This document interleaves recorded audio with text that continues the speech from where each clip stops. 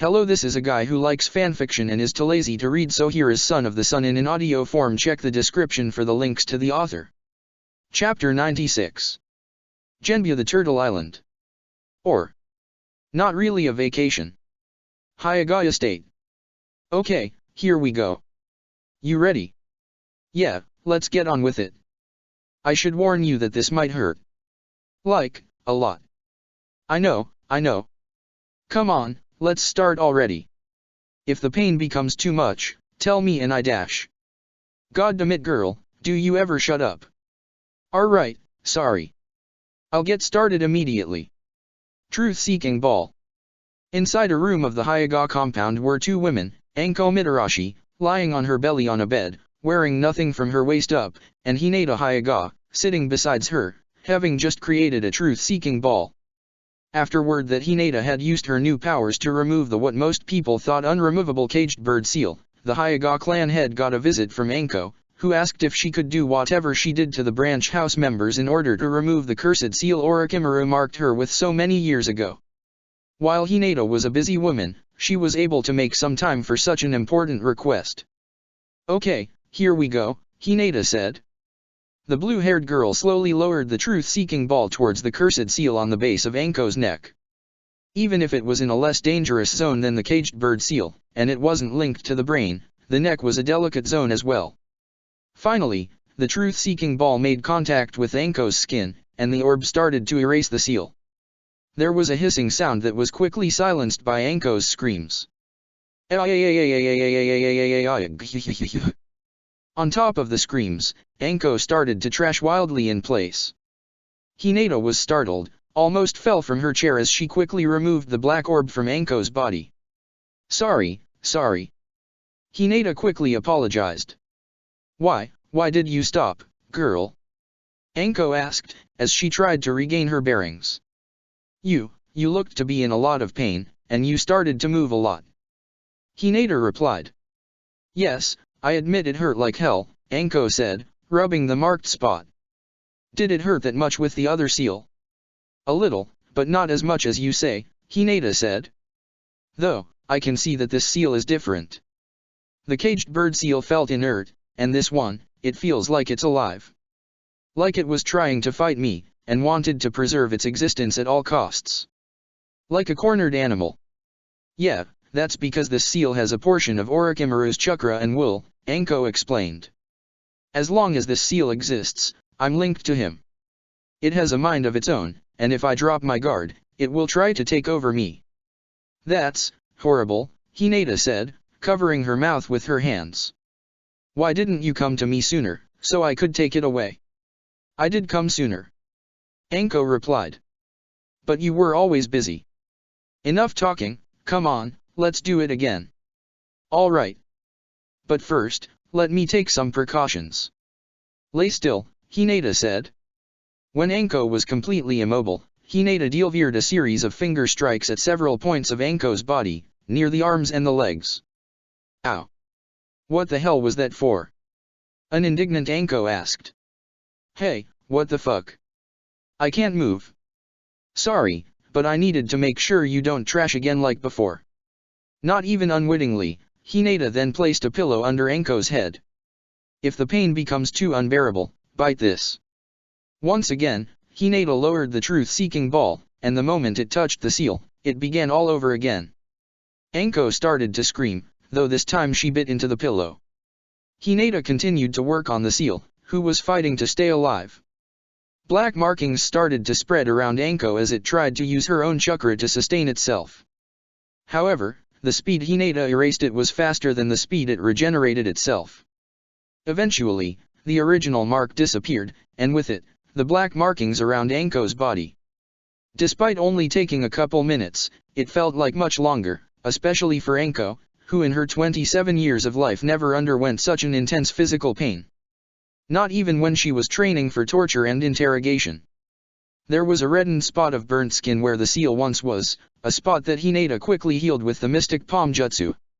She also removed the pillow from under Anko's face, which had been tattered to shreds. Lastly, Anko felt 4 more quick stabs of pain, before she regained the mobility on her arms and legs. It is done, Hinata announced. How do you feel? Oh my god, it's gone, it's really gone. Anko said, as she sat up, and instinctively touched her neck. I can't sense his presence anymore. I'm glad I could be of help EEP. You're my hero, girl. Anko shouted, as she pulled Hinata into a bone-crushing hug. Whatever you want in return, you only need to ask. That moment, the door of the room opened, revealing a Hyuga man with a look between worried and ready to fight. I heard screams. Hinata-sama, are you wo? The Hyuga said, blushing furiously. Because when Anko hugged Hinata, she was still naked from the waist up, making the scene look far more suggestive than it was in reality. Get lost, dumbass. Don't you guys ever knock. The snake mistress hissed. The Hyuga silently left before closing the door, while Hinata, still blushing, wordlessly handed Anko her mesh shirt, which the snake mistress took and put it on, much to the Blunet's relief. It was a pleasure helping you, Anko. I wish I could have done it earlier, Hinata said again. If you want anything else, you only need to ask. Anko was about to say that it's okay and what she did was more than enough for a single lifetime, but that was before an idea dawned upon her. I feel kind of bad asking you something so soon, but you could also help me with something else, Anko said, sounding a little uneasy. If it's within my power, I shall do my best, Hinata said, smiling reassuringly. Well, you see. See to the west of the continent. Land ho! One of the ninjas yelled. Naruto and Fu, who were casually chatting with each other at the ship's deck, quickly rushed to the handrail at the edge of the ship in order to check if it was true. And, indeed, they could see the small shape of an island in the horizon, slowly growing as the ship approached.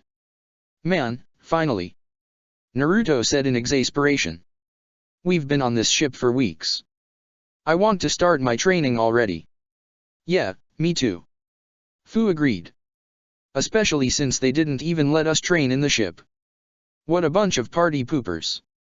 We didn't let you train in the ship, because if you did there would be no ship, a third voice said. Naruto and Fu turned their heads towards the newcomer, the third Hokage, who walked towards them. Hiruzen was wearing a black and gray battle gear, helmet included. It was quite an odd sight, given that, like most people, Naruto and Fu were used seeing him wearing his usual loose white robes. And weeks? We've only been at sea for 3 days. Just 3? They felt like months to me, Naruto groaned. However, he smiled once the island started to become more visible. Even if the journey wasn't that long, there wasn't many things to do aboard.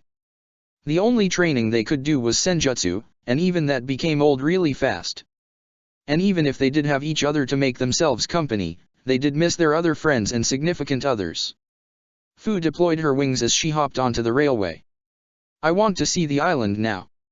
However, Hiruzen grabbed her by the arm, and forced her to step down. The old Hokage also thanked the gods above for not making the girl fly with him grabbing her. Don't get separated from the group, young Fu. Stay with each other at all times. This time, it was Fu who groaned and rolled her eyes. Whatever you say, Gramps. Of the bunch we got saddled with, you're the least fun of all. Hiruzen sighed in return. So I wouldn't be a glorified babysitter, would I, Jiraiya? The old Hokage thought in exasperation. Might as well stayed of Konoha. If I had to take care of a couple of impatient kids, at least they could be my grandkids. And my grandkids don't have the power of a cage. Hiruzen gathered the rest of the escort team, Yojeo, Hayate, Choza, and Tenzo, just as the ship docked at a small port, where they were greeted by a group of Kumo ninjas. Their apparent leader was a man with spiky brown hair, small eyes, and a green mark running down the bridge of his nose. Welcome, Konoha ninjas, to Genbu Island. The Kumo ninja said. My name is Motoi, and I'm in charge of the ninjas that protect and take care of this place. Being the group leader, Sarutobi took a step forward. Greeting, Motoi-san. My name is Hiruzen Sarutobi. My companions are Hayate Gecko, Yojeo Izuki, Choza Akimichi, and Tenzo. He then motioned to Naruto and Fu. And these two youngsters are Naruto Uzumaki and Fu. They're the Jinchuriki that came here for training. I see. Yeah, we received a message from Raikage-sama. Fortunately, Killer Bee-san arrived the day before you did, meaning that you can start your training immediately. Awesome. Both Naruto and Fu cheered in unison, as they shared a high five, which caused Naruto to nurse his hand in pain, since Fu didn't measure her strength. This island is the home to many large and potentially dangerous animals. But if you follow the established paths and don't bother them, they should leave you in peace, Motoi warned them. The next moment, Fu felt a lot of eyes staring at her. What? Why are you looking at me? It's not that. Fu was interrupted when several massive butterflies flew above her. Oh my god, look at the size of those butterflies. I have to see them closer. Even if she had deployed her wings, both Choza and Hayate grabbed her by the shoulders, forcing her to remain ground-bound. Come on girl. What did Hokage-sama told you about not flying on your own? Choza asked, as he struggled against the muscular girl. Eventually, Fu gave up, and crossed her arms in annoyance. Party pooper. That girl is quite an excitable one, isn't she? Motoi said with a chuckle. You have no idea, Tenzo said, letting out a weary sigh. I think she drove the ship's entire crew crazy, Yojeo added. Don't worry. She will put all that young energy to good use once the training begins.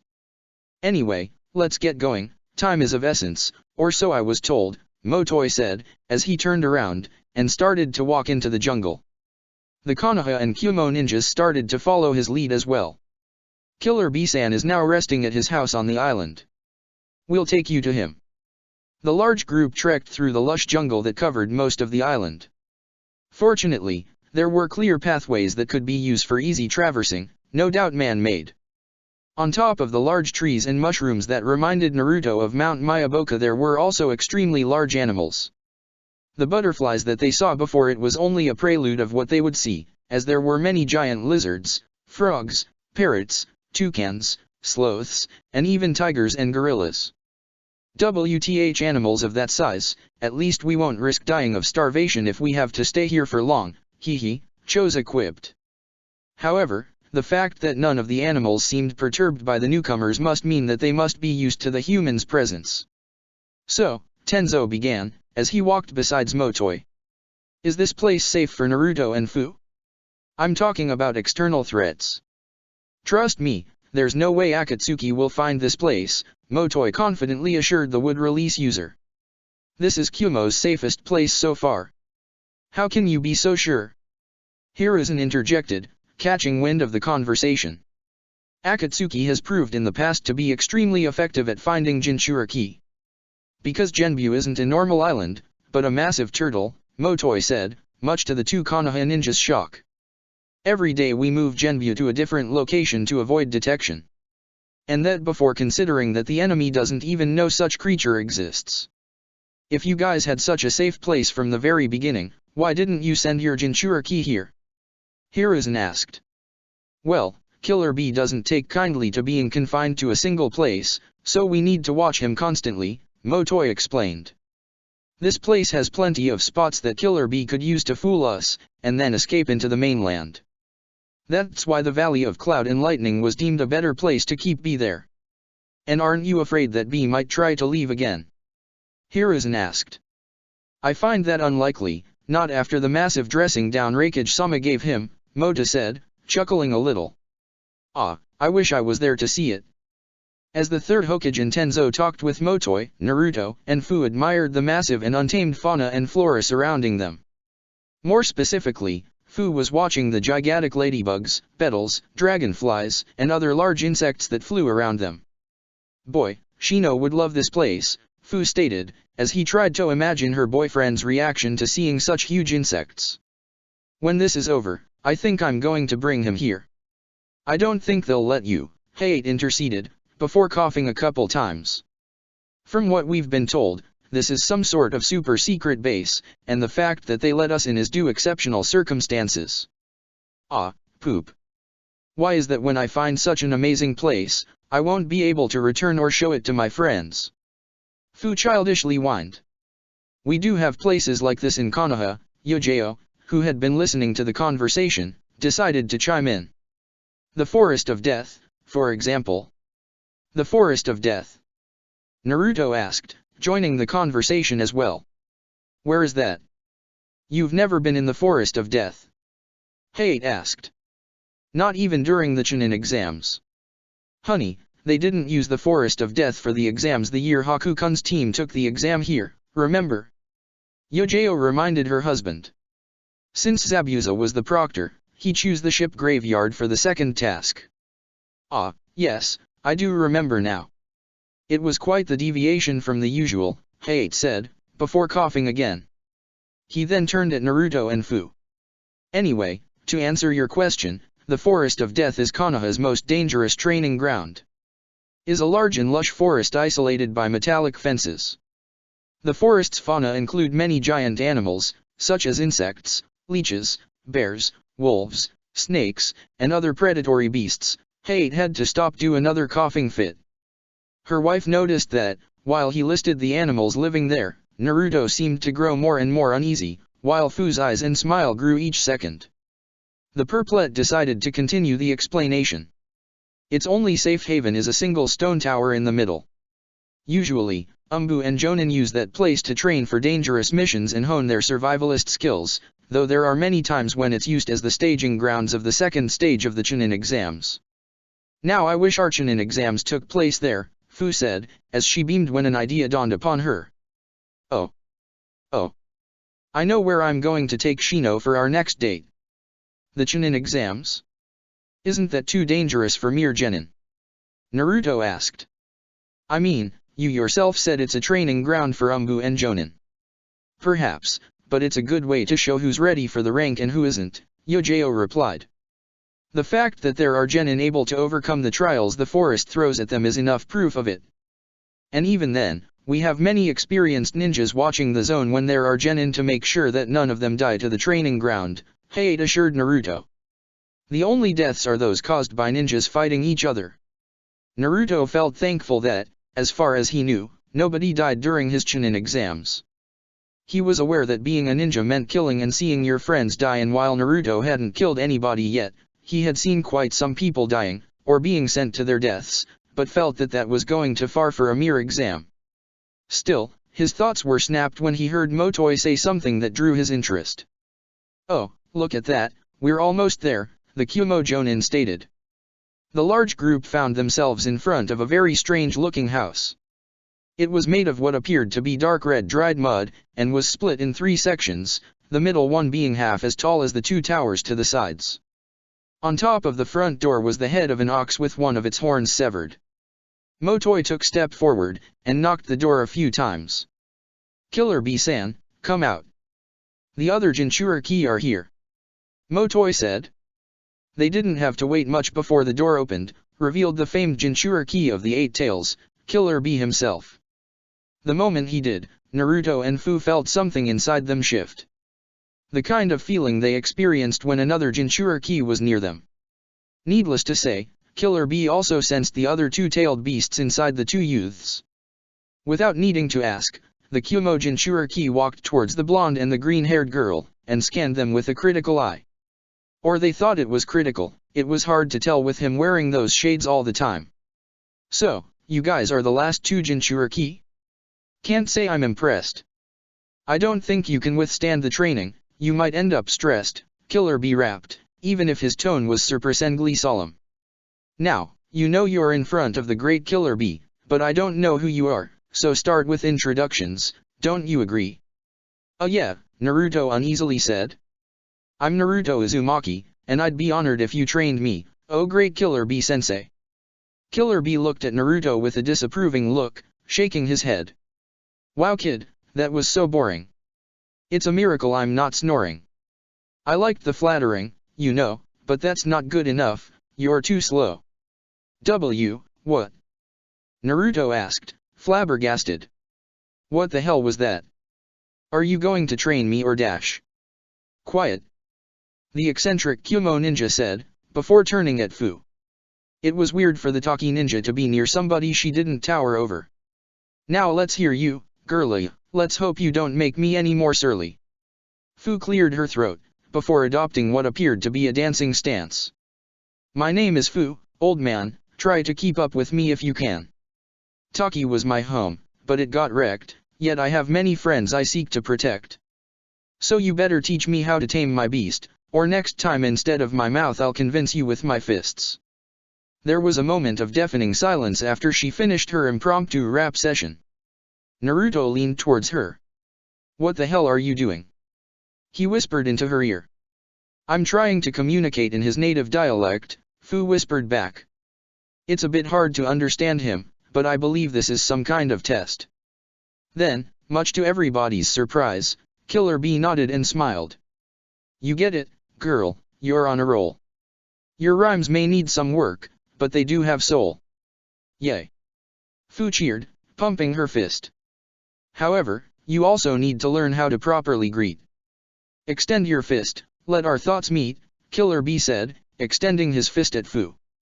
Fu did so, and suddenly, a wave of foreign emotions washed upon her, as if their chakra had been connected. She deduced the link of the tailed beasts had to do with it. "Just like I guessed, you're a pretty swell girl, your chakra and your heart shine like pearls." Bee finally broke contact, and extended his fist at Naruto. "Now you, boy." Unsure, Naruto did so, and once again, he experienced a brief but intense connection to the bizarre Jinchuriki, and for that moment, he didn't look so bizarre anymore. Unlike the previous assessment, Killer Bee nodded and smiled. "Alright boy, your greetings may suck, but your heart doesn't lie. You will reach high, today's your day of luck." "So, does that mean that you'll train us?" Naruto asked. "Indeed." "Alright, enough chit-chat, time to train, let's head to the waterfalls, don't make me say it again." Meanwhile, the stunned Konoha ninjas watched the display, not understanding what was going on. What did just happen?" Hayate asked. "Don't worry, Killer Bee-san has agreed to train the Jinchuriki," Motoi reassured them. "Now, we need to go where all Jinchuriki begin their training, at the Waterfall of Truth." Konoha. Meanwhile, back at the village, while the Hokage and the rest of the higher echelons prepared for war, the lower-ranked ninjas decided to spend the few days they would have before all hell let loose and the Fourth Ninja War began. Some of those ninjas were the kunoichi of the group unofficially known as the Konoha 15, formed by the teams that graduated from Naruto and Hinata's class, plus Guy's close combat squad. Later additions to that group were Rin Nohara and Fu, though the latter wasn't there at the moment. And then, another addition in the form of Yakumo Kurama, whom, per Kurene's request, was introduced to the group by Hinata. Yakumo already got used to Hinata during the time they spent in the hot springs. Hinata was a very approachable person after all, but it would take some time for the rest of the girls to warm up to her. Rin and Ino were the most receptive, especially the latter, given that she's also close to an ex-root agent, though sadly the same couldn't be said of Sakura, Karin, Tenten and Tamaki. So far, 7 of the 8 kunoichi had been gathered, with only one missing. "Where is Hinata?" Sakura asked, looking around. "She's usually the first one to arrive." "Yeah, it's not normal for her to be late," Karin agreed. "Hey, cut her some slack," Ino defended her absent friend. "Maybe she got caught up with some clan stuff. I became clan head myself recently, and trust me, you have no idea of how much extra work you need to do in order to manage the clan. You don't need to rub in our faces how important you and Hinata are now, Ino," Tenten said, rolling her eyes. "Should we be thankful that you find time to spend with us lowly clanless girls?" "Come on, don't twist my words like that," Ino protested. "You know I don't mean dash." "Hey, look, Hinata is here," Rin said, interrupting the nascent discussion before it could become more heated. "And she isn't alone." "What?" Sakura asked. "Did she bring somebody else?" The "so soon after Yakumo" was left unsaid, but everybody could hear it. And, indeed, Hinata wasn't alone. Walking beside her was a pale-skinned girl with long black hair, tied at the end with a pink ribbon, wearing a dark green tank top and loose blue cargo pants. "Who's that girl?" Sakura asked, narrowing her eyes in order to see the approaching figure better. "Hey, I think I know her," Tamaki said. "Isn't she part of Anko-sensei's squad? You know, the one made by former Otogakuer ninjas? They were with us at the hot springs." "Really? I didn't notice them," Tenten pointed out. Maybe because there were so much people, and they didn't stand out much, Tamaki said with a shrug. But that's definitely her. I believe so, Karen said. And frowned. And why did Hinata is bringing her here? Without asking us first. These clan heads think they can do whatever they want. Tenten said. Don't begin again. Ino protested. Maybe she wants her to have some friends. Honestly, I find that commendable. Besides, from what I heard, they've been helping a lot with the Akatsuki threat, so the least we could do is giving them a chance, don't you think? Heh, that means I'm no longer the only new one to this group. Nice, Yakumo said, smiling a little. Just that moment, Hinata arrived. Hello, girls, Hinata greeted. She decided it was better to address the elephant in the room as far as possible. I'm sure you know her already, but this is Kintsuke, one of Anko-sensei's students. Hi, the former Oto Kunoichi said, not daring to make eye contact with any of the Konoha girls. I ran into her on my way here, and asked her to join us, Hinata explained, even if she knew it was a lie. It would be too humiliating for the black-haired girl to learn that her sensei arranged such a meeting for her to have more friends. With Yakumo it was different, given her trauma, but in Kin's case, it would feel like too much. I'm sorry for not telling you before, but I thought it would be a good experience for both her and us. No worries. Guess that what's done is done, Sakura said, as she and the rest of the girls started to walk towards the village downtown. Anyway, today's Karen's choice of restaurant, meaning that we'll be eating at that okonomiyaki place again, right? You got a problem with that? Karen defensively fired back. At least it's more refined than your dumplings. Ugh, no more dumplings. Kin suddenly said. Karen looked at her a little startled, before she smiled. See? She knows what I'm talking about, Karen said with a nod. You don't like dumplings, Kin-san? Hinata asked. I used to, but after Anko-sensei took us to eat dumplings so many times. Kin said, shuddering a little. In the end we got sick of them. Of course, none of us had the courage to tell her, so we have to endure and pretend it's our favorite food as well. Anko-san sounds like a though teacher, Rin said. Then again, it shouldn't be surprising. That girl always had a lot of energy and spunk. I'm sure that, regardless of her reputation, she can't be any worse than Gai-sensei, Tenten interjected. If you knew the kind of insane training exercises he makes us to do. Does he send giant snakes after you? Kin asked, narrowing her eyes at the brown-haired girl, who flinched. Yeah, I thought so. Giant snakes? Like, seriously? Tamaki asked, just as surprised. And the Forest of Death is her favorite training ground, Kin continued. A month before the Chunin exams at Suna, she dropped us in the middle of the Forest of Death, and told us that we needed to survive for 2 weeks there, and that if we did, we would be ready for the exams. Yikes, Ino replied. I don't think I'm going to complain about Asuma-sensei's training again. I can relate to that, Yakumo intervened. Danzo's training was also brutal. Though even if he helped me control my bloodline limit, I can tell he wasn't doing it out of the goodness of his heart. Danzo. I remember that name mentioned quite a few times when I was in Oto, Kin said, recalling past events. So, he was your sensei. I wouldn't call him that, Yakumo corrected. Let's say he was a man who wanted to have his own army of drones loyal to him rather than to the Hokage. He couldn't be a decent person if Orochimaru was allied with him, Kin concluded. And what happened then? Did you pass the Chunin exams? Rin asked, putting the conversation back in track. Yes, Kin admitted, almost reluctant to give her sadistic teacher credit. We had such a hard time there, that the exam in comparison felt easy. We breezed through all the tests like they were nothing, and the 3 of us got a promotion. Anko-sensei might be a harsh teacher, but given your testimony, it's obvious that her methods do work, Hinata conceded. I remember that you used to work under Mizuki when you were Oto ninjas. Is Anko-sensei better than him? As rare as it sounds, she is, Kin admitted once again. Anko-sensei is like, super sadistic. She will sick several giant snakes at us while laughing and cracking jokes about how we're going to be eaten, yet at the same time she seems to care about us. Every day we always learn something new with her, and over the months her training didn't feel so rough. Because you got used to it, Tenten pointed out. It was the same with Guy-sensei. Running several laps around the village with Waze was like torture at first. Sakura and Hinata, going through the same training even if only temporarily, nodded empathically.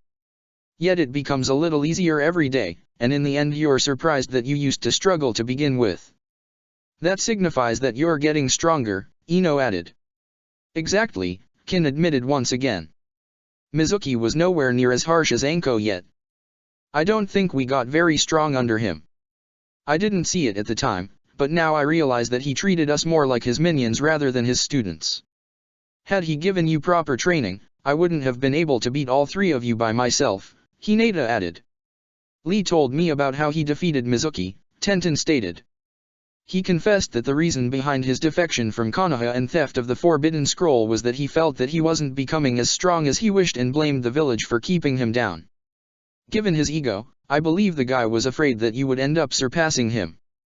There's one thing clear, the fact that Mizuki got beaten by a genin that couldn't even use ninjutsu shows that he didn't become much stronger under Orochimaru either, even with a cursed seal, Kin said, before looking at Tenten. No offense to your teammate. None taken. And to be fair, Mizuki wouldn't be the first one to underestimate Lee, Tenten replied. It's amazing how far one can go with taijutsu alone. The conversation continued until they reached the restaurant in question.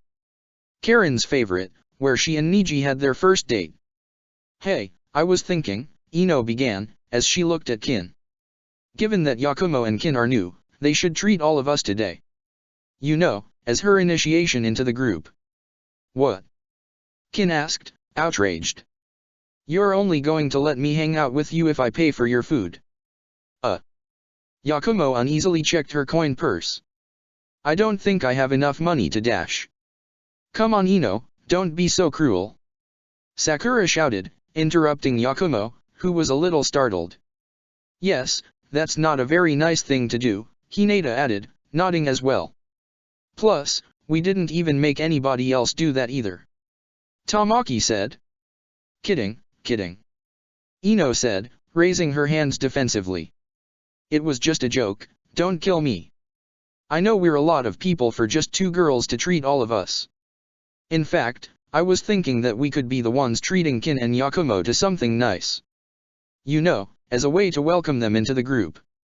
That sounds like a better idea, Rin agreed.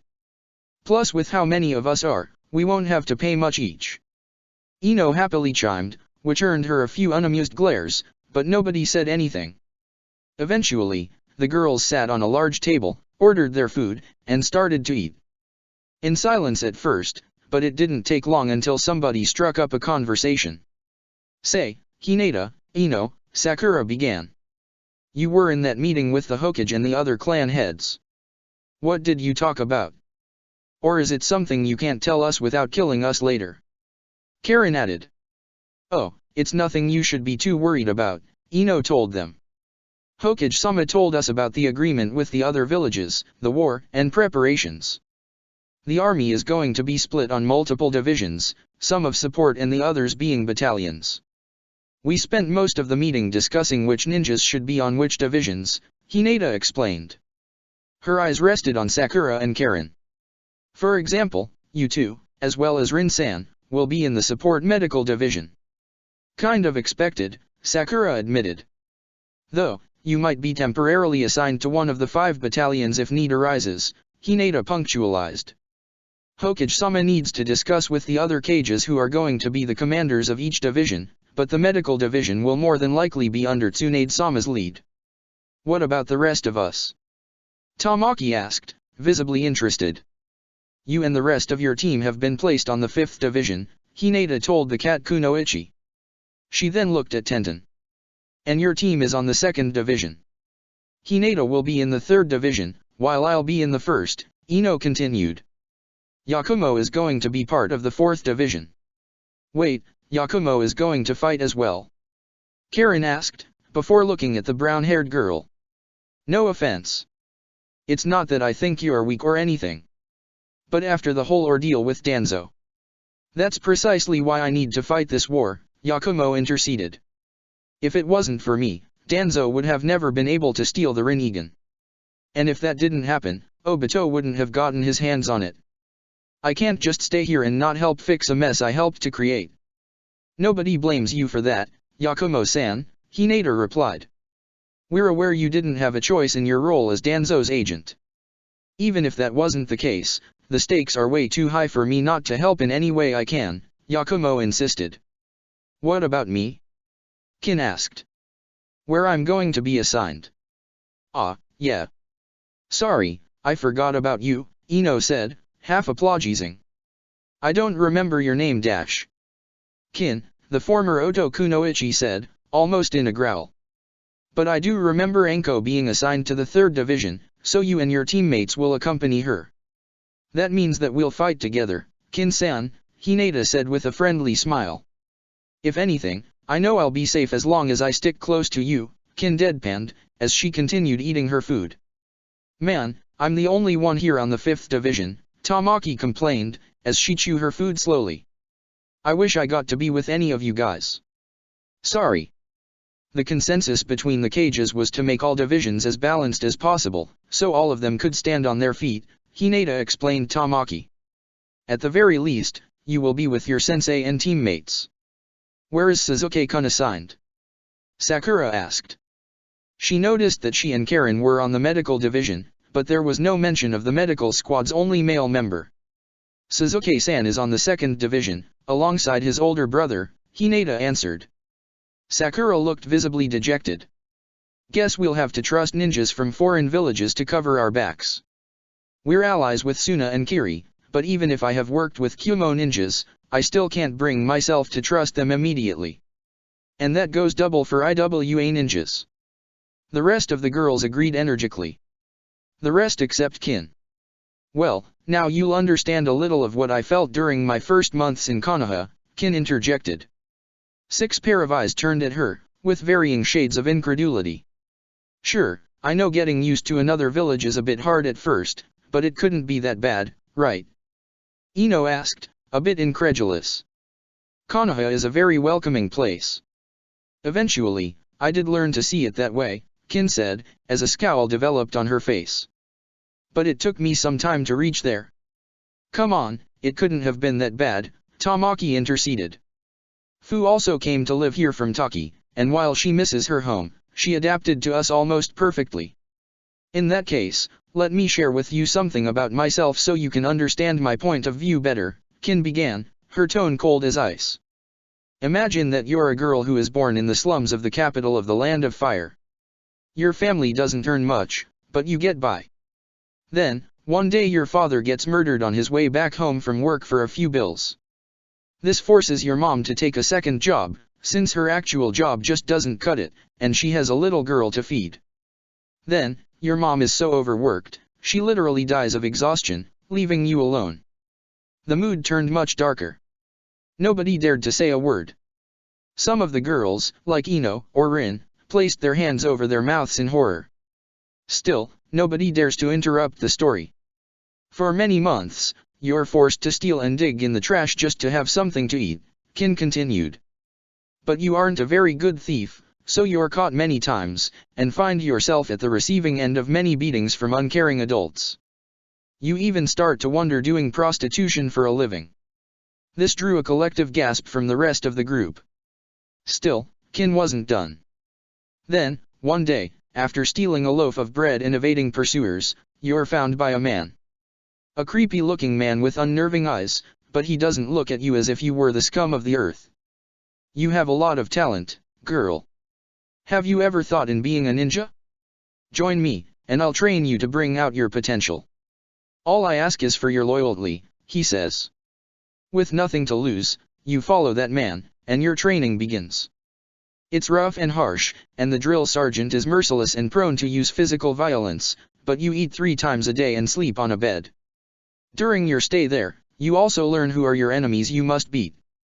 You heard a name more than any others, Konoha.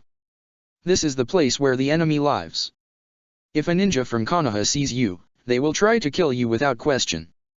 Konoha is an elitist village ruled by old aristocratic clans that don't give a damn about the common man, and want to expand their wealth and power at the expense of everybody else. Hey, that's not true. Ino protested. I know Konoha isn't perfect, but dash. I know that, Kin replied, glaring at the blonde. Now I know that Orochimaru didn't care about me in the slightest and would discard me and the others the moment I was no longer useful. But Orochimaru gave me a chance when nobody else did. He saved me from a fate worse than death. And then, after failing him, I'm captured, brought to the village I was taught was the enemy, and told me that I either join their ranks or rot in a cell. Doso convinced us to take the Hokage offer, and I'll always thank him for doing so. But just for a moment, try to imagine being kidnapped by a foreign enemy village, and forced to work there. Would you feel safe there, being surrounded by people you were told wanted nothing but kill you? People you actually fought against. Yikes. Tamaki winced. I'm sorry to hear that. I had no idea your life had been so rough. Not even my time at Root was so bad, Yakumo admitted. Anko-sensei hates when we speak of Orochimaru with reverence. She even forced us to stop addressing him as Orochimaru-sama. And given what he did to her, I can understand why, Kin began. But she has never been in our place, so she can't understand why deep down, we will be grateful to Orochimaru for rescuing us from the streets, even if he did so for his own interests. There was a moment of deafening silence, as everybody processed Kin's words. Until that point, many of them saw the world in black and white, Konoha and its enemies who wanted to see it destroyed, like Orochimaru. But while Orochimaru's evil was undeniable, it made them question about the ninjas that served him. Did they have an awful life, and joined the Sannin in order to escape that living hell? In that case, they found themselves unable to blame them for taking such decision. Well, I want you to know, that you're among friends here, Hinata said, as she subtly and quickly shot a glare at the girls who were clearly unhappy with her bringing new girls. If you ever need something, we will help you without question, and without asking you anything back. Yeah, we people of Konoha take care of each other, Ino added. Then, for the first time in the afternoon, Kin cracked a smile. Thank you, she said, before blushing a little and averting her gaze. Well, this is it. What do you think? Far from where the girls were having lunch, the entire Uchiha clan, Shizune included, were standing in front of a large cluster of buildings, a compound, mostly made of wood, but with some stone and concrete on it as well. The windows lacked any glass, and it didn't have any plumbing or electricity yet, but it looked both solid and cozy. It looks pretty nice, Shizune said. When will we be able to move in? The additional reforms may take from a few weeks to a few months, but it should habitable before that, Shisui explained. Good, because that apartment isn't big enough for that many people, Suzuki complained, as he crossed his arms. Unfortunately for Shisui and Shizune, their apartment had been destroyed during the battle against Akatsuki. And thus, they were forced to move back to Ataki and Suzuki's place. And while it was big enough for 3 and even 4 people, it was too small for 4 adults and 2 babies, and they were in need of a new place. Though, rather than moving to another house, Shisui decided that it was time for the Uchiha clan to live together again under the same roof, like they had been in the past. All of them were eager to do so, but it would take some time before they could move for good. But once the war ends, this will be our home, Shisui announced, as he placed an arm around Shizune's shoulders. Together, we will bring the Uchiha clan to new heights. That night, somewhere dark, Hinata opened her eyes, and found herself inside a vast, open palace of dark lavender stone. It was a familiar place, as he had been there once, even if not physically. Besides her was the figure of an old man, somebody she already met before.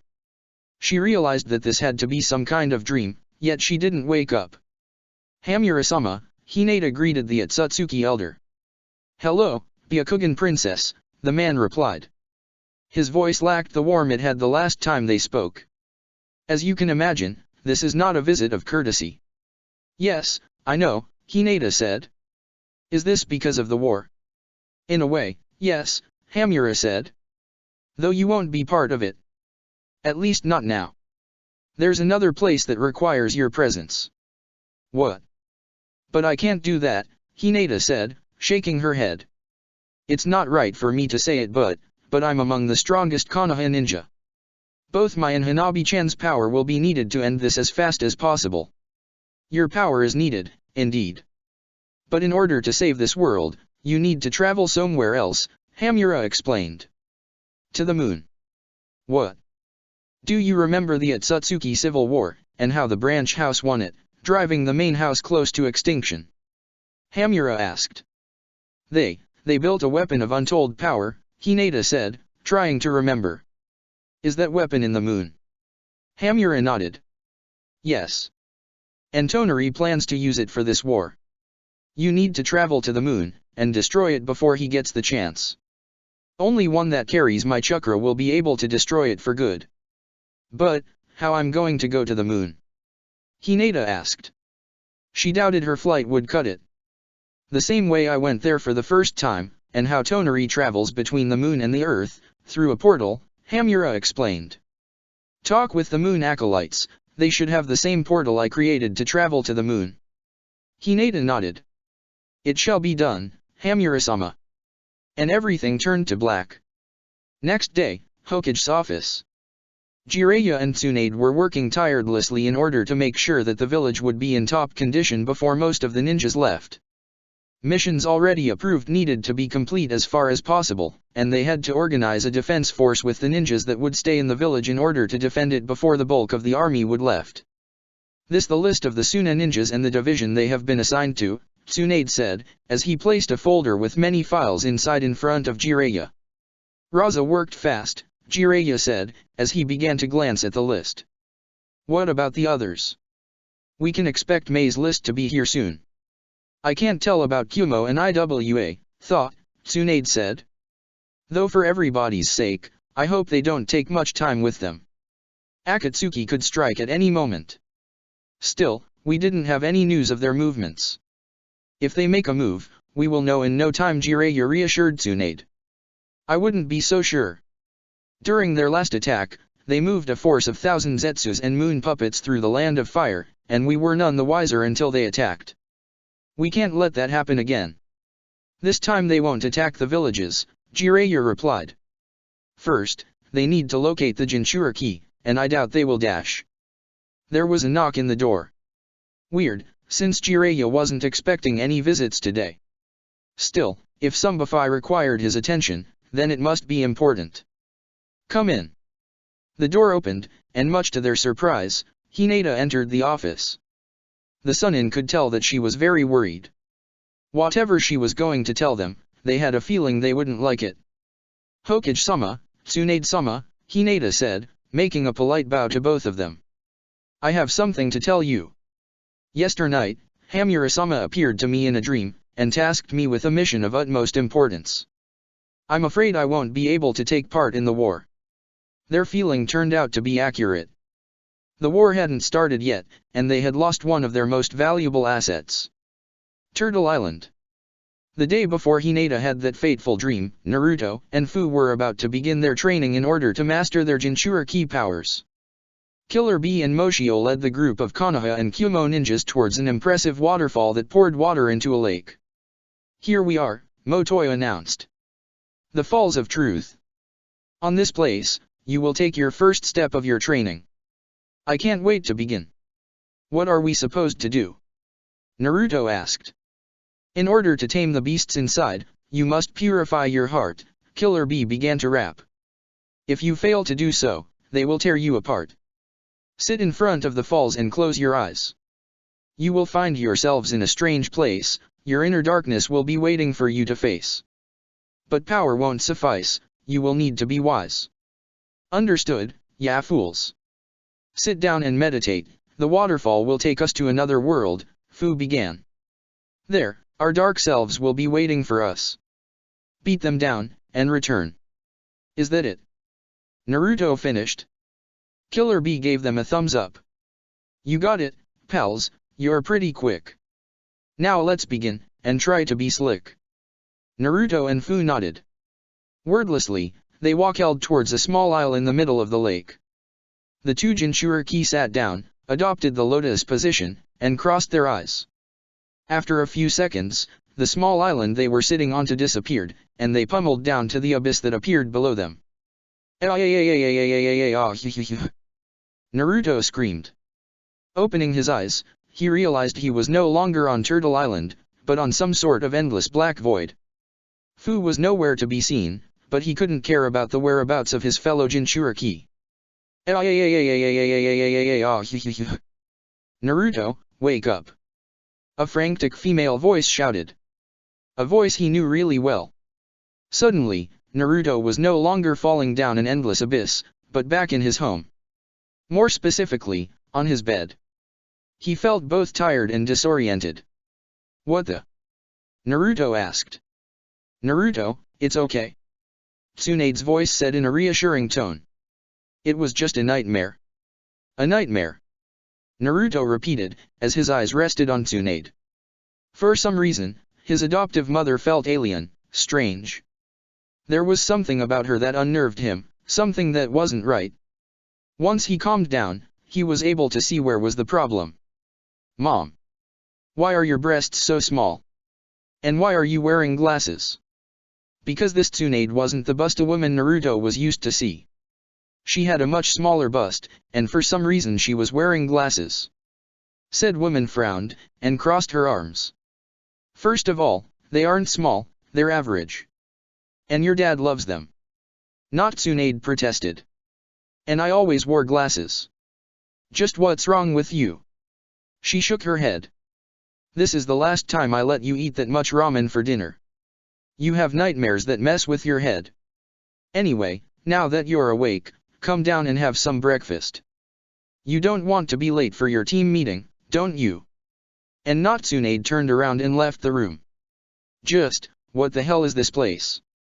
Naruto asked. Chapter 97. Road to Ninja, Part I. Or.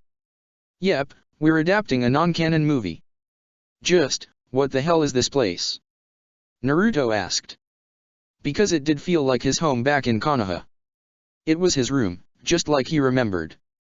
But like with Tsunade, there was something off. An ever-present feeling that there was something wrong. Naruto's thoughts, however, were interrupted when his stomach growled. Better listen to Mom, or whoever that is, and have some breakfast first, Naruto decided, as he got up from the bed, removed his pajamas, put on his usual clothes, and exited his room. As he walked through the familiar yet strange house, Naruto noticed the pictures decorating the walls. Jiraiya, Tsunade, Shizune, Hagane, Kaida, him, everything seemed to be in order. Though it didn't take him long to notice that Shizune wasn't like he remembered her, it seemed that Tsunade's lost bust ended up on Shizune instead. Plus her lips were of a brighter shade of red. Weird, given that other than special dates with Shisui, Shizune never uses lipstick. For a brief moment, Naruto hoped Hinata's breasts didn't end up on Sakura's body. Upon reaching the kitchen, he saw Tsunade once again, finishing her own breakfast. Where are Dad and the twins? Naruto asked. Your father left early for the tower, as usual, Tsunade said. Hagane and Kaida have been out for a mission for a couple days, don't you remember that? Ah, yeah. Naruto pretended to remember. For some reason I forgot. Like I said, you ate too much ramen last night, Tsunade said, shaking her head, before placing a bowl of cereals with sliced fruits in front of Naruto. Now eat something healthy for a change. After biting his not-mother goodbye, Naruto exited the house and walked into the village. At first glance, everything seemed to be normal. He was half expecting the Hokage monument to be different, but the faces of the 5 Hokages remained the same, yet the feeling of uneasiness persisted.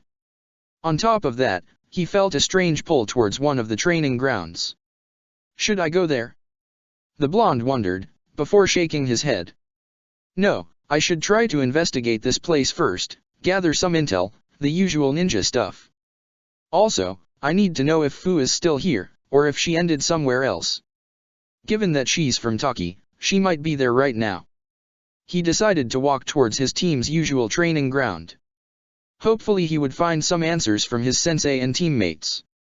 Leaping from one roof to another, Naruto reached his team's training ground in no time. And fortunately for him, Hinata, Haku and Kurane were already there. "Look, Naruto's finally here. Now we can begin our morning training," the raven-haired woman said. Unlike Tsunade and Shizuan, she looked exactly as he remembered her. Something he couldn't say about this fellow teammates. It took Naruto a while to realize that the other boy of the group was indeed Haku. Because he had his hair cut very short, and instead of his usual green and yellow haori with a grass-green sash, Haku was wearing dark blue pants and a sleeveless jacket over pretty much nothing. The jacket was open, leaving his bare chest visible for all. Then there was Hinata. What Naruto first noticed were her eyes. They were still Byakugan instead of Tensagen. But her eyes were quickly forgotten when Naruto saw the rest of her attire. While she was wearing her usual long lavender and purple jacket, she wore it unzipped. Under said jacket she was wearing nothing but a mesh top that barely covered her large breasts, leaving a good chunk of her midriff bare. Her usual knee-long pants were nowhere to be seen, replaced by extremely short shorts. Lastly, rather than her sandals, she was wearing knee-high boots that left her toes and heels exposed. Yep, wherever he was, this wasn't Konoha. Or at least, the Konoha he was familiar with.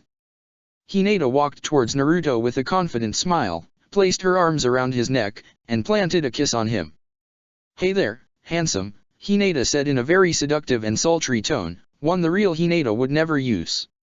"I was afraid you wouldn't come. What took you so long?" "Well, you see dash. You weren't seeing another girl, were you?" she yelled, as she increased her pressure of her arms around his neck, while her Byakugan flared to life. "Because if you let any bitch near you, I'm going to kill you both and dash." Now, let's not get carried away," Kurane said in a conciliatory tone, as she helped separate the crazy Hyuga from the scared blonde. "Let's use that energy to train, okay? I'm keeping my eyes on you too, you hag," Hinata told Kurane, as she narrowed her eyes at her. "I do know what people say about how little your husband satisfies you, and you aren't going to go all cougar on my man. Geez, this girl is so fucking crazy. I'm so glad my Hinata isn't jealous at all," Naruto thought, as he rubbed his pained neck. He then took another look at her very revealing yet alluring attire. But damn, her choice of clothes is something I can't complain about. "Heh, you're truly a brave one for daring to date that girl," Haku said, as he walked towards him. "Not that I wouldn't dare to date her either. There's no woman I'm afraid of. Otherwise, I wouldn't be the epitome of masculinity I am." Naruto looked at Haku as if the ice ninja had grown a second head. The look was already throwing his off, but that was easy to ignore compared to the personality switch. "Epitome of masculinity?" Naruto dumbly repeated. Haku's previous confidence crumbled like a castle made of paper, replaced by sheer terror and insecurity. "What? Why did you say that? Don't you think I'm manly?" The ice ninja panicked. "Is my hair getting too long again? It's my clothes. I know I'm a bit too scrawny, but muscle takes some time to build." "Whoa, calm down, pal," Naruto said, placing his hands on his panicking teammate's shoulders, as he tried to think something reassuring. "You look very manly indeed. In fact, if you looked like a girl, Hinata wouldn't allow you to be part of the team because she'd be jealous I left her for you." Haku looked at Naruto into the eyes, before he finally relaxed. "Of course, you're right. How can anybody mistake me for a girl? HGHN. Haku grunted, as he flexed his non-existent biceps. "Okay, enough chattering, let's get to training already. If we keep wasting time, we won't train until the sun sets," Kurane said, clapping her hands twice to draw attention. At the very least Kurane-sensei still looks normal, Naruto thought, knowing that he was tempting fate. The training turned out to be normal enough. At least, normal compared to what was fearing it would be. Hinata and Haku, boasting their new personalities, employed a fighting style far more aggressive than their real-life counterparts. Still, they also proved to be comparatively weaker than the real ones. The fact that Hinata didn't have a Tensagen was rather noticeable when they clashed against each other. Wind Release, Cyclone Vortex. Naruto cast an horizontal tornado that swallowed both Hinata and Haku, before violently expelling them against the ground. Ouch, that hurt so much. Hinata complained, as she struggled to get back, before a creepy wide smile formed in his face. Oh Naruto-kun, you're so strong. That's why I like you so much.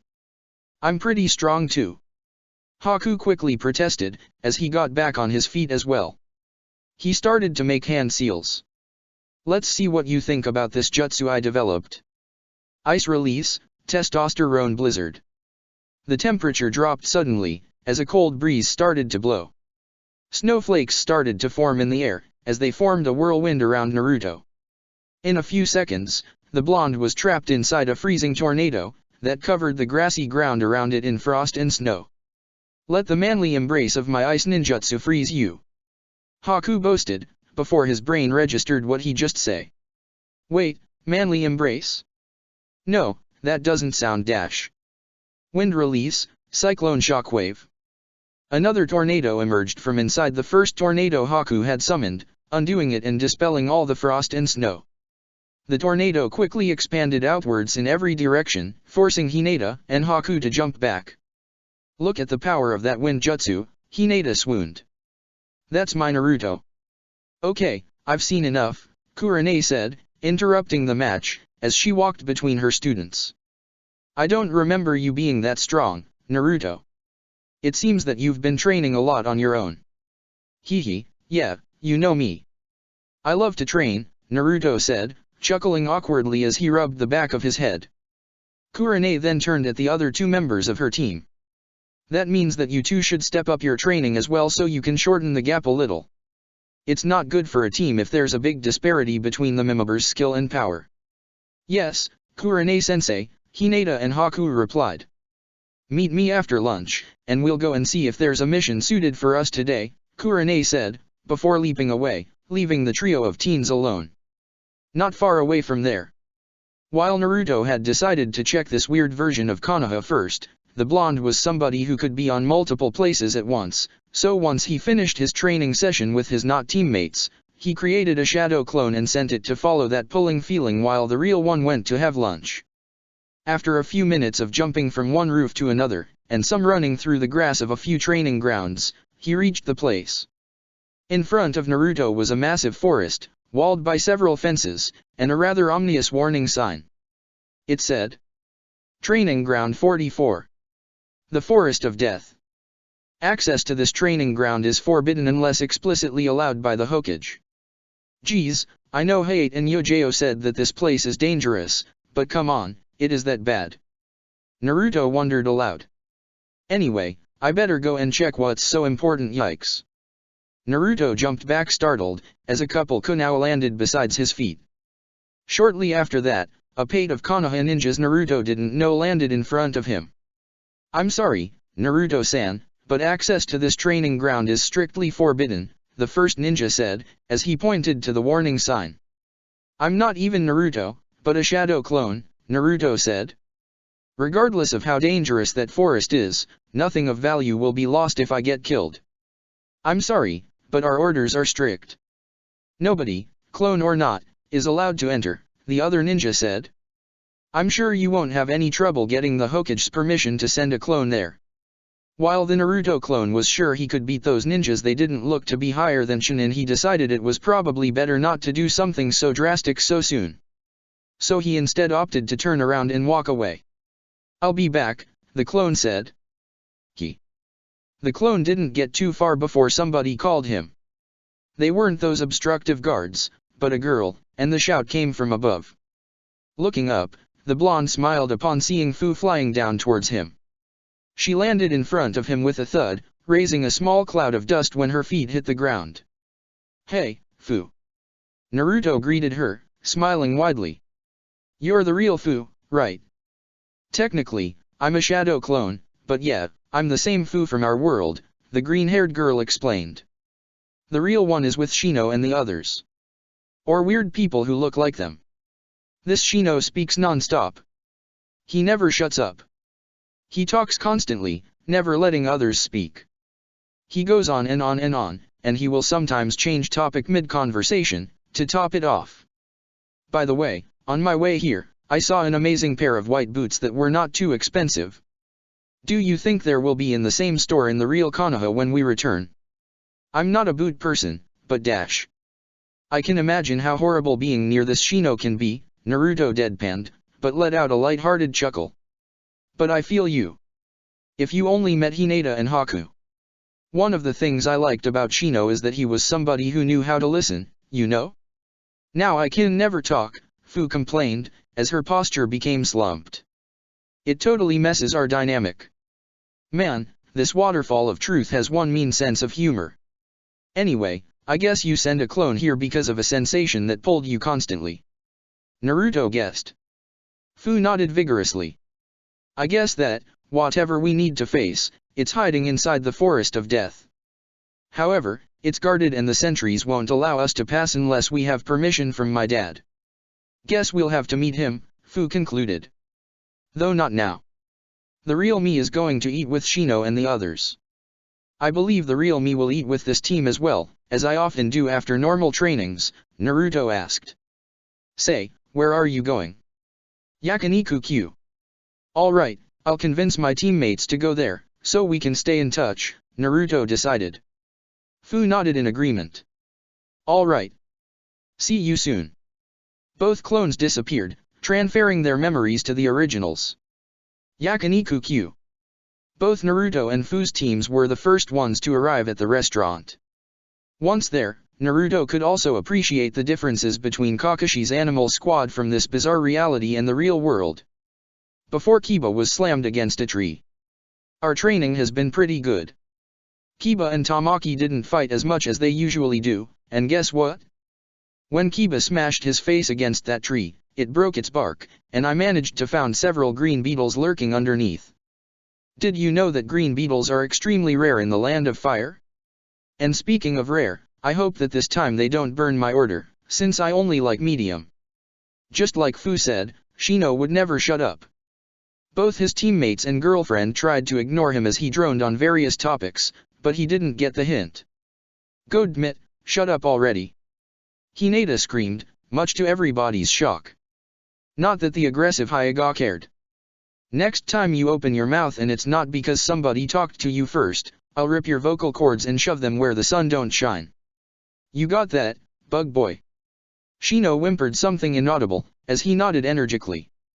Despite the display, Naruto could tell by their body language that the rest were thankful for Hinata's intervention. Naruto included, even if he felt kinda bad for Shino. I don't know why you wanted us to eat without former classmates, Hinata said.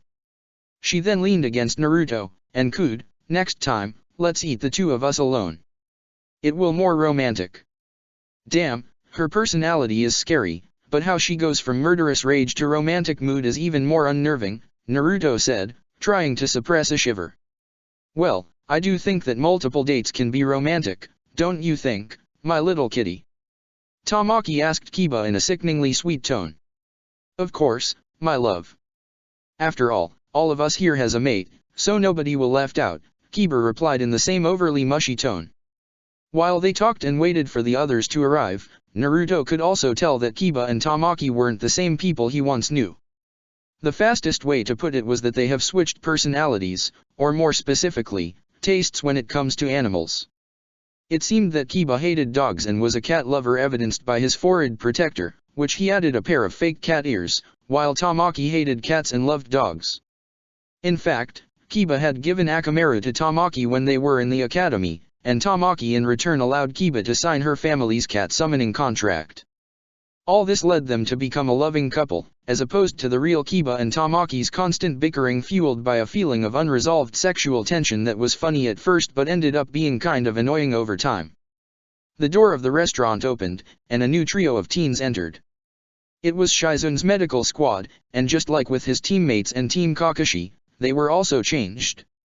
While Sasuke and Sakura were wearing different clothes, Sasuke's style was far more casual and relaxed, which didn't fit him in the slightest. Karen was the one sporting the biggest change. She was wearing a black leather jacket over a black shirt, a black skirt, a black tutted belt, and black knee-high boots.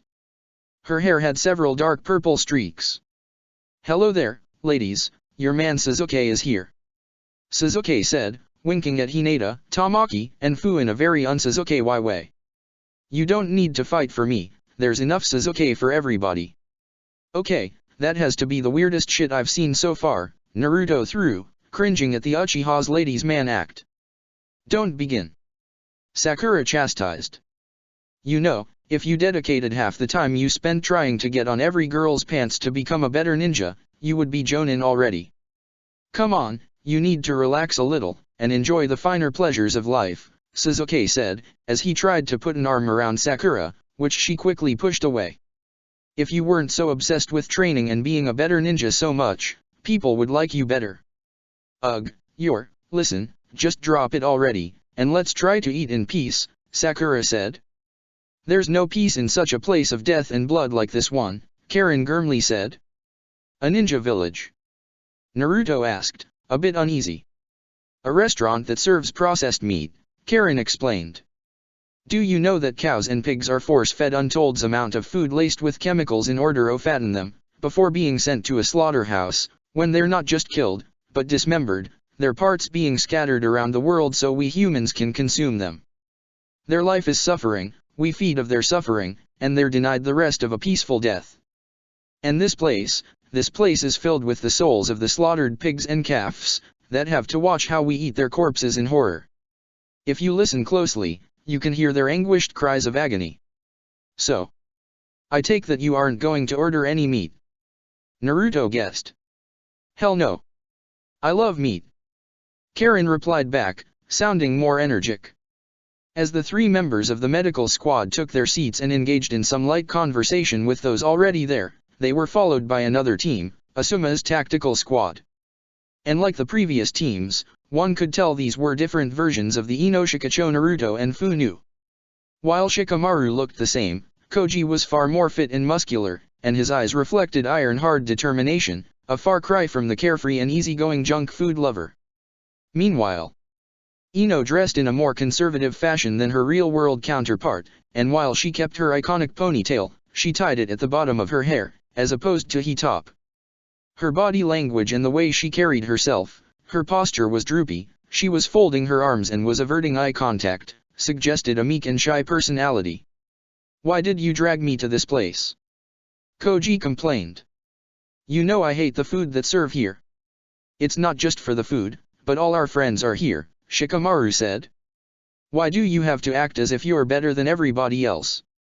I'm not acting like I'm better than anybody else, I just expressed my dislike of this restaurant, Koji insisted. You know, your inferiority complex can be quite grating at times. Who are you calling inferior dash? Now, let's not fight, okay?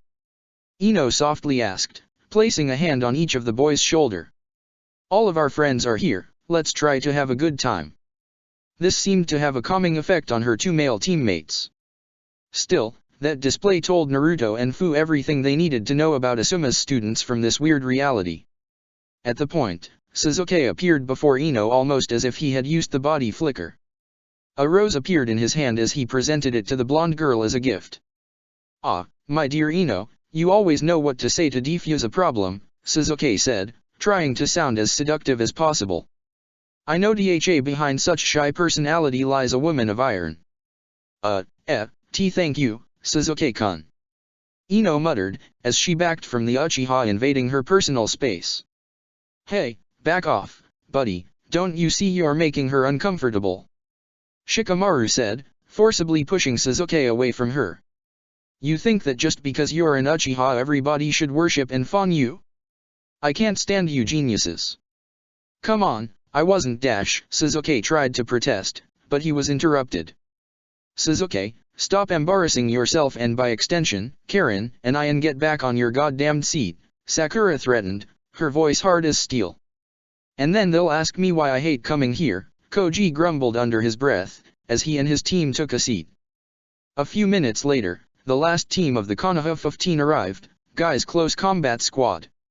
While Niji and Lee looked like their normal selves, Tenten was wearing white and blue robes that gave her a somewhat saintly appearance, and her body language gave Naruto and Fu the impression of somebody that had reached some sort of spiritual enlightenment.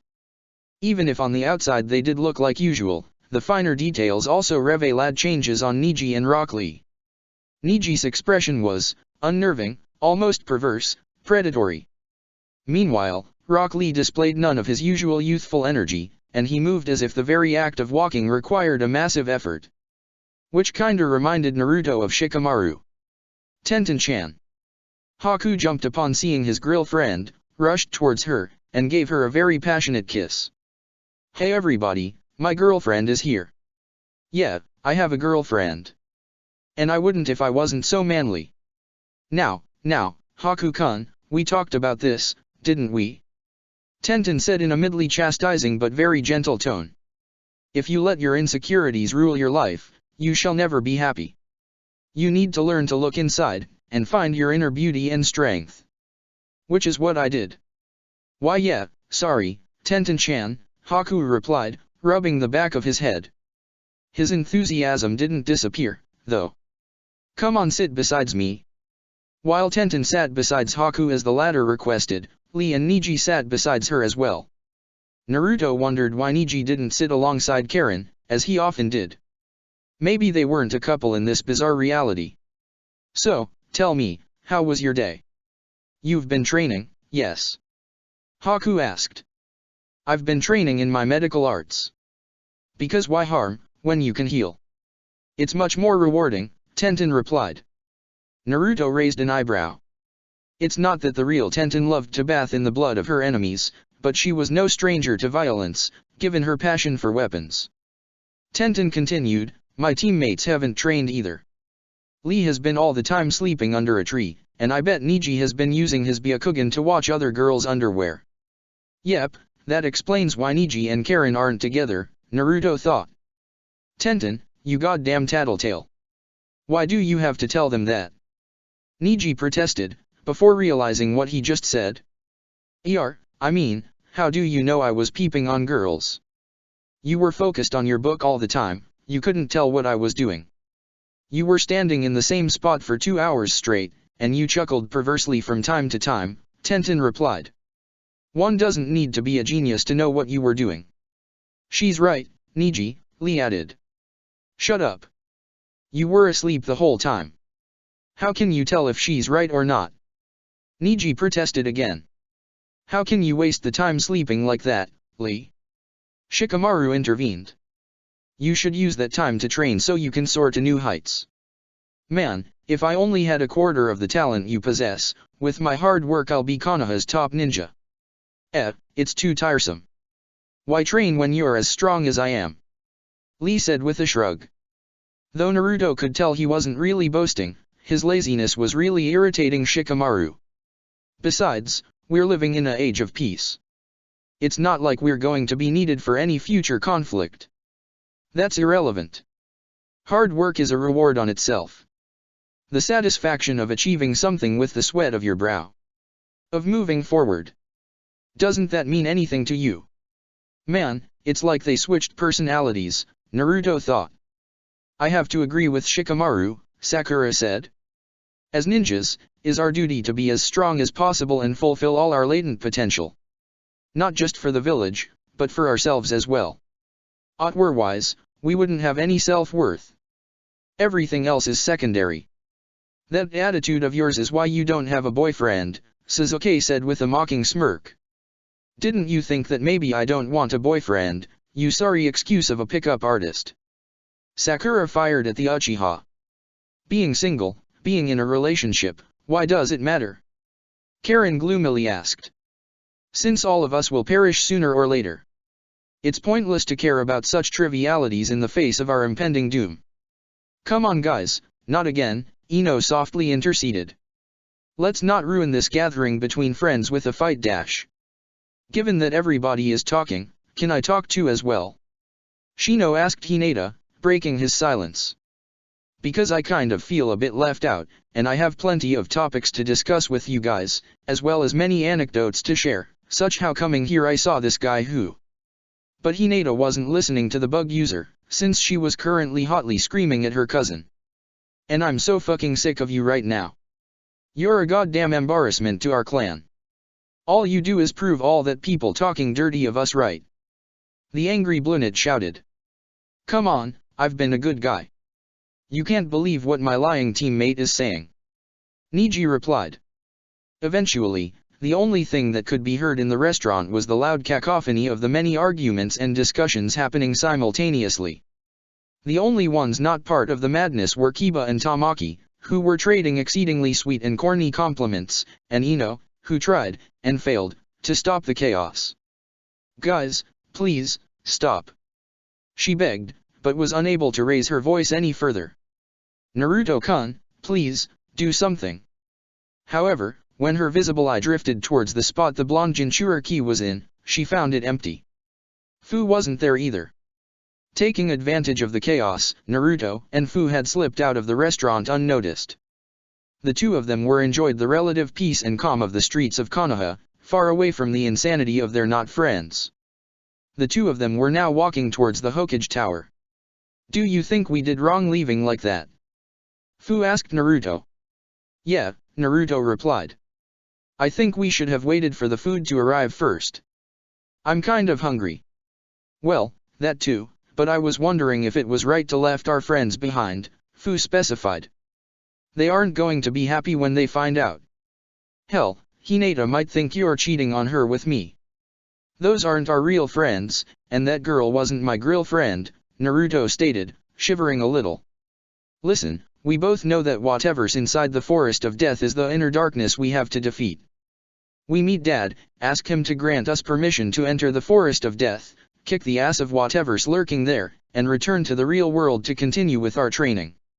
Her second thoughts dispelled, Fu nodded enthusiastically. Right. Hokage's office. Hey, Dad. Naruto greeted Jiraiya as the two Jinchuriki entered the office. Hello, there Naruto, Fu, Jiraiya greeted them back. Well, what can I do for Wa? The Sannin screamed, as his jaw dropped, while his eyes grew wide, and stared at Fu. Wa, what? Is something wrong, Hokage-sama? Fu asked, as she scratched her temple. What the hell are you wearing? Don't you have any shame? Jiraiya screamed, as he pulled a blanket out of nowhere, and wrapped it around Fu's body. That's a direct violation of the official Konoha dress code. And don't tell me that you aren't a Konoha ninja. As long as you live here, you'll follow our rules. Dad, have you lost your mind? Naruto asked, but deep down he knew the answer. No, she lost her mind, dressing in a such provocatively manner. Jiraiya continued shouting. First you allow a laxer dressing code, which leads to making out, and then to premarital sex, and then to teen pregnancy, and I'm not going to stand for any of that. Of course Dad's version of this world would be a total prude, Naruto sourly thought. Better deal with this as soon as possible. Anyway, we came here because we want you to ask something. Okay, I'm all ears, Jiraiya replied. We'd like permission to go to the Forest of Death, it was Fu who answered. We want to test our abilities and strength against the toughest training ground Konoha has to offer. I'm afraid I can't let you go there, Jiraiya replied. What? Come on Dad, we're pretty strong. Naruto protested. Not strong enough for whatever the evil that lurks there, Jiraiya sternly replied. Not even I'm sure I can deal with what lives there.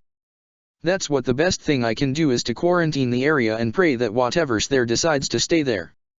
So far, it has worked. And on top of that, he's a fucking coward. Yep, definitely not my dad, Naruto said, repressing the need to shake his head in disappointment. I don't know what made you two think you can take on whatever's there, but I don't want to hear you got even close to that training ground, got it? Jiraiya warned them. Sure thing Dad, Naruto said with a weary sigh. Come on Fu. Wait, that's it. Fu asked. Aren't you going to dash? Dad has been pretty clear on the issue. Let's go, Naruto insisted, pulling the muscular girl by the arm. Fu complied and let herself be dragged out of the office.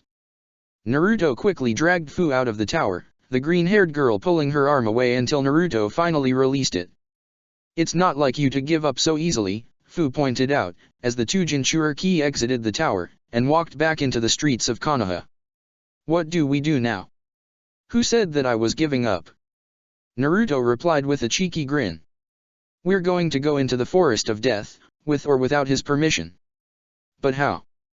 That place is closely guarded, Fu replied. Well, thankfully, one of us can grow wings on her back and is strong enough to carry at least one person while flying, Naruto explained. Really? You learned to fly too? How? Fu excitedly asked. Upon seeing Naruto's unamused stare, she realized of something. Ah, you were talking about me. I see. Still, even if I smuggle us into the forest through air, the guards are going to see us and warn the Hokage. Not if we infiltrate at night, Naruto said. The visibility will be much lower by then. In fact, Mei used this strategy to infiltrate the Crimson Citadel during the Kirigakure Civil War. It worked back then, and it will work now. If you say so. Forest of Death, that night. Just like Naruto said, their infiltration went without a hitch. Under the shadows of the night, none of the guards placed around the training ground could see or even heard Fu as she entered into the Forbidden Forest. So, this is the Palsy. The Forest of Death, Naruto said, looking around. He couldn't see anything but the massive trees surrounding him, since the dim light provided by the half-moon wasn't enough to see their surroundings with clarity. Man, I wish Hinataheim was here.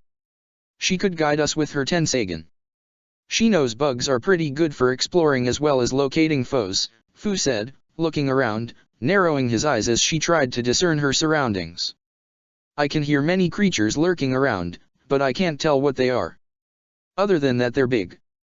And hungry. We won't have to worry about those, Naruto reassured her. With our power, wild beasts are no longer a threat, no matter how big they are. All we need to do is find whatever's the representation of our darkness, and beat them. And I guess that's something we have to do on our own, Fu concluded. She pointed in a seemingly random direction. That way. Yeah, I felt being pulled towards there as well, Naruto confirmed with a nod. Let's go. Naruto leaped to a nearby tree branch, and started to head into said direction, jumping from one branch to another. Fu was following him from behind, flying. While they saw some giant animals on their way, such as giant bears, snakes, or insects, it seemed they didn't feel like starting a fight with them. I see some light coming head on, Fu observed. Me too. Guess that must be the place we need to reach, Naruto said. The two Jinchuriki reached a very large clearing surrounded by lit torches, which provided some nice illumination to the otherwise extremely dark forest. Naruto and Fu landed in the middle of the clearing. The moment their feet touched the ground, a voice was heard. So, you finally came, a male voice said, which was deep and unsettling. We were getting tired of waiting, a female voice said. This one was also deep, but also snide. Who's there? Show yourselves. Naruto demanded. Seems that he's a impatient one, isn't he? The male voice asked. Yes. One might think he was the one doing all the waiting, the female voice said. But we better do what he says. There's no need of delaying this any longer. Two more figures landed in front of Naruto and Fu. The first one was wearing a mask resembling a fox that obscured his face, though his spiky black hair was visible. His body was covered by a long, dark blue robe with a faded gray fur collar. The second figure was also wearing a mask, this one modeled after an insect. Naruto and Fu could tell it was a woman given her body shape. She was wearing a black sleeveless top, short black pants, shoulder-length black gloves, knee-length black leather boots, and a tattered cape that reached her rear. She was tall and had a muscular build, not unlike Fu. So, if I'm to guess, you're our respective inner darkness, right? Naruto asked. The two figures removed their masks, revealing their faces, which were identical to Naruto and Fu, except that their hair was black and their eyes were glowing red. Not quite, Dark Naruto explained. We're your true selves. What you think it's your identity, is nothing but a mask, no different from this, Dark Fu said, holding her mask for added emphasis, before lazily tossing it away. We're you, free of the layers of lies you created around yourselves. Whatever you say, guys, Naruto said, as he pulled out and activated his wind sword, producing a blade of white wind chakra. Quite an impatient one indeed, Dark Naruto said, mimicking the real one's actions, except his wind sword was dark purple instead of white. Fine by me. I'm ready for some action. Naruto and Dark Naruto charged at each other, their wind swords clashing when they met in the middle, producing a small shower of sparks. Let me guess, Naruto said, grinning confidently. You're going to tell me how I can't defeat you since you're as strong as I am. No. I'm much stronger than you, Dark Naruto said, before pushing Naruto's wind sword aside and delivering a brutal kick to his chest, sending the blonde flying. Though you got the part about losing right. Naruto. Fu shouted, as she flew to aid her fellow Jinchuriki. However, Dark Fu got in the way, forcing the green-haired girl to stop. Let the boys have their fun, Dark Fu casually said. Besides, you can't afford to worry about others given the current situation. You asked for it. Fu angrily said. The Taki Jinchuriki and her dark side engaged in a fast-paced exchange of punches and kicks. Each hit that connected produced a thunderclap followed by a shockwave. The two girls started to gain altitude as their brutal duel became fiercer. Their physical clash came to an end when their fist connected with each other's in a particularly brutal way, pushing them backwards. Both Fu and her dark analog weaved the same sequence of seals. Wind release, great breakthrough. The two of them blew a powerful gust of wind at each other. However, both opposing gales carried the same power, and neither was able to overpower the other. Fu tried a different jutsu, but Dark Fu copied it as if she had a Sharingan. Water release, water wall. Both of them expelled a massive torrent of water from their mouths, but just like their previous attacks, it failed to win the other. Fu gritted her teeth in anger, while Dark Fu smiled smugly. Like I said before, I'm your true self, Dark Fu began. That means that not only do I know all your fighting moves, tactics, jutsu, and the like, but I know exactly what you're going to do, and prepare accordingly. If that's true, then this won't surprise you, Fu said, as she unslung her red backpack, and opened it, revealing a rather large storage scroll. Unsealing its contents, a gigantic oak log emerged from the scroll. The green-haired Kunoichi grabbed it with one hand, and rested it on her shoulder. I don't see you carrying a similar scroll, so I guess you can't match this, can't you? Dark Fu sneered. A brutish weapon for a brutish girl. I don't need such primitive weapon to match you, false me. While Fu and Dark Fu traded blows above the forest, Naruto and Dark Naruto did the same with wind sword swipes. And just like Fu found, Naruto realized that his evil twin was just as skilled as he was, and could counter every move the blonde made flawlessly. Still, Naruto didn't get so far by giving up. Wind release, decapitating wheel. Naruto swung his wind sword in a wide arc multiple times, releasing multiple crescent blades of wind in every direction. However, Dark Naruto was able to either parry or dodge them expertly. All what Naruto's attack accomplished was cutting some tree branches. Pathetic, Dark Naruto sneered, as he regaining his footing and charged forward. With such pitiful display, no wonder you failed to save Utakata and Rashi. Shut up! Naruto shouted, delivering a series of brutal swings at his dark counterpart. Dark Naruto, however, laughed as he parried or dodged all of them expertly. What's wrong, did I hit a nerve? The black-haired young man smirked at Naruto, making the Jinchuriki even angrier. Look at that, letting yourself getting carried away by your emotions. You won't beat me like that. How about this, then? Naruto said, as he jumped backwards while pulling a kunao. Shadow Clone Kunao Jutsu. Naruto tossed a kunao at his evil doppelganger, before making a hand seal, turning the lone weapon into almost 100.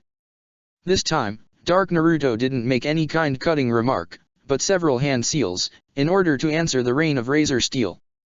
Wind release, cyclone shockwave.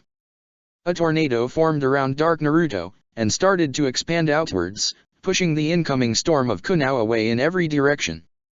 When the tornado ceased, there were a multitude of kunao scattered around the red-eyed copy, while their intended target was unharmed. Such a basic attack. How long are you going to keep this charade up, and accept reality?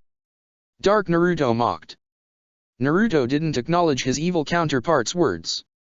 He merely smirked and made a hand seal. Sealing art, cursed binding circle. Some of the kunao spread around Dark Naruto started to glow with a blue light, and from said kunao a chain of seals started to form, advancing towards the surprised doppelganger. The chain of seals formed a circle, which started to glow with even more intensity. Ha! You fell in my trap. Naruto boasted. Now you can't move. You lost. A fairly decent trap, I will concede that, Dark Naruto calmly said. Though I wouldn't be so sure of your victory yet. What are you dash? Naruto was interrupted by a scythe blade coming for his neck, which he dodged in the last second. The blonde Jinchuriki saw a strange figure wearing a priestly black robe, and its face obscured by a white skull mask with red marking and fox ears. There was a large scythe on its hands, whose blade glowed with chakra. What the hell? Who are you? Naruto asked. But the only response he got was another charge, followed by vicious scythe swings. As Naruto defended from this newcomer, he felt the ground under his feet tremble.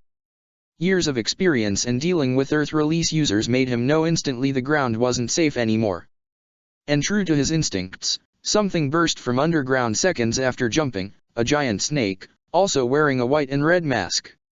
What the hell are these things?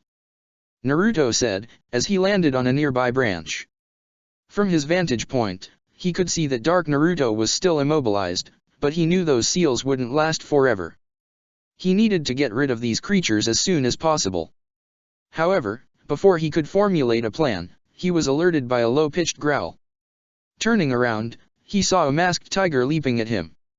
Naruto had no time to react, and the tiger's rush knocked him out of the branch, and fell to the ground with a loud thud. Shit! He cursed, as he tried to get back on his feet, before those three creatures would attack him again. Meanwhile, several meters above them, Fu continued fighting her doppelganger. She tried to smash her with her giant oak log, but Dark Fu proved to be exceptionally fast and nimble, dodging all of Fu's swings with insulting ease. Seriously, girl, you need to stop, Dark Fu stated. You're embarrassing both of us with this display. You can't hit me with that, and even if you did, you lack the strength to cause me any sort of damage. Interesting theory. Let's put it to test then. Fu said, as she brought down her mighty oak log onto Dark Fu. However, much to her surprise, Dark Fu managed to catch the log on the other end with her bare hands. Surprise that only grew when the log was pulled out of her hands, and casually tossed away. You were saying? Dark Fu boasted. Honestly, it's amazing that you managed to last as long as you did. Jinchuriki stronger and more skilled than you fell to the Akatsuki. Do you think that's fair? No, it's not, Fu replied, as she charged forward. But it's not my fault that they were captured. Hurricane Punch. Fu delivered a wind-enhanced punch that released a violent burst of air, but Dark Fu managed to dodge it expertly. I'm not blaming you. But you have to admit that you're very lucky indeed. You had the entirety of Konoha covering your back. How many Konoha ninjas did die protecting your sorry existence? How many more died while trying to reconquer the pitiful attempt at a ninja village you call a home? Don't you dare to badmouth Taki. Fu hollered, as she delivered a roundhouse kick. Kick that Dark Fu easily blocked. Why? I'm only telling the truth. You've been in both Taki and Konoha. Deep down, you know how a true village must be. Besides, why do you defend Taki so much? It's not that you have people there that like you, other than Shibuki. Your friends and boyfriend are all from Konoha. Just because I haven't made friends in Taki doesn't mean I won't ever will. Fu replied, delivering a combo of fast punches and kicks. Combo that once again, was also blocked by her dark counterpart. Keep telling yourself that. After all, you aren't even sure if those Konoha brats are your friends, or they merely hang out with you out of something else. Maybe they just pity you, and deep down they want nothing to do with you. Shut up! Fu shouted, as she made a hand seal, while exhaling a cloud of glittering scales. Hiding in scale powder jutsu. Fu clapped her hands once, and the dark forest was filled with a bright, blinding light. Taking advantage of the sudden light, Fu charged forward, ready to deliver a punch to the head. However, said punch was easily caught by the hand of her enemy. Seriously? Are you trying to use such a childish tactic against me? Dark Fu chided. She shook her head. If your so-called friends could watch you now, what would they say? They would cheer me on. Fu replied, tried Tom punch with her evil twin with her other hand, but the result was the same. Please, don't make me laugh. You met this world's version of Shino. Somebody who speaks non-stop and never shuts up. Didn't you find him annoying? Boring? Now think that's how people feel when they have to suffer your presence. Dark Fu started to spin her good counterpart in a circle, before violently tossing her down. Fu fell like a meteor, crashing against the ground with a loud crash, raising a cloud of dirt and dust, and opening a large crater. However, the dust cloud was immediately dispelled as Fu shot upwards almost as fast as she fell down. Fu's eyes glinted with a golden light, and they were surrounded by green marks in the shape of butterfly wings. Naruto had such a good idea of leaving shadow clones gathering nature energy. With Sage Mode, these guys stand no chance against us. Fu thought, as she delivered yet another punch at her foe's face.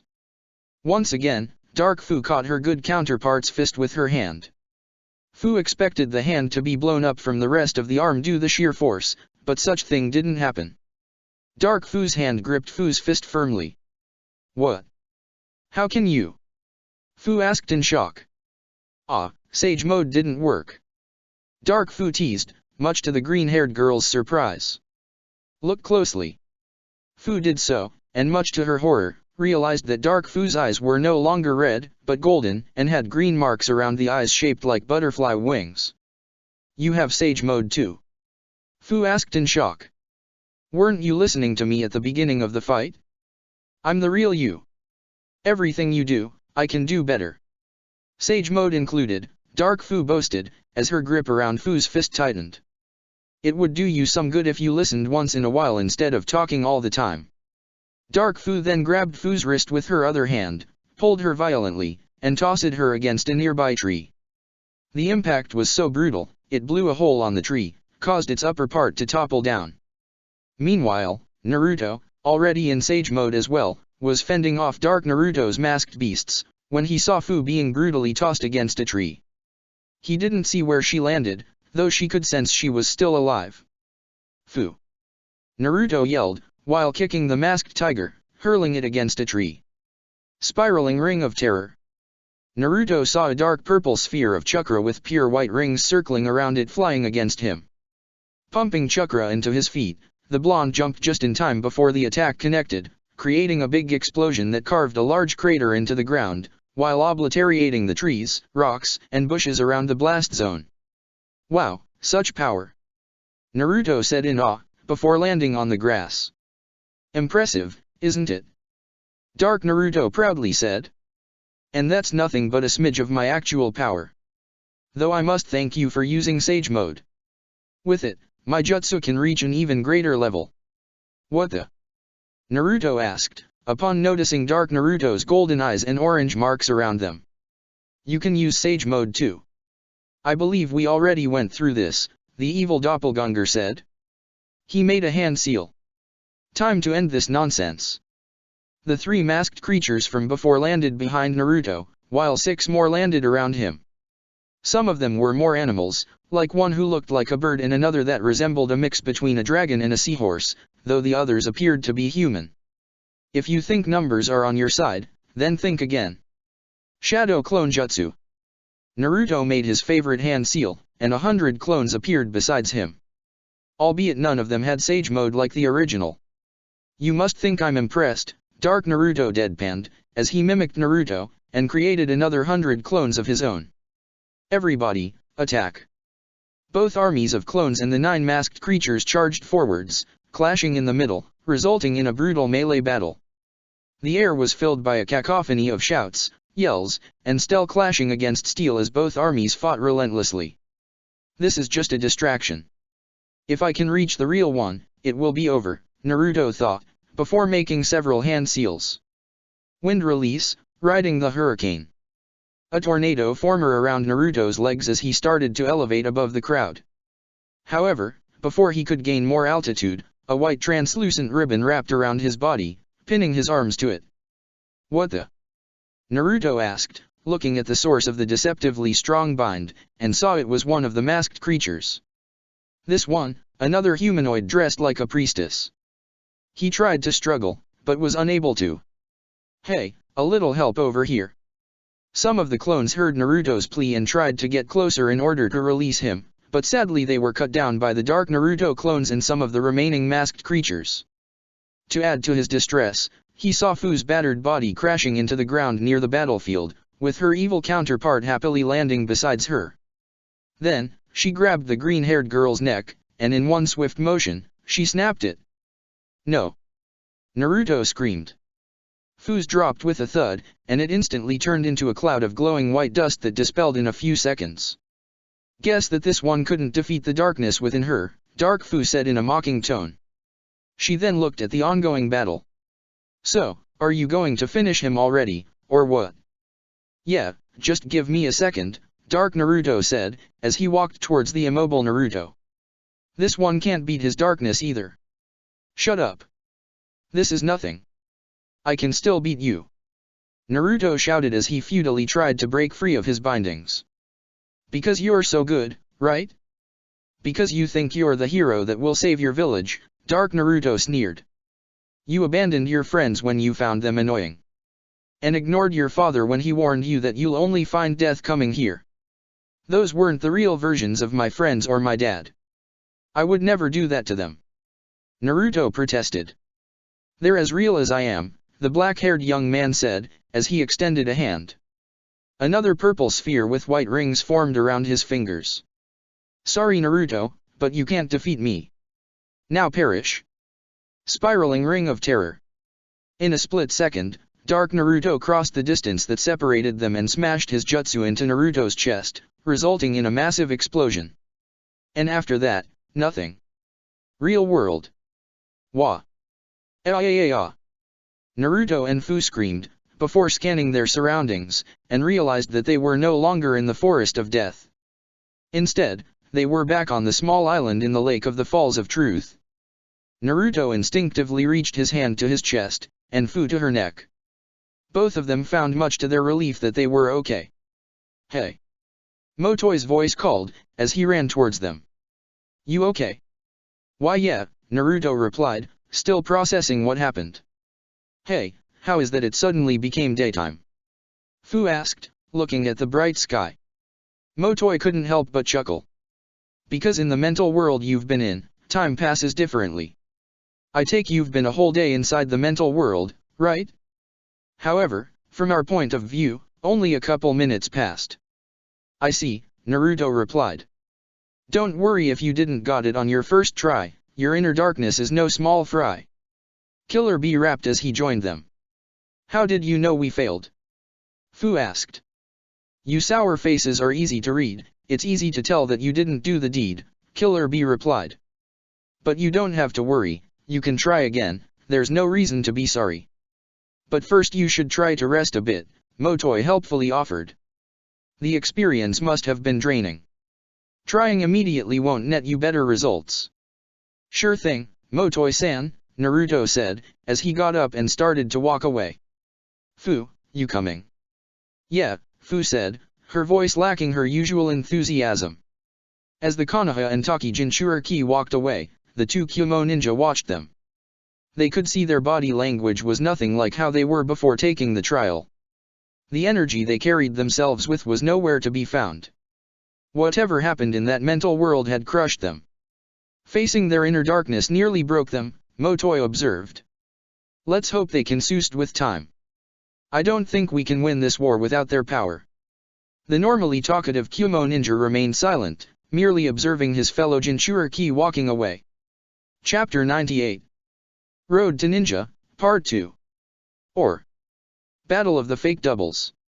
Konoha, Hyagaya State. Jiraiya watched how the moon acolytes unfurled a massive scroll onto the estate's main yard.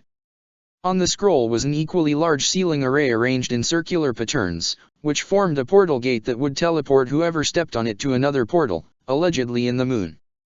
So far, very few people knew about its existence until now, Jiraiya being among the privileged few.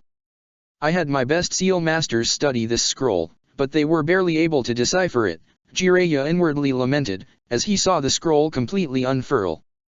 The secrets of teleportation, right into our very hands. Everything was ready for her departure. The team that would escort Hinata to the moon would be led by Shisui Uchiha. Since Jiraiya felt they would need another sage, the fact that they had to send 2 sages so far away from the front lines hurt immensely. Since his jutsu could provide easy aerial transportation, fortunately, they weren't as lacking in that department, as they had many ninjas that could summon flying animals, several Hyagas that volunteered for the job, such as Takuma, and several moon acolytes, Nori among them. Naturally, most of the Hyaga clan was there, ready to bid Hinata good luck on her mission. The moon portal is ready, Hinata-sama, Takia told the Hyaga clan head. Step into the circle of seals, and we'll activate it. How safe it is? Hikari asked. I would hate if my daughter and her companions ended up floating in the outer space or something like that. Worry not, Hikari-sama, we have tested this portal multiple times, Nori assured her. We wouldn't risk any life, much less Hinata-sama's, on such venture if there were risks like that. Good luck up there, Nei-chan, Hanabi said, as she walked towards her sister and gave her a hug. I'm sorry I have to leave on such a critical moment, Hanabi-chan, Hinata said, hugging her sister back. I'll try to get back as soon as I can, so we can fight in this war together. Don't worry about me, I have a Tensagen too, I can take care of myself, Hanabi replied. If that creep shows up, I'll give him a beating on your behalf. Now that I have Sage Mode, that guy won't be able to even touch me. Hinata smiled at her. I'm sure he won't.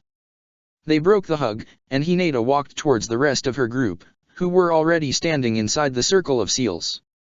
Begin the teleportation process. Takia commanded. The Hyagas and moon acolytes placed around the circle of seals brought their hands together, and started to channel chakra into the circle. The seals started to glow with a white and blue light, and in a bright flash, they were gone. The teleportation has been a success, Takia announced. Now, all we can do is pray that they succeed in their endeavor. Good to hear that, Jiraiya said with a nod. Now that that's out of the way, we can focus on the war here. I think it's about time for the army of the Ninja Alliance to gather. Turtle Island. After a night of sleep followed by some light sparring with Killer Bee, Naruto and Fu were in front of the Falls of Truth once again. They weren't sitting on the lake's small island, though. After the experience in the mental world, the sight of the waterfall induced them a sense of respect that they lacked before. While Naruto paced around, trying to think in strategies that would help him deal with his dark half, Fu was sitting at the edge of the lake, skipping stones across it. So, if we go beforehand and booby-trap the arena? Naruto wondered aloud, even if he was talking to himself. No, they would see through that. For some reason, they know what we're going to do before we even do it. How about switching opponents? Fu suggested, as she tossed another stone across the lake's surface, bouncing many times until it sank with a splash. Your evil twin won't know what I will do or how to counter it. I don't think they'll let us, Naruto said, shaking his head. Besides, wouldn't be that like cheating? How so? Fu asked, turning her head at the blonde. Well, we're supposed to fight them ourselves, Naruto said. Imagine if we had to do this alone. We wouldn't be able to rely on the other for help. Meaning that, even if we fight together, we'll have to beat our respective dark sides ourselves. Yeah, guess that makes sense, Fu admitted, as she dejectedly tossed another stone. This one bounced fewer times before it sank. Should we ask B for tips? I already did, Naruto replied. He said it's different for everybody, and that we need to figure it out ourselves. Poop, Fu childishly said, before tossing yet another stone. I think we aren't taking the right approach, Naruto pondered, as he rested his chin under his hand. These guys are the embodiment of our inner darkness. They can't be beaten through brute strength alone. The question is, how do we beat our inner darkness? By being kind. Fu offered, though she sounded unsure. Because that's all what I have. Suddenly, a realization dawned upon Naruto. Wait, that's it. Of course we've been doing this all wrong. The blonde said, excited. We can't beat our inner darkness with violence, but with kindness. We need to show them that we're stronger than them not because of our fists or jutsu, but because they have no power over us. That makes a lot of sense, Fu agreed. A grin developed on her lips. Come on, let's do it. Yeah. Both Naruto and Fu sat once again on the small island, adopted the lotus position, and closed their eyes. Soon, their minds were no longer inside their bodies, but on another plane of reality. A few minutes later. Turn out that wasn't the way to beat them, Naruto said, tiredly lying on the grass. Yeah. We should have guessed that being our dark sides and all that, they would use our kindness to backstab us, Fu lamented, also lying down on the grass. You know, at least it's a good thing that our friends from the mental world didn't remember the previous day. Or else they'd be mad at us for walking on them the first time at the restaurant. Guess that, since they don't really exist, they don't have long-term memory, Naruto concluded, before letting out a sigh. Back to square one. You know, I have the feeling that we're missing something. Fu said, standing up and walking towards the edge of the lake. Yeah, I have that feeling too, Naruto replied. And I've never been one to solve mysteries. Hinata and Haku always got that part covered. Same with me and my Shino. He's so smart. I'm sure that he could figure this out in an instant, Fu said, kicking the water lazily. Maybe we could ask his other counterpart? But given how much he talks, I don't think he'll even let me do the question to begin with. Well, we could try Naruto began, before suddenly going silent. His eyes grew big as a smile developed on his face as a realization dawned upon him. Hey, that's it. If we can't do it alone, then we can ask others for help. Wait, I thought you said that was cheating, Fu replied. It may be, but I think it's the key to everything, Naruto said, his excitement growing by the moment. Suddenly I remembered something the evil me said. Come on. Naruto then pulled Fu by the wrist and dragged her towards the island in the middle. Whoa. Calm down. I can walk on my own. Fu protested, shaking her wrist free. Okay, so what are we supposed to do? Let's do the same thing we did during the first time, but when we're at the restaurant, follow my lead, okay? Naruto asked. You got it, Fu said with a nod. Naruto and Fu sat beside each other in the lotus position on the small island, and closed their eyes. Soon, their Minda abandoned their bodies and traveled to a different world. Mental world. Once again, Naruto woke up in his bedroom, or the equivalent of his bedroom, inside the mental world. This time, he merely bid his mother a quick good morning, had a nice breakfast, and headed outside. After creating a clone and send it to look for Fu, Naruto headed towards his team's training grounds. Just like he expected, the rest of his teammates were there. Hey there, handsome, Hinata said, using the same seductive tone as in the same time. Naruto, however, knew that that sweetness was actually a honey trap. I was afraid you wouldn't come. What took you so long? Sorry babe, I had a dream with you and I didn't want to wake up, Naruto said, giving her a peck on the lips. But then I thought that having the real one between my arms would be better. Hinata's face turned beet red, as she averted her eyes and her lips formed a wide smile. Oh, Naruto-kun, you always know what to say to make me feel special. Well, that reaction is more Hinata-like, Naruto thought. He then looked at Haku, who was impatiently waiting for the two lovebirds to stop greeting each other and get on with the training. Hey Haku, looking good. Have you been working out on your own? The ice ninja beamed upon hearing the compliment. He then suppressed the smile, and tried to turn it into a smug grin. Yeah, I did. Of course you noticed, didn't you? Hee, it's hard not to. Naruto chuckled. Say, how about a one-on-one? I want to test how strong you've become. You're on. Haku eagerly said. Kurane shook her head, but chuckled in mild amusement. Well, it seems that the boys are fired up today. Do you want to spar against me, Hinata? I guess I have no other choice, the Hyuga said with a shrug. And thus, the training began.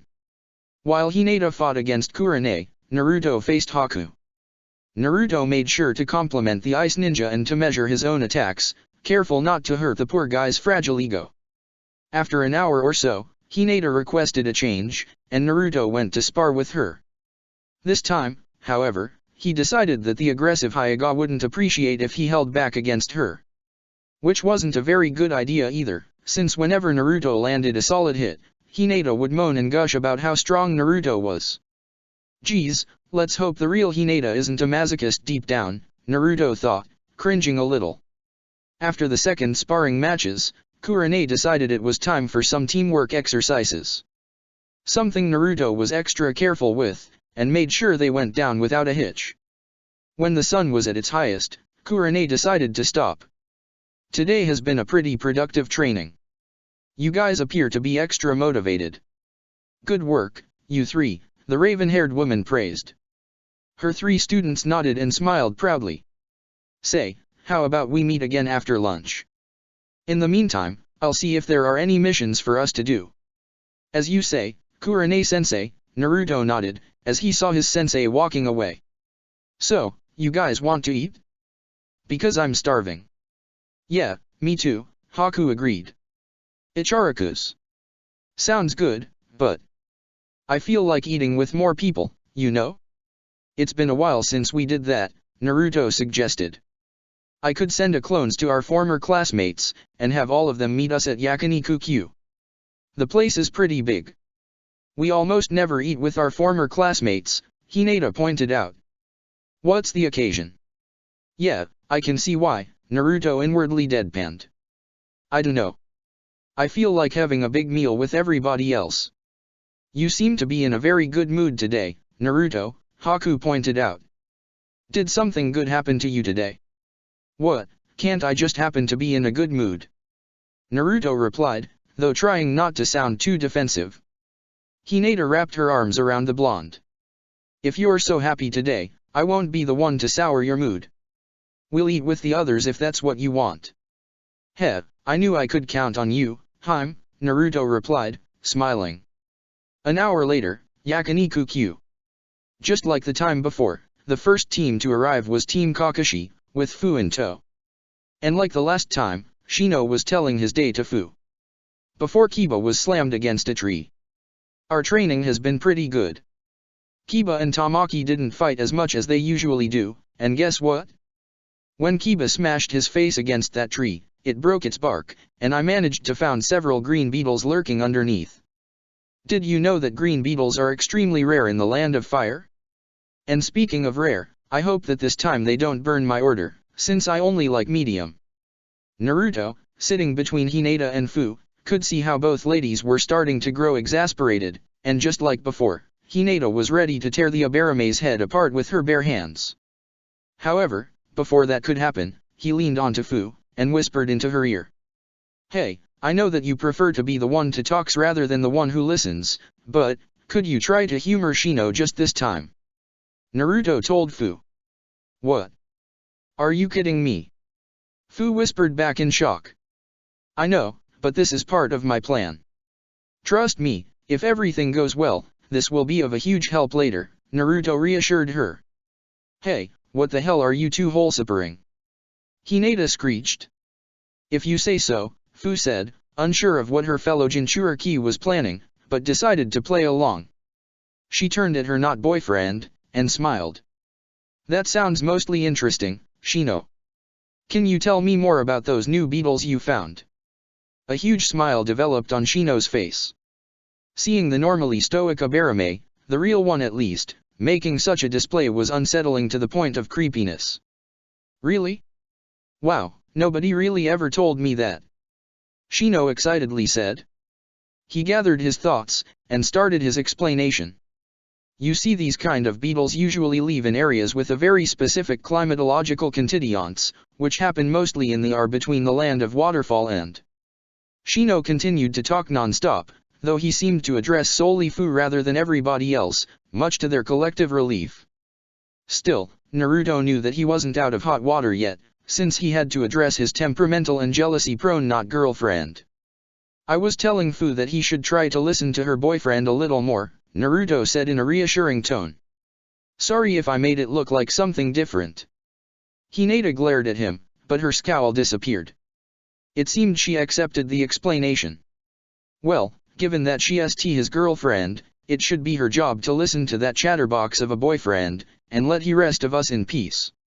The door of the restaurant opened again, and like it happened before, Shizun's medical squad entered. "Hello there, ladies, your man Suzuki is here," Suzuki said, winking at Hinata, Tamaki, and Fu just like he did before. And seeing it again didn't make it any less jerrying. "You don't need to fight for me, there's enough Suzuki for everybody. Don't begin," Sakura chastised. "You know, if you dedicated half the time you spent trying to get on every girl's pants to become a better ninja, you would be Jonin already. Come on, you need to relax a little, and enjoy the finer pleasures of life," Suzuki said, as he tried to put an arm around Sakura, which she quickly pushed away. "If you weren't so obsessed with training and being a better ninja so much, people would like you better." "Suzuki, I think Sakura is right," Naruto interceded. "Plus your constant flirting makes many of the girls here uncomfortable. Try to rein your impulses in." "Ha!" Sakura laughed, emboldened by the blonde's support. "I told you I wasn't the only one to think like that. Thanks for agreeing with me, Naruto.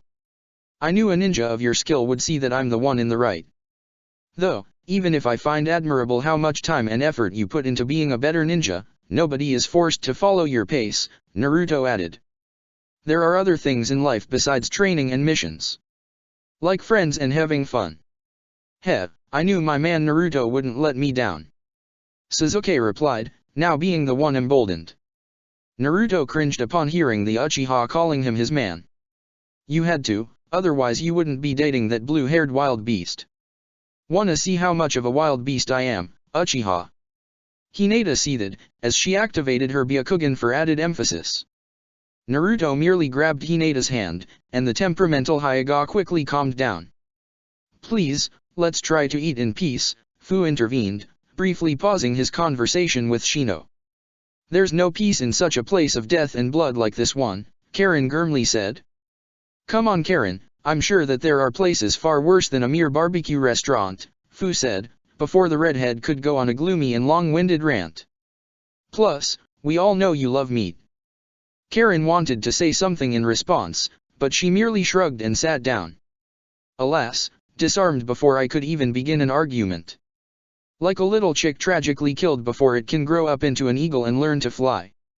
That seemed to be the end of it. Though Naruto knew that his job was only halfway done.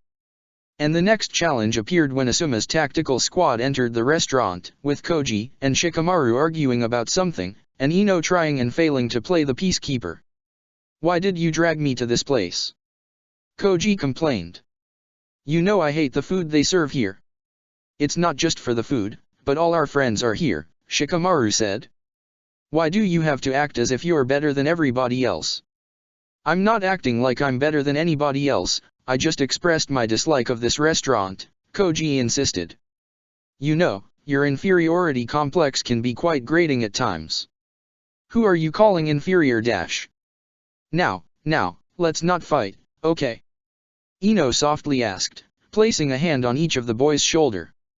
"All of our friends are here, let's try to have a good time." "Come on guys, Ino is right," Naruto interceded, much to the Yamanaka's gratitude. "You just entered here. You can't have such a shitty attitude." "Easy for you to say. Nobody is forcing you to go to a restaurant specialized in food you don't like," Koji replied, crossing his arms indignantly. "That's because nobody feeds exclusively on salad and egg yolk like you do, Koji," Shikamaru said, rolling his eyes. "You know, Koji, while this is a barbecue restaurant, they do have salads and other kind of dishes low on fat or with no meat," Naruto pointed out. The fit Akimichi was taken aback. "They do. You can check the menu if you don't believe me," Naruto said, handing it to Koji. "Come on man, you aren't going to die if you don't eat salad one day," Shikamaru protested. "Hey, let Koji eat what he wants," Fu interceded. "In what way does whatever he eats affect you?" "I just wanted to enjoy himself once in a while, that's it," Shikamaru said defensively. "Maybe he enjoys eating healthier food." "Haven't you think of that?" Naruto asked. "Thank you," Koji said, giving Shikamaru a dirty eye. Now, let's stop arguing. People here seems to be in a good mood today. Let's relax and have some fun, Okay? Ino asked. Both Shikamaru and Koji wordlessly nodded, and the three of them sat alongside the rest of their former classmates. Naruto couldn't help but let out a sigh of relief. Well, one more team to go. Fortunately, this one shouldn't be too hard, the blonde thought, just moments before the restaurant door opened once again, and the last members of the Not Konoha 15, Guy's close combat squad, made their presence known. Tenten-chan. Haku jumped upon seeing his girlfriend, rushed towards her, and gave her a very passionate kiss. Hey everybody, my girlfriend is here. Yeah, I have a girlfriend. And I wouldn't if I wasn't so manly. Now, Haku-kun, we talked about this, didn't we? Tenten said in a mildly chastising but very gentle tone. If you let your insecurities rule your life, you shall never be happy. You need to learn to look inside, and find your inner beauty and strength. Which is what I did. You should listen to your girlfriend, Haku, Fu chimed in. She likes you for what you are, not for what you're pretending to be. See? Everybody else also thinks I'm right, Tenten said, before turning her head at Fu and nodding in gratitude. I guess so. Sorry, I kind of forget about that, Haku replied, rubbing the back of his head. His enthusiasm didn't disappear, though. Come on, sit beside me. So, tell me, how was your day? You've been training, yes? Haku asked. I've been training in my medical arts. Because why harm, when you can heal? It's much more rewarding, Tenten replied. Despite not being the first time he heard it, it was still weird for Naruto to reconcile the real Tenten with this one. My teammates haven't trained either. Lee has been all the time sleeping under a tree, and I bet Niji has been using his Byakugan to watch other girls' underwear. Tenten, you goddamn tattletale. Why do you have to tell them that? Niji protested, before realizing what he just said. I mean, how do you know I was peeping on girls? You were focused on your book all the time, you couldn't tell what I was doing. You were standing in the same spot for 2 hours straight, and you chuckled perversely from time to time, Tenten replied. One doesn't need to be a genius to know what you were doing. She's right, Niji, Lee added. Shut up. You were asleep the whole time. How can you tell if she's right or not? Niji protested again. How can you waste the time sleeping like that, Lee? Shikamaru intervened. You should use that time to train so you can soar to new heights. Man, if I only had a quarter of the talent you possess, with my hard work I'll be Konoha's top ninja. It's too tiresome. Why train when you're as strong as I am? Lee said with a shrug. Though Naruto could tell he wasn't really boasting, his laziness was really irritating Shikamaru. Besides, we're living in an age of peace. It's not like we're going to be needed for any future conflict. That's irrelevant. Hard work is a reward on itself. The satisfaction of achieving something with the sweat of your brow. Of moving forward. Doesn't that mean anything to you? Enough. Naruto yelled, raising his voice above everybody else. A deafening silence fell upon them, as they stared at the blonde in both fear and awe. His eyes rested on Niji first. Niji, your behavior has no excuse. Ha! You tell him, Naruto-kun. Hinata boasted, though Naruto ignored her. And Lee, no matter how strong you think you are, training, even just a little, is a must for a ninja, Naruto told him. You don't have to train your body to death, but enough to keep yourself in shape. Remember that we don't work alone, the lives of our comrades depend on us. Oh. I haven't realized that, Lee said, sounding a little ashamed. Thanks for agreeing with me, Naruto. I knew you would, Shikamaru said with a nod. Don't think you're in the right here, Shikamaru, Naruto said, as he turned towards the Narayer. I find your dedication to training and being a better ninja encomiable, but like I said before, not everybody needs to spend every second they have training. Let everybody spend their free time as they see fit. Don't go imposing on others. Shikamaru wanted to protest, but found himself disarmed of any argument.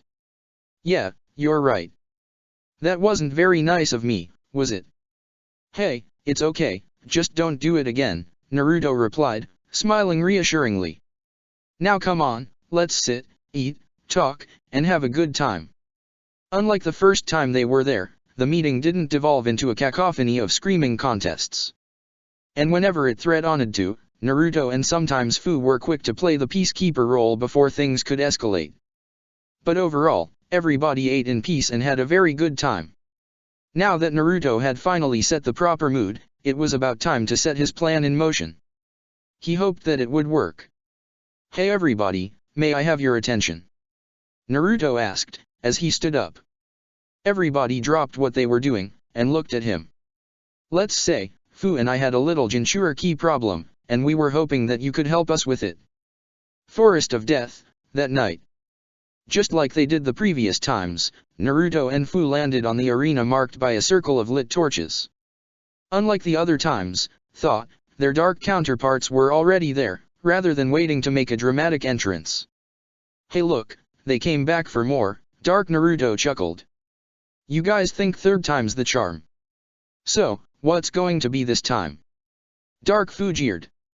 "Because boy, trying to befriend us the last time was so fucking gold. That's going to be hard to top.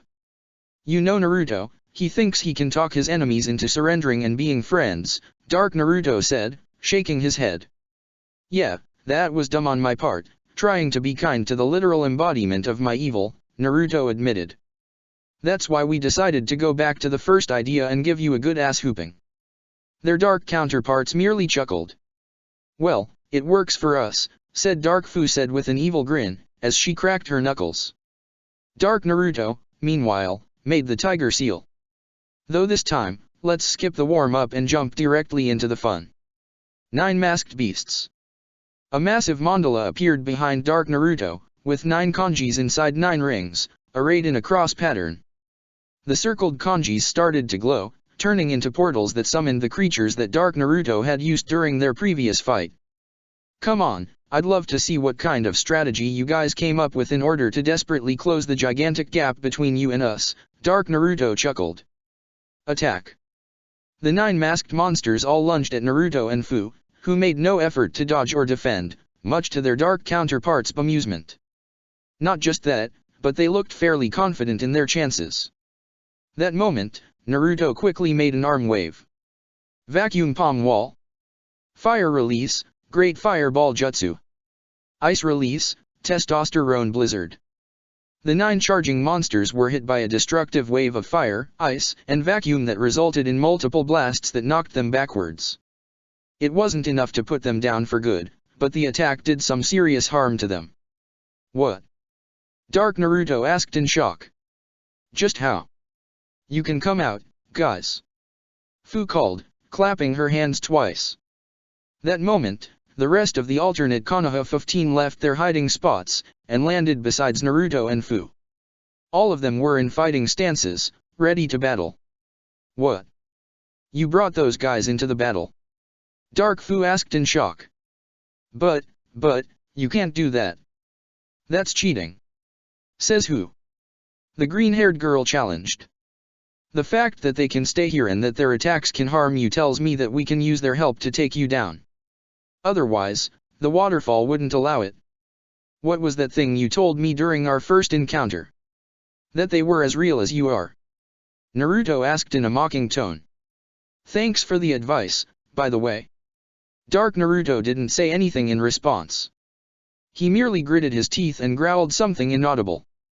"So, these are the guys you told us about?" Hinata asked.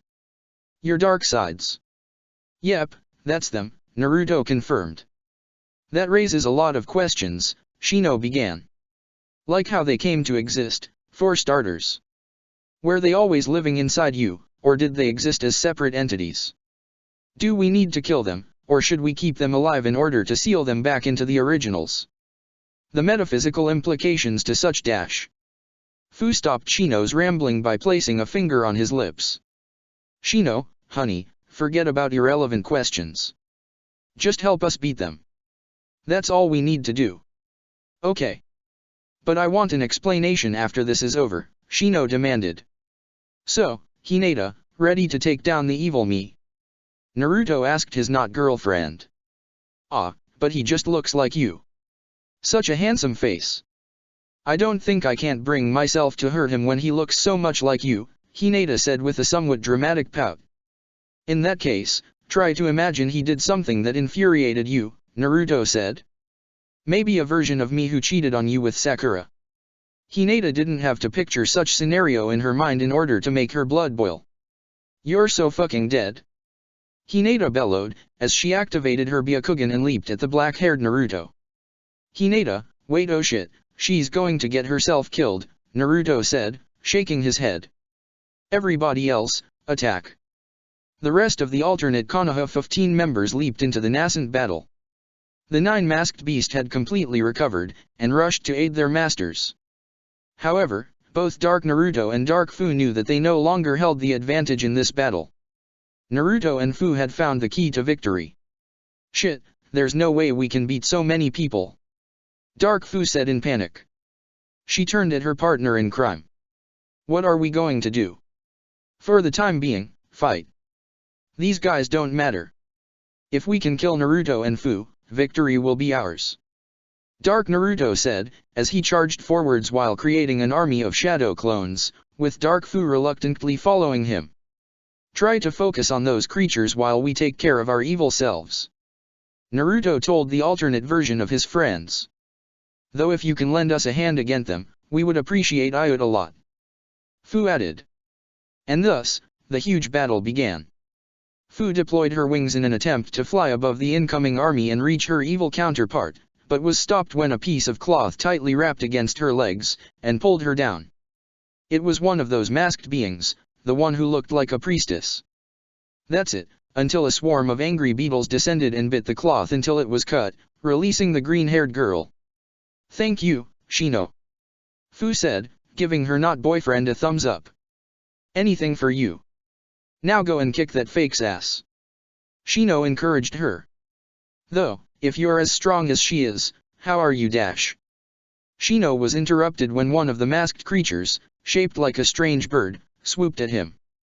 The Abarame was forced to jump back. Waving his arms, he commanded his swarm to attack the incoming bird. However, it flapped its wings at a fast pace, creating a powerful gale that blew most of Shino's insects away. My beetles are of no use here. Shino say no one in particular, as he took a step back while pulling a kunai. What should I do, to defend myself from this nefarious beast? Alas, I must think how. Before the bird could skewer him with its talons, it was sent back flying by a powerful punch coming from a giant fist. The next second, Koji landed beside Shino. You know, you could have asked for help instead of going into an aimless ramble, Koji told Shino, before going after another enemy. At another side of the battleground, 2 of Dark Naruto's masked creatures, who looked like monks wielding fox-shaped staves, had trapped Ino, Niji, and Kiba inside a purple chakra barrier powered by seals. Kiba and Niji tried to break it by slashing it and hitting it with gentle fist strikes, but to no avail.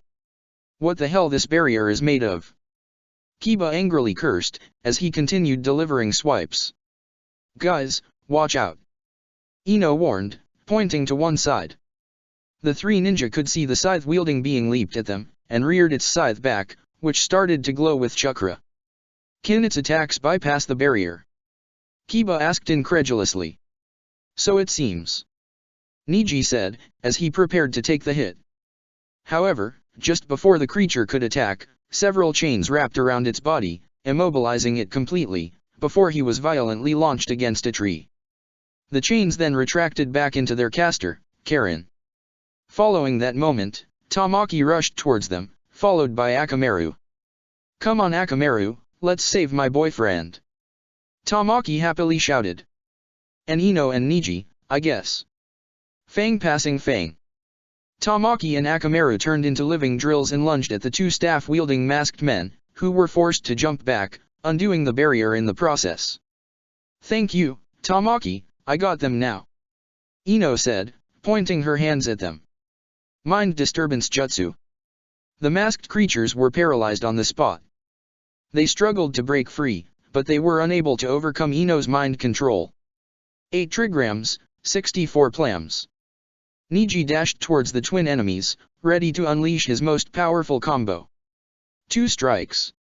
4 strikes. 8 strikes. 16 strikes. 32 strikes. 64 strikes. He finished the combo with a double palm hit in opposite directions, sending the 2 creatures flying away, until they crashed against a tree each. 3 down, Ino said, pleased, before turning at Karen. Thanks for your help, Karen-san. Your timing was impeccable. Whatever, the goth redhead said. Oh Kiba-kun, I was so worried when those meanies got you. Tamaki said, as she rushed towards her beloved. Don't worry my love. Not even death itself can keep us apart for long. Kiba replied. Of course, because I love you so much. Tamaki replied. No, I love you more. No, I love you more. No, I love you more. No, I love you more. The 2 of them started to passionately kiss each other, only stopping to breathe and exchange even more compliments, and to claim who loved the other more. Though in hindsight, I should have let that creature kill Kiba at the very least, Karen deadpanned. Neither Niji nor Ino could disagree with her. Niji, however, perked up when his Byakugan picked up something. Over there. Watch out. Niji warned. Suddenly, a group of a dozen Dark Naruto clones leaped at them, each wielding different weapons, ready to strike. However, before they could, a green blur intercepted them. Konoha Whirlwind. The green blur, who was Rock Lee, delivered a powerful roundhouse kick to the clones. Even if he really didn't hit any, the kick carried so much force, it created a powerful shockwave that instantly dispelled the clones. The shockwave expanded into every direction, shattering nearby tree branches, and leaving deep gashes on the surrounding trees, resulting in a rain of shards of bark and sliced leaves, before landing in front of Niji, Ino, Kiba and Tamaki. The latter 2 were oblivious to what happened, as they continued with their make-out session. Wow, that was amazing, Ino said in awe. Suddenly, Lee dashed towards Ino and reared his fist back, ready to punch the surprised blonde. However, rather than her face, his fist passed her left ear. Even if he did punch thin air, the punch carried so much force it created another shockwave, which blasted another of Dark Naruto's masked creatures, this one looking like a cross between a dragon and a seahorse, the force of the shockwave violently lunging it against a tree, which was snapped in 2. Thank you, Lee-kun, the shocked blonde stammered. There, I did it, I contributed to the fight, Lee wearily said. Can I go home now? I'm tired. Not now, Lee, another voice said, as Tenten calmly walked to the group. She made several hand seals, before slamming her hand into the ground. Sealing art, safe zone. A circle of seals formed around the group, as they started to glow with a green light. All the Konoha ninjas inside the circle were surrounded by a green healing aura that started to restore their forces. While I abhor fighting, I can still help you with my jutsu. If you're tired or injured, you can rest inside my safe zone, Tenten helpfully explained. Meanwhile, Dark Fu was in the middle of fighting her good counterpart, Suzuki, and Shikamaru. Shadow Binding Jutsu. Shikamaru made a hand seal, as he sent his shadow in the form of multiple tendrils to catch Dark Fu.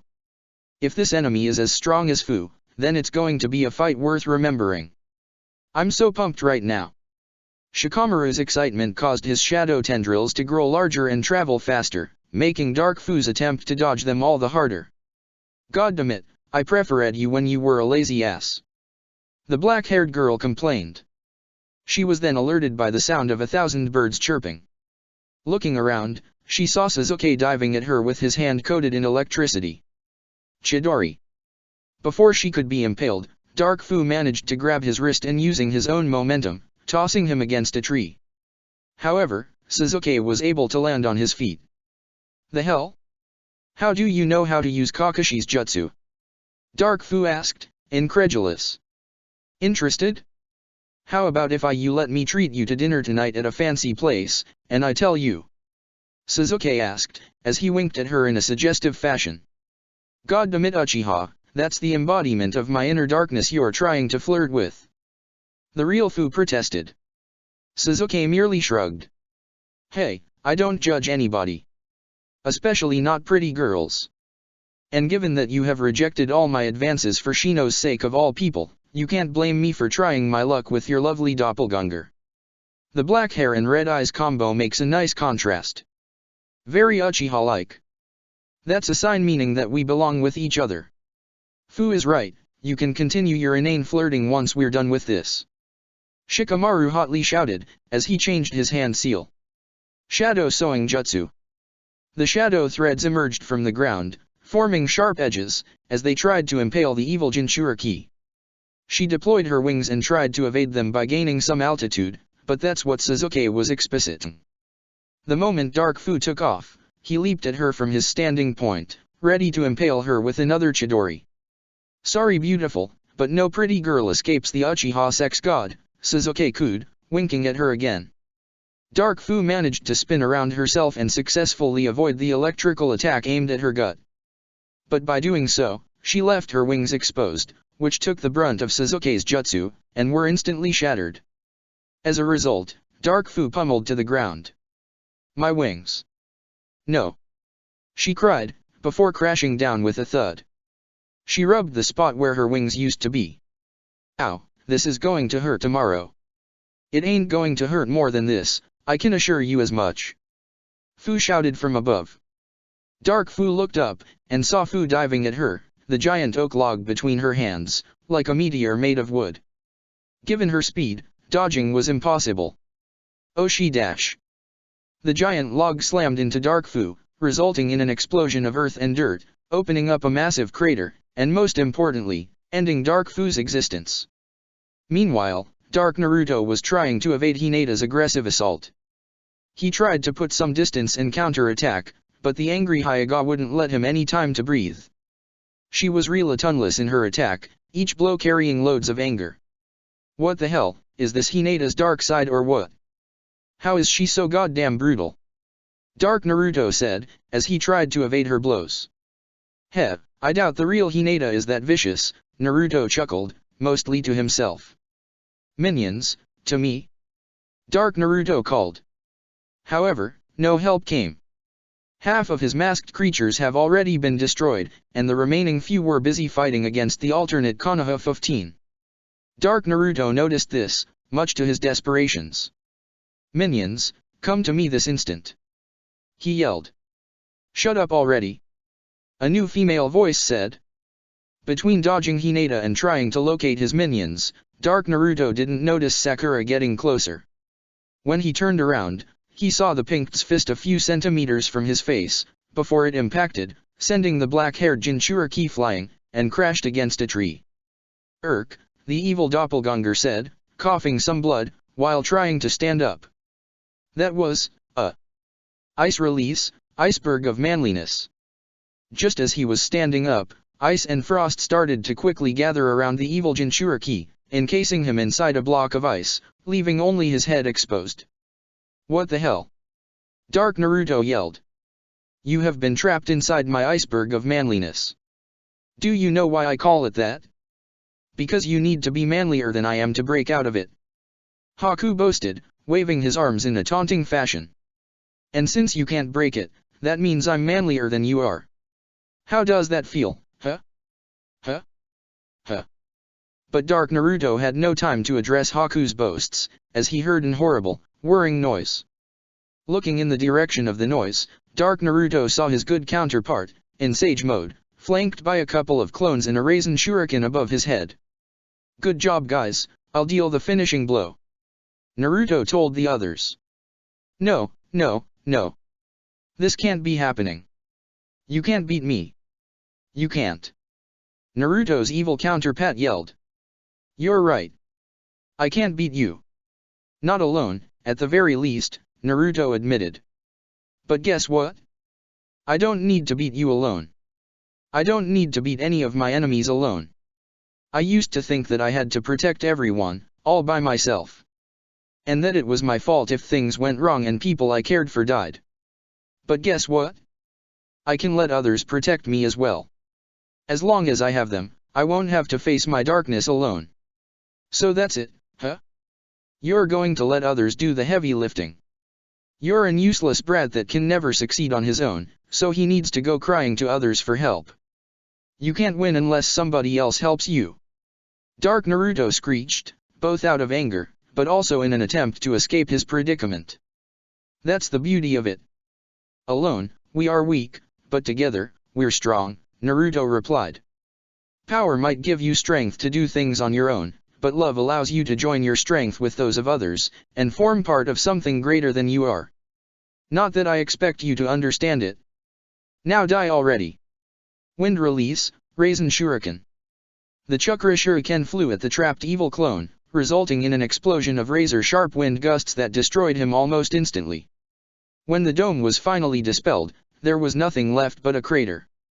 Dark Naruto was no more. Naruto! Fu shouted, as she landed beside him. Hey, you did it. You also destroyed your evil side. So, does that mean that you also won? Naruto asked. Fu nodded vigorously. Awesome. So, what do we do now? Fu asked. Should we dash? There was a bright flash of white light that blinded the two Jinchuriki, and made them feel dizzy. When the light vanished, they were back in front of the Falls of Truth. Upon realizing that they had passed the test, the two Jinchuriki got up on their feet, cheered, hugged each other. Something Naruto regretted since Fu was hugging way too hard. They stopped hugging upon noticing that they weren't alone. Killer Bee was watching them from the edge of the lake, arms crossed, and a smile of satisfaction on his face. Congratulations, you two, I knew there was some spunk in you, Killer Bee told them. To fight the beasts you are now ready, for your soul and mind are steady. Though, I feel I need to ask, are you ready for the coming task? Yeah. Naruto cheered. Bring it on, Octopops. Me too. I feel like I can do anything. Fu agreed. Killer Bee merely nodded. Though, even if they passed the first test, he couldn't help but wonder if these kids had what it takes to tame a tailed beast. Especially one as vicious as the Nine Tails. He'd find the answer soon. In that case, follow me. Chapter 99. Overcoming Hatred. Or, what does the fox say? Before Killer Bee would bring Naruto and Fu towards the place where they would tame their tailed beasts, Naruto decided to bring Tenzo and the third Hokage, given that they had the means to stop them if they lost control of their tailed beasts in the process and the worst came to happen, would release and tailed beast chakra suppressing seals, respectively. The rest of their escort team would watch the entrance just to be sure. Said entrance happened to be behind the waterfall. When they crossed the water curtain, the Konoha ninjas and one Taki Kunoichi all gasped upon seeing what was behind the water. Instead of a small cave leading to some kind of sealed room, there was a massive chamber, its roof being dozens of meters high. It was so big, it could probably house a small village. There was a large temple with 5 tall towers at the end of the gigantic chamber, and a painting of the 8 tails and the 2 tails firing a tailed beast ball against each other. There were 2 rows of beheaded statues that formed a hallway towards the temple's entrance.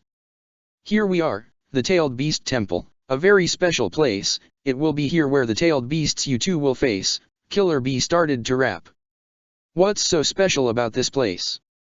Can't Naruto-kun and Fusan attempt to control their tailed beasts anywhere else? The third Hokage asked. The temple is special, yes, it's a security measure, if the Jinchuriki falls, Killer Bee explained.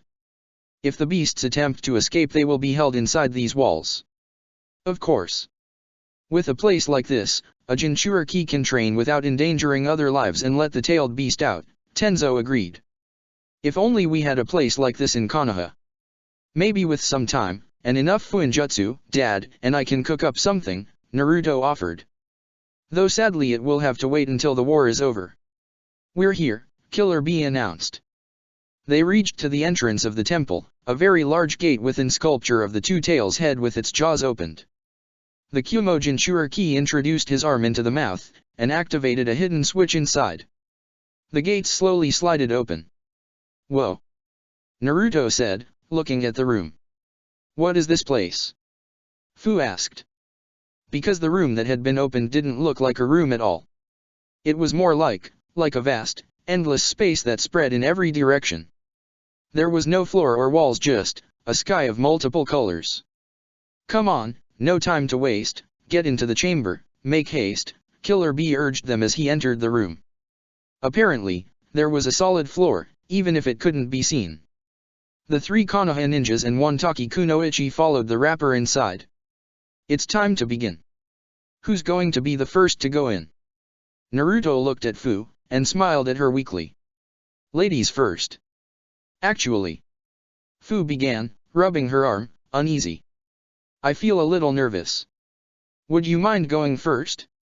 I'd be more at ease after seeing you doing it.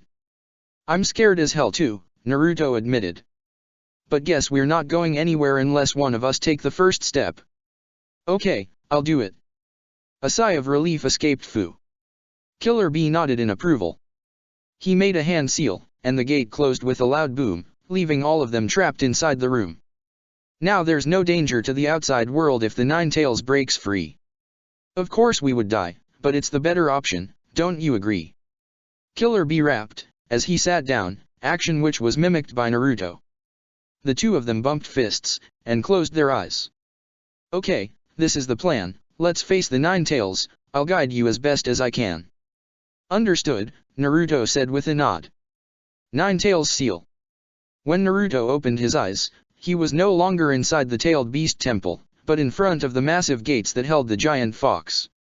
It seemed the beast hadn't noticed Naruto's presence yet. So, you're already in, that's swell, Naruto heard Killer Bee's voice rap. The first step is to remove the seal. But be careful, the fox won't be ain't quell. Got it, Naruto replied with a nod. Though before I do, let's do some preparations. The blonde sat cross-legged, and closed his eyes.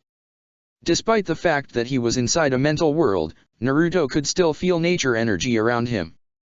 He gathered as much as he could, before deciding it was enough. He also left a clone back continuing gathering nature energy, just in case. Then, he walked towards the gate, and when he reached it, the water around his feet formed a spiraling tower that pushed him upwards, so he could reach the paper seal holding the door easily. Who's there? The Nine Tails grumbled, as Naruto heard his body shift. He sounded like if he just woke up from a nap. Who's there? Really? Naruto asked, a bit incredulous. Does somebody besides me pays you any visit without my knowledge, Furball? You? The fox asked, sounding surprised. But you feel different. Wait, what happened to your true self? You mean the guy with the pitch black hair and glowing red eyes? That's more the edgy me, to be honest, Naruto casually answered, as he removed the seal protecting the gate, revealing its intricate lock. Though to answer your question, I gave him quite the ass beating. You should have seen it. The Nine Tails can't feel your darkness, that's great, but don't get confident, he has more weapons than your hate, Killer Bee said. Naruto then removed both his jacket and mesh shirt, tossing them away. The double tetragram seal appeared on his gut, while the key to the seal appeared on his hand. Naruto placed the key on the seal, and turned it like it was a doorknob. What are you doing? The Nine Tails asked, irritated. The lock on the cage started to undo itself, first slowly, but progressively faster, ending with a final loud click. The moment Naruto heard that, the Nine Tails slammed the gates open, hurling the blonde backwards, landing on the wet floor on his back. Ouch. I don't know what you're pretending to do, the Nine Tails growled, as he exited his cell. But this is the last mistake you'll ever make in your short and inane life. Naruto, get up, no time to sleep, if you fail now, you'll make all of us weep. Killer Bee urged. Naruto jumped back on his feet, just to see the behemoth of a fox angrily charging at him. However, before he could get any closer, multiple maroon-colored tentacles broke the ground below him, and wrapped themselves around the giant fox, leaving him completely immobilized. Don't worry, Naruto, I can give you a hand, I'll make sure no attack of the Nine Tails ever lands. Killer Bee rapped. Jayaki, you goddamned traitor. The Nine Tails growled, as he struggled against the tentacles. Now, Naruto, pull his chakra into your body, but be quick, these tentacles are a bit shoddy, and the Nine Tails may escape my grip, and that won't be very hip. Killer Bee advised. Though when your chakras are in contact, the Nine Tails will pull yours too. He will use his hatred to corrupt you, so make sure you break through. Naruto walked towards the downed nine tails, and grabbed the tip of one of his tails. He could feel the chakra of the beast coursing through the furry flesh. Naruto coated his hands in chakra, and pulled. This didn't go unnoticed by the struggling fox, who glared at his jailed with eyes full of hate. "Oh, so that's your plan. You want to take my chakra for you, huh? Well, it's not happening." The Kyuubi roared. Suddenly, the Nine Tails body released a powerful blast of chakra, one that destroyed Killer Bee's tentacles, and once again violently hurled Naruto backwards. Real world. Naruto wasn't the only one pushed backwards, as the same thing happened to Killer Bee in the outside world. "Bee," Fu called, as she went to check on her fellow Jinchuriki. "Are you okay? What happened?" "The Nine Tails is much stronger than I thought. I can no longer help Naruto, he isn't in a tight spot," Killer Bee told the others. Four pair of eyes turned at the immobile blonde, hoping that he would be able to defeat the Nine Tails without any help. And then, much to their shock, Naruto burst into flames. "Nine Tails seal. No playing around. I'm going to make sure there's not enough to bury left of your body," the Nine Tails boasted, as he opened his jaws, and started to gather chakra. Blue and red energy particles started to gather, forming a dark purple sphere that was quickly growing. Tailed Beast Wave. The Nine Tails swallowed the ball, before opening its jaws again, releasing a powerful wave of chakra at the hapless blonde. It would have been his end if it wasn't for a barrier of purple flames that formed between the human and the tailed beast, successfully dispersing the attack into multiple directions. "What?" the Nine Tails roared in indignation. "Wait a minute, these flames, this chakra. It can't be," Naruto said in realization, full of joy. The purple flames formed a tornado of fire that quickly began to shrink and compress, until it took an humanoid shape, surrounded by a cloak of purple flames. It was somebody Naruto knew too well. "Hello, Naruto-kun. I hope my intervention was timely." "Hinata-hime," Naruto said, pulling his girlfriend into a hug. "Oh boy, I'm so happy to see you. What are you doing here? How are you here, by the way?" "Actually, I'm not the real Hinata, but a piece of her chakra she sealed into you before you departed Konoha," Hinata explained. "When did she?" Naruto tried to remember, until the realization hit him. "The kiss. That's why she jolted me." "Yes. I knew I had to help you tame the Nine Tails somehow. This was the only thing I could think of," Hinata told him. "Heh, don't worry, Hime. Now that you're here, that furry asshole has no chances to win," Naruto proudly declared. "Indeed," Hinata smiled, and nodded. "What is the plan, Naruto-kun? You cover me from above. I'll give this overgrown furball a beating he won't forget," Naruto said, grinning confidently. "You got it." Hinata agreed, as she elevated above Naruto. The Nine Tails angrily eyed the two youths, and snarled. "No matter how much help you get, you won't make my power yours. I won't be a slave to the humans anymore." High into the air, Hinata pulled her collapsible chakra bow. Pulling the chakra string, she generated an arrow made of pure electricity. Though then aiming at the fox, she aimed at a spot above him. Lightning release, thunder arrow volley. Hinata released the arrow, which flew above the Nine Tails in an arc.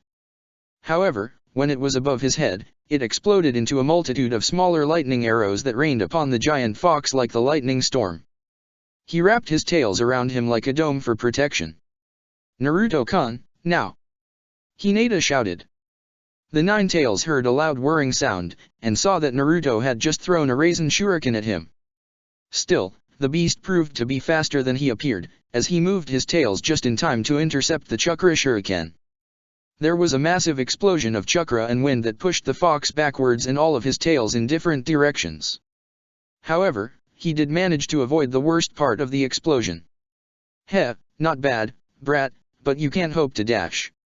The Nine Tails was interrupted by another whirring sound, and from the dome of chakra and wind, a second Raisin Shuriken emerged. "Accursed brat. He used the first Raisin Shuriken to leave me wide open and to hide the second one," the Nine Tails thought in realization, though too late. The attack connected, resulting in a second explosive sphere of chakra and razor blade wings. The giant fox roared in pain as the force of the blast tossed him against the soaked floor on his back. Hinata, use your black ball thingies to immobilize him, Naruto told his girlfriend. Right. Truth-seeking balls. After making the necessary hand seals, Hinata generated 4 truth-seeking balls. With 2 arm motions, she threw the orbs at each of the Nine-Tails limbs. They took the shape of horseshoes before they embedded themselves into the ground, pinning his arms and legs down. You think you can keep me contained? The Nine-Tails roared, as he began to push the truth-seeking orbs.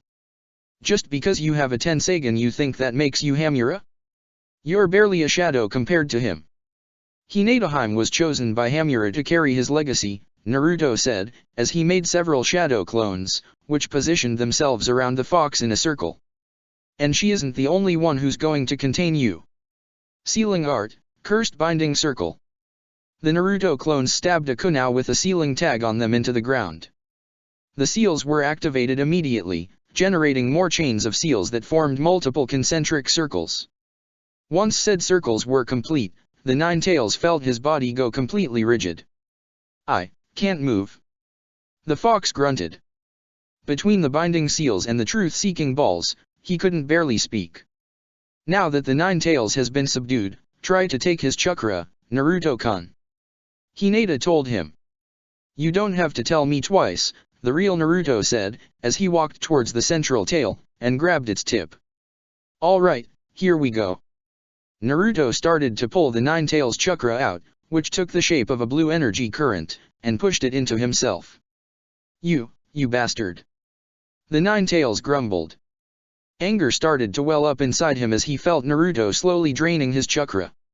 You humans are, all the same. Fueled by his rage, the fox started to fight both Naruto and Hinata's bindings, and began to recover some mobility, even if it wasn't much. Still, with some time, he could break free. The Tensagen wielder noticed this. Naruto-kun, hurry. He might break free any moment. Hinata urged him. I'm trying. Naruto replied, struggling to pull and absorb the chakra. Alright, I'll see if I can buy you some more tia. Hinata interrupted himself when she noticed something. The chakra current that was being absorbed into Naruto was starting to change from blue to very dark red. Hinata had a very bad feeling about it. You think you can take my power and make it your own? The Nine-Tails roared with such power, Hinata was forced to cover her ears. The chakra current changed color completely, and worse, it started to spread into Naruto. The clones keeping the binding circle active dispelled, allowing the Kyuubi more freedom. You have no idea who you're fighting against. What I am, and what my power represents. But you'll learn it soon. Now, taste my anger. Taste my hatred, and be consumed by it. The dark red chakra started to spread around Naruto's body, engulfing it completely. First, Naruto was hit by a wave of pain unlike any other he felt before. He fell to his knees, and tried to cut the connection between him and the beast, but the Nine-Tails wouldn't allow any of that. Naruto screamed, as he clutched his body. Naruto-kun. Hinata said, as she quickly flew at her boyfriend's side, and placed a hand on her shoulder. Naruto-kun, are you out? Touching Naruto felt like touching a burning iron. If that was how it felt on the outside, she couldn't imagine what the blonde was feeling on the inside. Panicked, Hinata started to look around, trying to find a way to help her beloved. It didn't take her long to see that the root of the problem was the chakra linking human and beast. Don't worry, you'll be fine in an instant, Hinata said, as she started to make hand seals. Truth-seeking dash. Like hell you will. The Nine-Tails roared before smacking Hinata with one of his tails.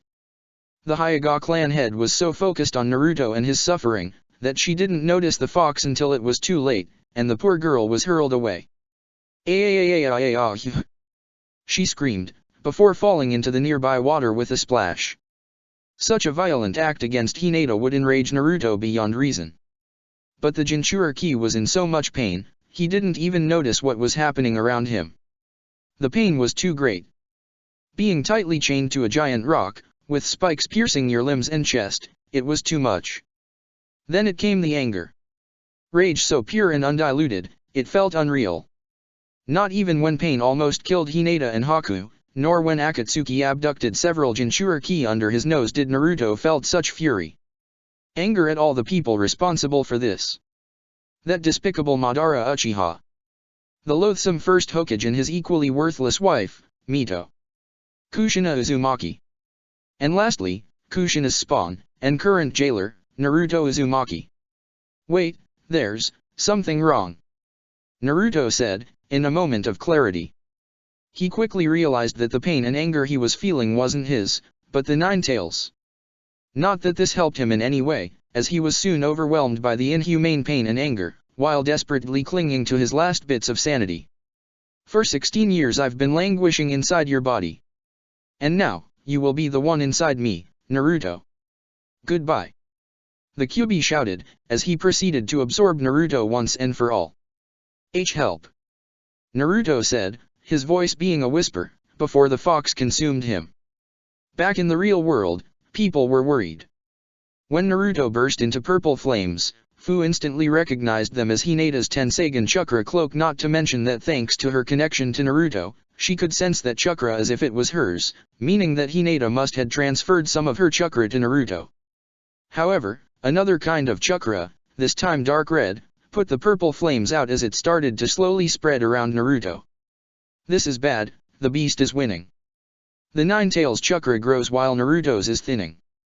A worried Killer Bee panicked. Fu had to admit that Killer Bee's dedication to rapping was worth respecting, given not even such a dire situation forced him to drop it. What do we do? Fu asked, looking at Tenzo and the third Hokage. Hokage-sama, I think we should put an end to this, Tenzo told the old man. Naruto can always try later. Agreed, the third Hokage said with a nod, as he pulled out a few sealing tags Jiraiya had given him. Now, Tenzo, use your dash. Wait a second. Fu called, as through her connection to Naruto, she started to feel something. Look. Back inside the seal, the pain and the anger finally overwhelmed the blonde, and in his wish to be released for such torture, allowed the Nine Tails to win, and let the beast absorb his chakra. Snap. And lastly, the pain and the hatred vanished, being replaced by a warm, comforting feeling. Was he finally dead?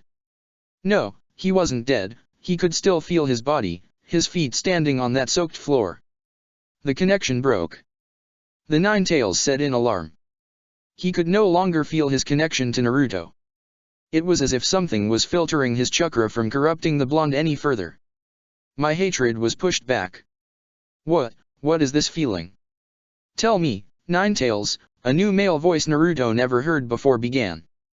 Have you ever loved somebody so much, that you would give your life for their happiness and well-being? Because this is what you're feeling right now. Two parents' love for the son they barely got to meet. You. The Nine Tails roared. Yeah, the man said, as he turned at the beast. Me. Slowly, Naruto's eyesight returned, and he realized he was still inside the Nine Tails seal. But there was another person he hasn't seen before. A blonde man wearing a white cloak adorned with flames. Said man had a hand on the chakra link that was binding the Nine Tails to Naruto, and with a quick hand motion, snapped it in two. Naruto then felt a comforting hand placed on his shoulder. Naruto, are you okay? A female voice asked.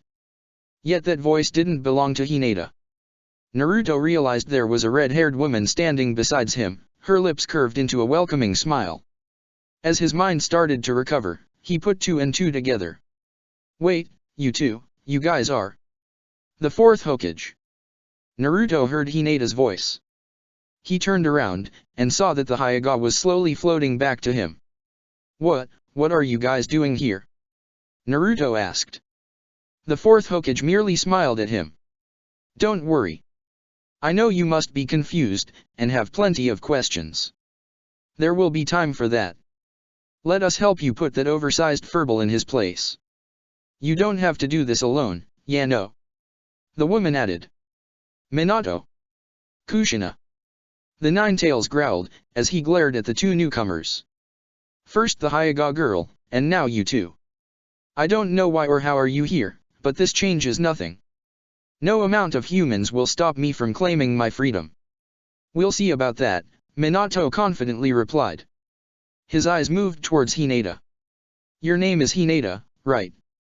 Why yes, Hokage-sama, the shocked Hyuga replied. Talking with the past Hokage felt unreal. Not even talking with Hamura at Satsuki felt so overwhelming. We saw that the Nine Tails got you good before. You think you can continue fighting? Minato asked. Of course. Hinata said, trying to put on a brave face. I promised Naruto-kun I'll help him no matter what, and I won't go back on my word. Good, Minato said with a nod. Naruto and I will fight the fox head-on. Kushina will bind it with her chakra chains. You will provide some support from above. Understood, Hinata replied, as she started to gain attitude. You can count on me, Naruto-kun, Hokage-sama, your name was Kushina. Kushina nodded. Don't worry about introductions now. We can do that later. It's time to fight, no.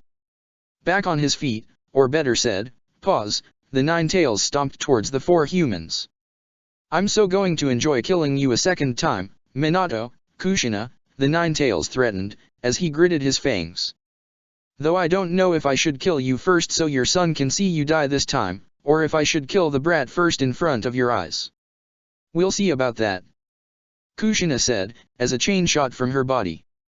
However, it wasn't aimed at the beast, but at Hinata hovering above them. Hinata, catch. Hold it tightly. The Hyuga clan head caught the chain, and wrapped it around her wrist for good measure. What do you want me to do, Kushina-san? Hinata asked. When I tell you, launch me at the Nine Tails when all your strength, no? Kushina asked. Hinata merely nodded.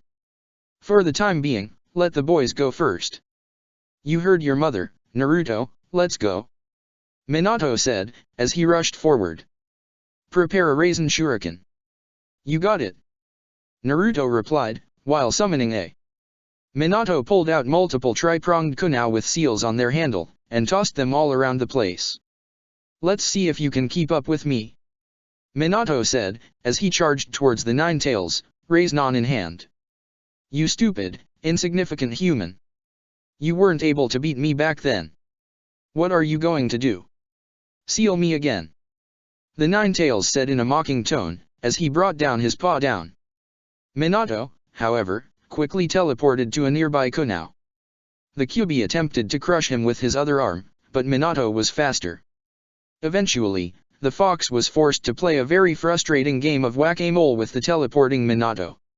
Stay still, damn it. The Nine Tails roared. Upon seeing that Naruto was ready, Minato tossed one of his special kunai at the Nine Tails' face, and in less than a second, he teleported back to Naruto, touched him, and teleported again to the kunai flying towards the Nine Tails' face. Naruto, now! Minato shouted. Wind release, Raisin Shuriken. The younger blonde tossed the shuriken of wind chakra at the giant fox. However, the Nine Tails was already expecting this, and opened his jaws.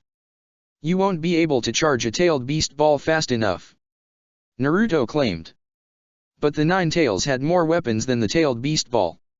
His throat glowed with an orange light, and a torrent of flames poured from his jaws, intercepting the Raisin Shuriken.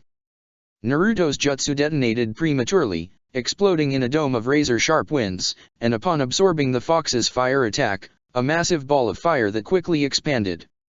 Whoops! Minato said, before teleporting both himself and Naruto to the farthest tri-pronged kunai in order to escape the expanding inferno. You think you're so smart, don't you, Minato? The Nine Tails growled, still behind the flames. But you have no idea what you're fighting against. Hinata, now! Kushina shouted. Suddenly, the exploding ball of flames split in two, mostly the result of Hinata's kinetic ability, and launched Kushina against the giant fox. Adamantine wrecking ball. Kushina shot multiple chakra chains from her body that wrapped around herself, forming multiple layers, until they resembled a metal ball. At the same time Hinata let go of the chain she was holding. The Nine Tails was unable to dodge, and the wrecking ball hit him with such force, it knocked the fox on his back. You cursed dash. The Nine Tails was interrupted when Minato and Naruto suddenly appeared besides Kushina, who was quickly pulled away by Hinata's kinetic power. The two blondes were holding a truly massive sphere of chakra. Parent and child raised on. Minato and Naruto slammed the gigantic sphere of destruction onto the fox belly. The nine-tailed beast roared in agony, still reeling from the pain in his jaws caused by Kushina. Adamantine sealing chains. Truth-seeking balls. Once again, multiple chains shot from Kushina's body, and wrapped against the nine-tails' body, arms, legs and tails. Meanwhile, Hinata summoned 4 truth-seeking balls, changed their shape into horseshoes, and used them to pin the fox's arms and legs to the ground like she did before. Naruto, now! Kushina called. Naruto created an army of clones, who split into 9 groups, each group grabbing one of the Nine Tails chakra, who futilely tried to break from Kushina and Hinata's bindings. The army of clones started to pull, and with their combined strength, a gigantic mass of orange chakra was ripped away from the Nine Tails. Naruto quickly absorbed that chakra into his body, resulting in a burst of golden light. Naruto-kun, you just, wow! Hinata said in awe. The absorbed tailed beast chakra manifested as a golden chakra cloak that covered Naruto completely. It was similar to Hinata's Tensagen chakra cloak, but while Hinata's made her look like she was surrounded by flames, in Naruto's case it was as if he was made of them. The double tetragram seal was visible on his stomach. You did it! Minato cheered. Of course he did. He's our son, yeah no. Kushina added, just as expected. Naruto. The Nine Tails growled, drawing the 4 humans' attention to him. The Nine Tails now looked extremely emaciated, like an animal who had been starved for months. Even if he struggled to do so, he managed to get back to his feet. You think you can take my power like that? Amazing, after all the chakra I took from him, he still has enough strength to continue, Naruto said in awe. Tailed beasts are truly amazing. You will die the same way your parents did. The Nine Tails roared, as he charged towards the group of 4. While the other 3 tensed up and prepared to continue the fight, Naruto merely shook his head. He placed his hand on the seal on his stomach, and just like he did before, turned it as if it was a doorknob. Suddenly, Tori started to fall from the sky, pinning the fox's tails to the ground, then his body, and finally his neck, immobilizing it completely. The Nine Tails struggled to break free, but it was useless. Finally, a pair of gates appeared and closed with a loud clang, forming a new jail for the tailed beast. I'm sorry, Nine Tails, Naruto said, sounding regretful. I promise you that this isn't the end. It's okay, son, Minato said, placing a comforting hand on Naruto's shoulder. You did a good job. I'm sure you'll have lots of questions to ask us, Kushina added. She then looked at the Nine Tails, still trashing and cursing loudly. But let's move this conversation somewhere a bit nicer, shall we? Suddenly, they were no longer inside the Nine Tails seal, but in some sort of shapeless space of bright swirling colors and shooting stars, in a way similar to the room where the real Naruto was. Yes, this is much better, Minato said with a nod, before facing Naruto. Hello, Naruto. It's been a while since the last time we saw you. You surely grew a lot. Kushina added. You know who we are, right? Yes, Naruto hesitantly replied. My mother and father. But, how can you be here? I thought you were. Naruto's eyes drifted towards Hinata, and a realization dawned upon him. Wait, you're a fragment of their chakra, right? I've been carrying a piece of your chakra this whole time. Exactly, Kushina confirmed. Before our tragic demise, Minato sealed the last remnants of our chakra inside you. He knew you'd need help when the time to tame the Nine Tails came. Plus, it would give us the chance of seeing you all grown up, Naruto, Minato said. Though, it seems we aren't the only foreign chakra you've been carrying, Kushina said, as she glanced at Hinata, and smiled at her. Who are you, girl? You said your name is Hinata, right? You have the Hyuga looks, but those eyes aren't the Byakugan. Your presence was a surprise, but not an unwelcome one, Minato added. It seems that you and Naruto are pretty close. We are, Hinata replied. And yes, I'm a Hyuga. These eyes are called Tensagen, and they're an evolution of the Byakugan. My name is Hinata Hyuga, current clan head of the Hyuga clan. Naruto-kun and I are in a relationship. Clan head? Kushina asked, a bit incredulous. But you're so young. Hey, wait a moment, you are Hikari-chan's daughter, are you? Kushina asked. Hinata nodded. Heh, no wonder you looked so familiar. Look at that. Our son and Hikari's daughter ending up together. Who would have guessed it, Minato said, chuckling. I was expecting for you to hook up with Mikoto-chan's baby, but he turned out to be a boy, Kushina said, laughing a bit. Anyway, how are the two of them doing? Mom. Naruto began. Mikoto Uchiha is dead. And so is almost all of the Uchihas.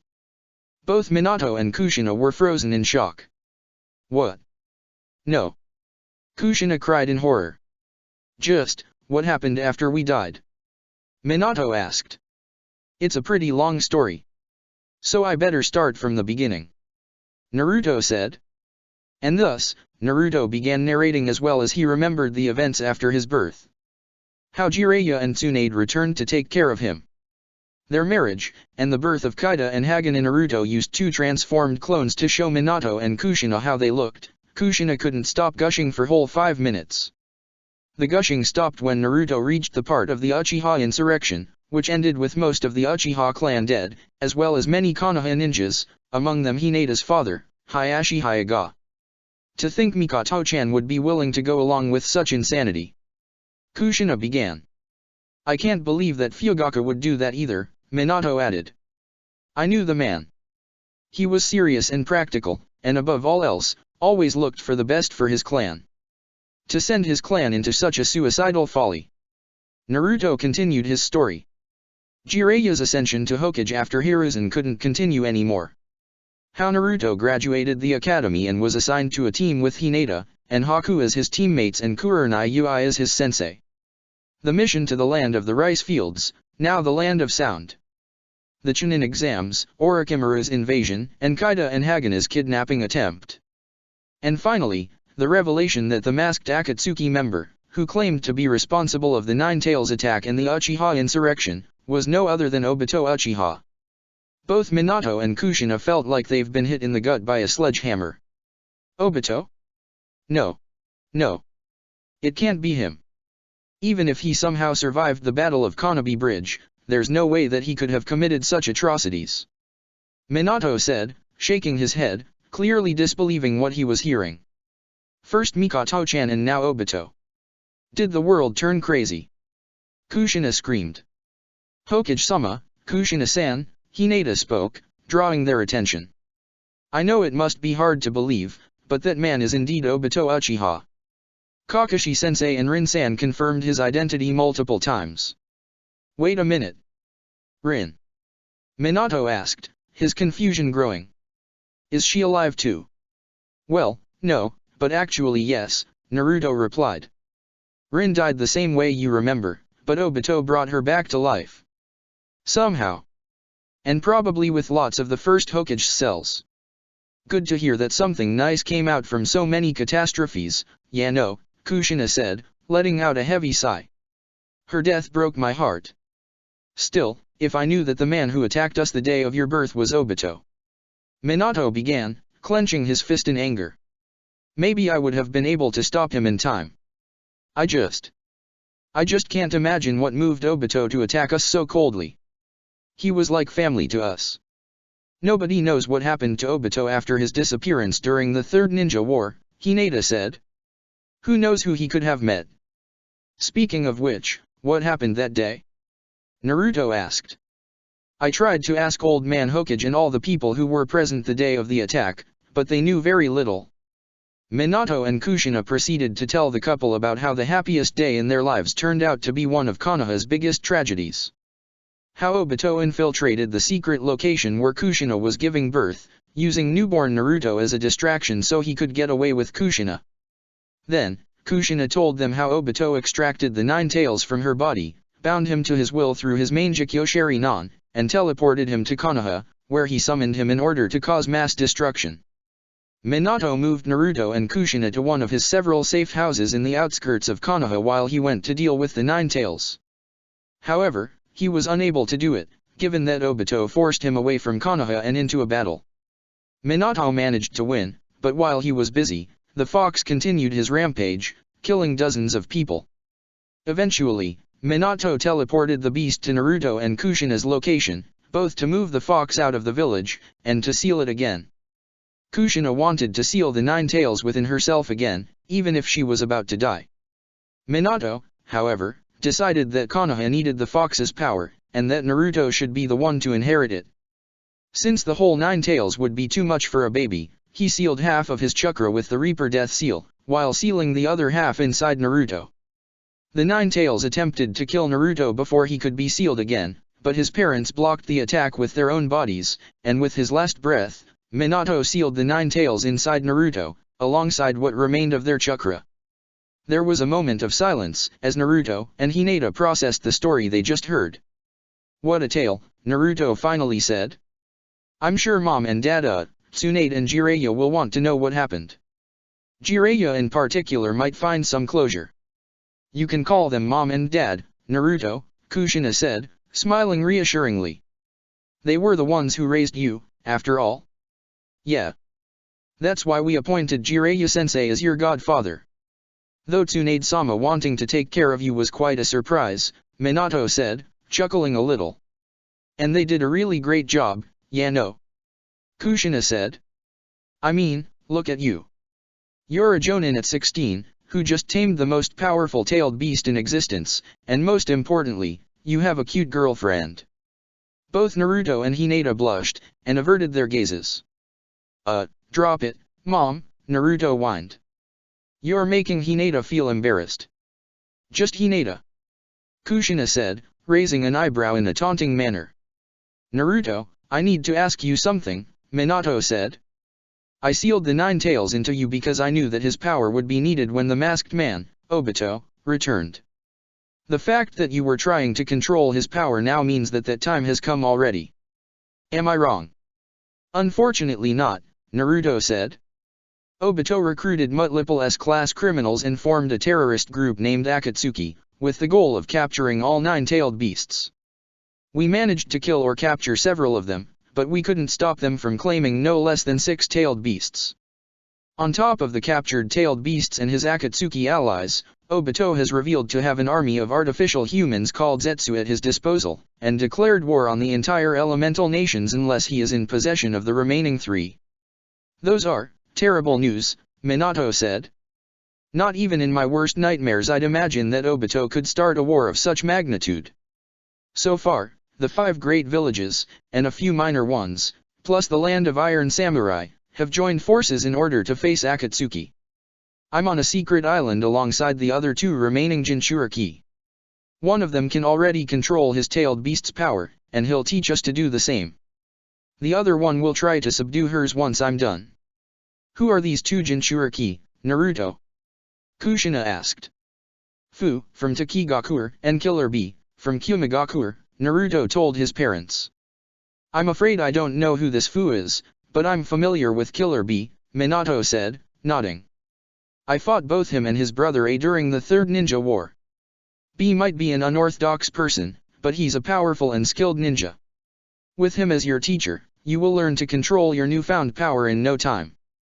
Let's hope I do, because I have the feeling we'll need the tailed beast's power in order to end this war." That moment, white sparkles started to form around Minato and Kushina's bodies, which started to be consumed by a white light. "It seems our chakra is starting to break down and disappear, Naruto," Minato said. "We only have a few more seconds, in case you want to tell us something."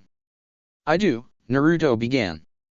"After everything I heard, how you guys sacrificed yourselves not just to save me, but to save Konoha as a whole. I want to tell you guys that I'm going to make sure your sacrifice won't be in vain. Konoha shall thrive, and I'll become the kind of son you'll feel proud of." "Oh, Naruto," Kushina said, as her body started to break apart. "We are already very proud of you. Despite how little we could see you, we can tell what a fine young man you've grown into.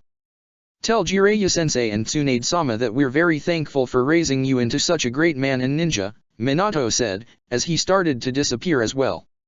And that they shouldn't be in a hurry to meet us again. Don't worry, Mom, Dad. I will, Naruto replied. And just like they did the first time, Minato and Kushina disappeared with a smile in their lips.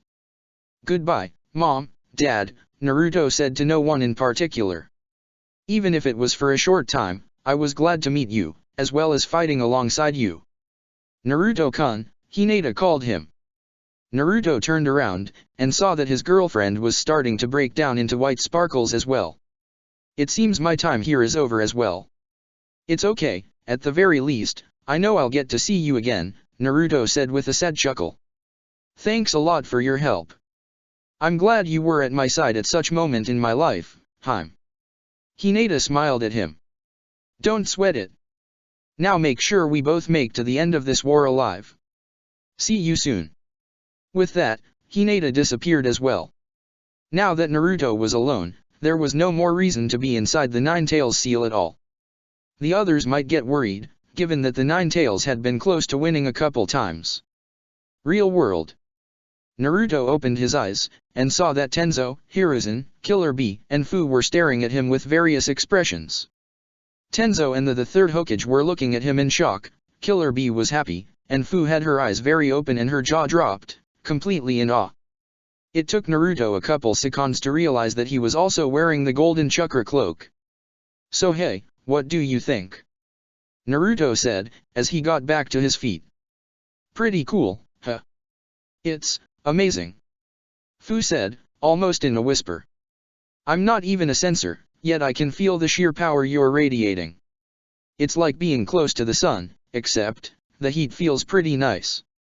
Yes. The air even feels cleaner the moment you activated that cloak, Tenzo pointed out. So, this is the power of Tailed Beast's chakra free of the beast's corrupting wool. So it seems, Naruto said. Tailed Beast's raw power is primal essence, and with your chakra it formed a colsense. Killer Bee enthusiastically rapped. Oh. Me next, me next. Fu excitedly exclaiming, bouncing up and down like a little girl about to receive her birthday present. I was scared at first, but I want to do it now. Sure, Naruto said, moving aside, so Fu could take his place, which quickly did so. You seems to be full of enthusiasm, and that's good. But be careful, taming a tailed beast is no small task, don't be a fool, Killer Bee warned, as he sat beside her. The two of them bumped fists, and closed their eyes.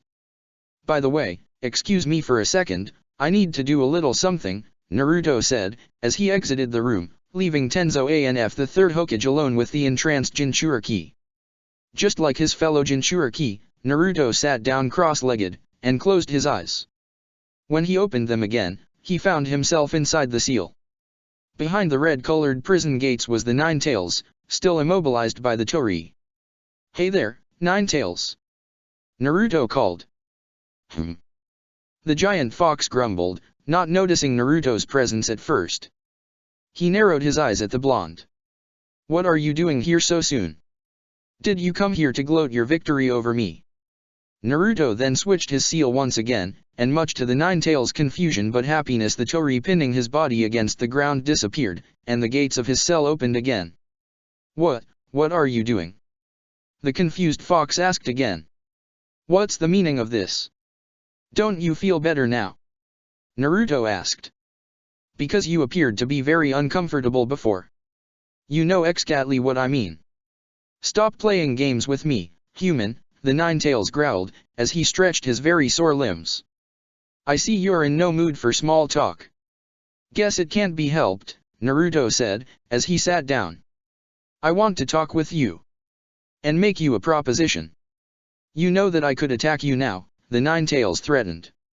Your girlfriend and birth parents are no longer here to help you. What you're doing is extremely foolish. Naruto chuckled. Well, you aren't the first one to tell me that. And I bet you won't be the last either, Naruto then grew more serious. Do you want to listen to what I have to say, or do you prefer to go back to your jail? Because I can send you back just as easily as I released you. The Nine-Tails narrowed his eyes and gritted his teeth at Naruto once again. While Naruto wasn't the first human who spoke to him in such haughty tone, it was something that drove him mad. Still, the cunning part of his mind told him to wait and see what happens. Naruto was holding all the cards right now, so he needed to approach this patiently. I could have run away the moment Obito's mind control over me was broken, but I decided to stay and vent my rage on those Konoha ninja. And thus I ended up sealed again. I cannot waste any more chances, the Nine-Tails reflected. Talk, brat. I'm listening. I'm sure you heard already, but I will tell you again just in case. There's going to be an all-out war against the Akatsuki. Many people will die. Hell, we might not even win, Naruto began, his tone being solemn and urgent. I want your help to win this war. You already have complete control over my power, brat, the Nine-Tails replied, even if he knew that wasn't true. Why do you need, or want, my cooperation? What do you expect to get? Your cooperation. Naruto repeated. The Nine-Tails narrowed his eyes at Naruto again. What are you planning, brat? Why do you want me to work with you willingly instead of directly taking my power? The fox asked again. Well, when I was trying to steal your chakra, and you were trying to overwhelm me with it, a connection between us was formed. And I could feel all your rage and your hate, and all your suffering, Naruto began. The Nine-Tails seemed to pay more attention, but he didn't say anything. I experienced the long years of captivity you spent inside Mito, then Kushina, and lastly me. The former two were especially bad. And I don't want you to suffer that badly. That's why, even if I can't afford to release you, I want to make your stay here better. Then, much to Naruto's shock, the Nine-Tails started to roar with laughter. Oh, that's a good one, human. Caring about me. As if humans could care about our kind. The giant fox said, as he continued laughing uproariously. That's it, until he noticed that Naruto was looking at him with dead serious eyes. You can't be serious. Why not? Naruto asked. Is that incredible that, after I experienced firsthand how do you feel, I want to make your life better. But I killed countless Konoha humans. Your birth parents among them. The Nine-Tails reminded him, sounding incredulous. Are you telling me you are willing to ignore all of that? A certain somebody I met once told me that you can't understand somebody else unless you experience their pain, Naruto began. And, even if you do, you might not agree with them, or you may not want to forgive them for their actions against you. That no human can do that.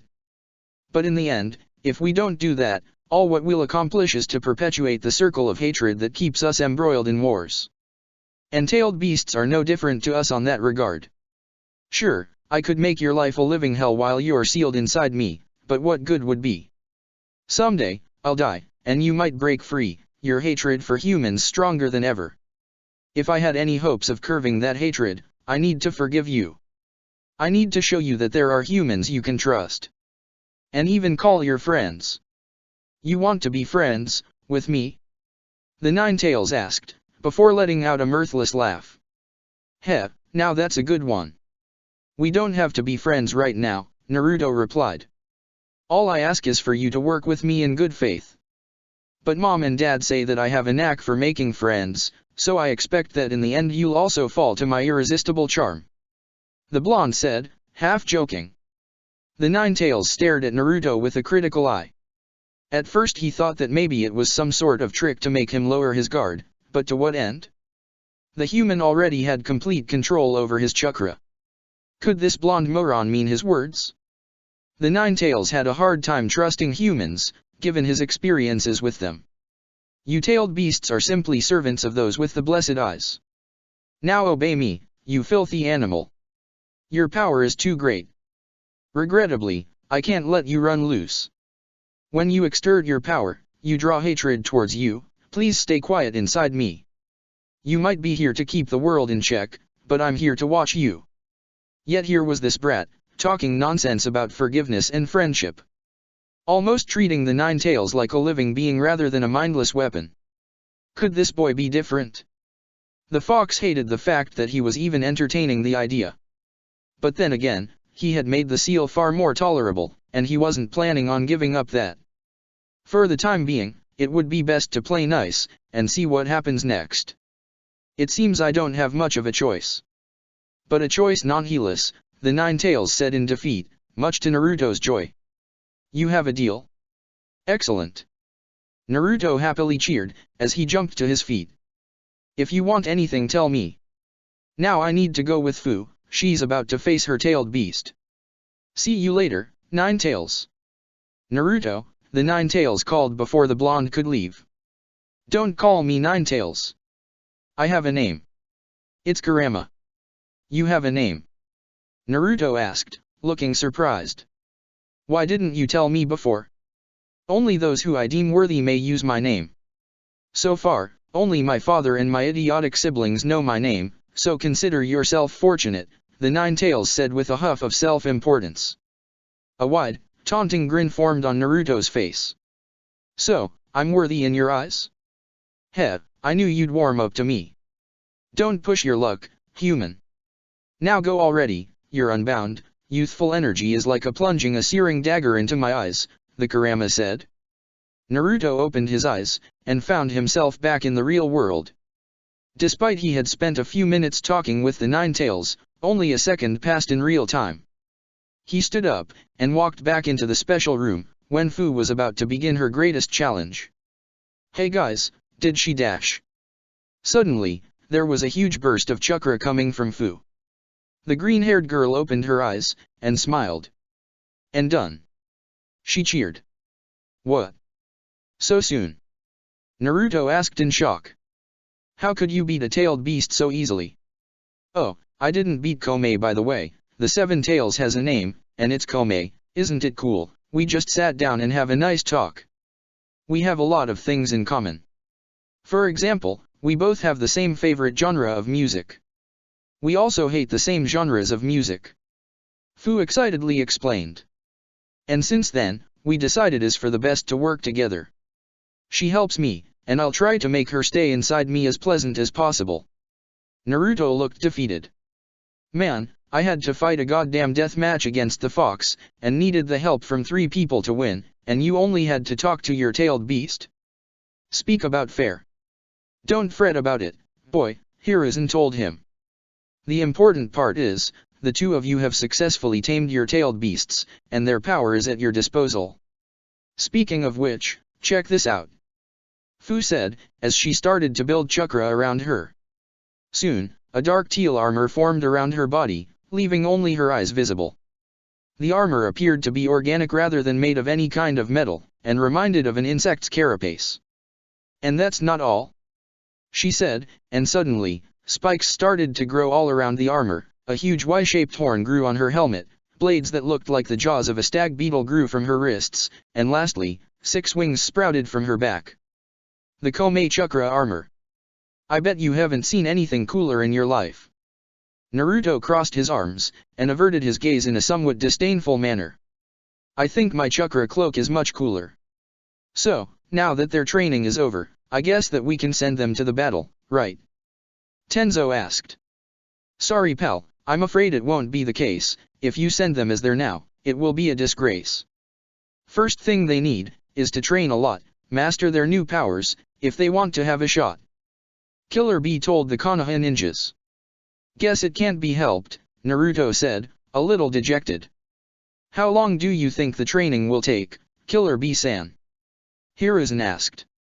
I'm afraid I don't know, it could be a lot of time, but these 2 are fast learners, so it will be sublime.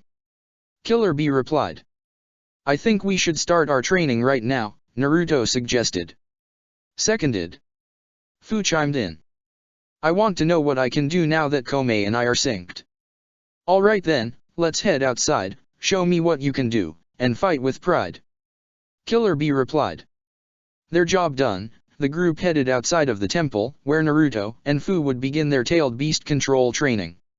While Naruto and Fu hoped that the training would end before the war, Hiruzen and Tenzo hoped that Akatsuki's power won't be so great as to need 3 perfect Jinchuriki to counter it. Chapter 100. Prelude to the War. Or the beginning of the end. Island Turtle. Fu was admiring her new chakra armor in the reflection of the Lake of the Falls of Truth, making several poses and shifting her position so she could see all of it. She changed poses with increased frequency, and the more he did it, the more upset she grew, something her tailed beast noticed. Fu? Something wrong? Komei asked. It's the armor. She began, as she kept changing her pose. Don't you like it? The giant beetle asked, sounding disheartened. You think it's ugly? Oh no, nothing like that, the armor is awesome. She reassured, before growing a little more uneasy. It's just. I don't know, it messes with my style. It kinda lacks something, and I can't put my finger. What is it? Oh. I think I know what you're talking about. The beetle said, excited. Let me do a little adjustments. As soon as Komei said that, the plates covering her midsection retracted, leaving her abs bare for all to see. Fu beamed upon seeing this. Yes. Now it's perfect. Thank you, Komei. Fu cheered. Anytime, girl, Komei replied, glad to make her host happy. You know, Fu, I think you're missing the point of an armor, Naruto said, as he walked towards her. Your armor isn't going to protect you much if you have such a gap there. That's like wearing a sign that says, please eviscerate me, ... Naruto deadpanned. Fu turned at him, frowned, and placed her hands on her hips. Sorry, but a Fu that doesn't bare her midriff is like a Naruto that doesn't wear orange. It's an immutable part of who I am, the green-haired girl said. But if you're so worried about me, go ahead and punch me in my gut. I'm not going to do that, Naruto replied, crossing his arms. You need an incentive, then. Fine, Fu said. Punch me, and if you make me bend down, I'll treat you to ramen for a whole month. This seemed to change Naruto's disposition, who clenched his hand into a fist. Well, I don't like punching my friends, but who can resist such an offer? And with a loud crack, Naruto's fist hit Fu's stomach. Yeah, woof woof woof. And not only Fu barely budged, Naruto felt as if every finger in his hand broke at once. Hehe, told you, Fu chuckled. You need to pack far more power to make me feel pain. Just, what the hell do they feed you? Naruto cried, as he nursed his injured hand, which was starting to turn red. It's like punching a wall of bricks. I know, right? I was super strong before, but after having access to all of Komei's power, my strength and endurance are even higher. She boasted, while flexing her biceps. Now try stabbing my stomach with a kunai. Hey you two, no more fooling around, let's start the training, or I'm going to beat you down. Killer Bee called his two younger counterparts. Coming. Fu chirped, as she and Naruto walked towards the senior Jinchuriki. You now can use your beast's whole power, and that's great, but now you need to learn how to use it, you agree, mate? Killer Bee began. In order to master your power, you must first get used to it, so let's start little by little, learn to use only a wit. As you say, sensei. Naruto replied. Sensei? Killer Bee asked, as he rested his chin over his hand. I would have preferred if you called me Killer Bee-sama, but guess that sensei would do. Okay, let's start already, let's see what you can push through. And thus, Naruto and Fu began their training under Killer Bee's eccentric yet surprisingly effective teaching method, while Hiruzen, Tenzo, and the rest of the escort team watched them master their powers. Allied Ninja Forces Main HQ, Land of Fire. The new headquarters building had been built in record time, mostly thanks to Rin and Kaida's wood release speeding the process, and it would have been done much sooner if their third wood release user, Tenzo, wasn't away. From this building, the higher echelons of the Allied Ninja Forces would be able to coordinate the war effort. It was also where the Intelligence Division and most of the Sensor Division were located as well. At the top floor of the building was the War Room. Like many of its kind, this war room had a huge table with a detailed map of the elemental nations on it, that the 5 cages and their advisors would use to monitor their progress and plan strategy. Around the table, some sitting, and some standing, were the 5 cages, Mifune, and some of their advisors, such as Shikaku Nara, Ebizo, Cho, Ao, or Onaki. Konan was also present as well, given her past ties with Akatsuki. Our spies already warned us of Akatsuki's mobilization, Mei began. Turns out Obito wasn't bluffing when he claimed he had a massive army. My spies counted almost 100,000 effectives, split among smaller divisions. So, they outnumber us, Kuratsuka gravely said. Any suggestion on how are we going to deal with such a problem? With strategy, granddaughter, Onaki intervened. Numbers don't win war. We can beat Akatsuki if we are able to outsmart them. Numbers might not win wars, but they surely help, Raza intervened, sending Onaki a challenging glare. Plus, Akatsuki not only has quantity on their side, but quality as well. Reports also said that the battalions of Zetsu clones are accompanied by undead ninjas reanimated through Impure World Resurrection. We have many tough battles ahead. How did Akatsuki manage to get their hands on that jutsu? I find unlikely that Orochimaru decided to share his knowledge with them, Jiraiya pondered. You told us that he had defected them, given his absence during the invasion of Konoha. Do you think there's a chance Orochimaru might have rejoined their ranks? Mei asked. It was Konan who answered. I find that very unlikely. Our policy was zero tolerance for traitors and deserters.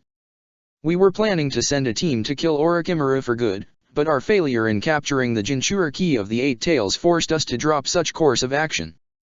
I growled upon hearing Konan talking about his brother's capture in such a casual manner. Still, he decided it was for the best to keep his temper in check, and bit his tongue. Konan was a valuable asset, and they couldn't afford losing her. Once the war was over, though. But that was when your friend was the leader, the Raikage spoke. Maybe Obito decided to be more lenient. Especially since he's going to need any asset he can get his hands onto if he wants to win the war. It's a possibility, yes, Konan agreed. Orochimaru might have been able to buy his return into the organization in exchange of an army of undead, unkillable ninjas. Not as unkillable. While they're few, we have some ninjas able to destroy reanimations permanently, Jiraiya helpfully said. Still, this begets a question, Shikaku spoke. Why did Orochimaru want to rejoin Akatsuki? What's in for him? We don't even know why he left to begin with, Jiraiya said, looking at Konan. This merely conjecture, but if I had to guess, I'd say the promise of the Rinnegan, Konan said. Orochimaru and Danzo worked together, and Danzo attempted to steal a Rinnegan from Konoha after Nagato's death. However, Obito managed to intercept it before Orochimaru could get it. It is possible that Obito promised Orochimaru a Rinnegan in exchange of his help. And, do you think Obito would honor that promise? Jiraiya asked. The idea of a Rinnegan wielding Orochimaru wasn't something he liked to entertain. It would be like a nightmare come to life. I find it unlikely, Konan said, as she crossed her arms. The Rinnegan, even just one, is an incredibly powerful tool. If I were Obito, I wouldn't honor that promise. Plus, given that Orochimaru already betrayed Akatsuki once, Obito might have him killed once his usefulness reaches its end. Still, we can't afford to just wait for the best, Kuratsuki intervened. We need to know where is Akatsuki's main base. Orochimaru will be directing his zombie puppets from there. We send a team to kill him and one less problem to worry about. It's not that easy. We don't know where such base is located, as stated. The white Zetsu clones come from different directions, suggesting multiple bases. Actually, the Zetsu clones are able to travel underground. They probably dispersed and re-emerged at different points in order to confuse us, Konan told the Raikage. That leaves us very little options, Kuratsuka said, as she looked at the map intently. Based on their movements, it appears that some battalions are moving towards the Land of Fire, while others are heading to the north, towards the Land of Lightning. The last three Jinchuriki are under Konoha and Kyumo's care, so such course of action is a sensible one, Onaki commented. For the time being, given our current situation, I think we should fight defensively, Kuratsuka suggested.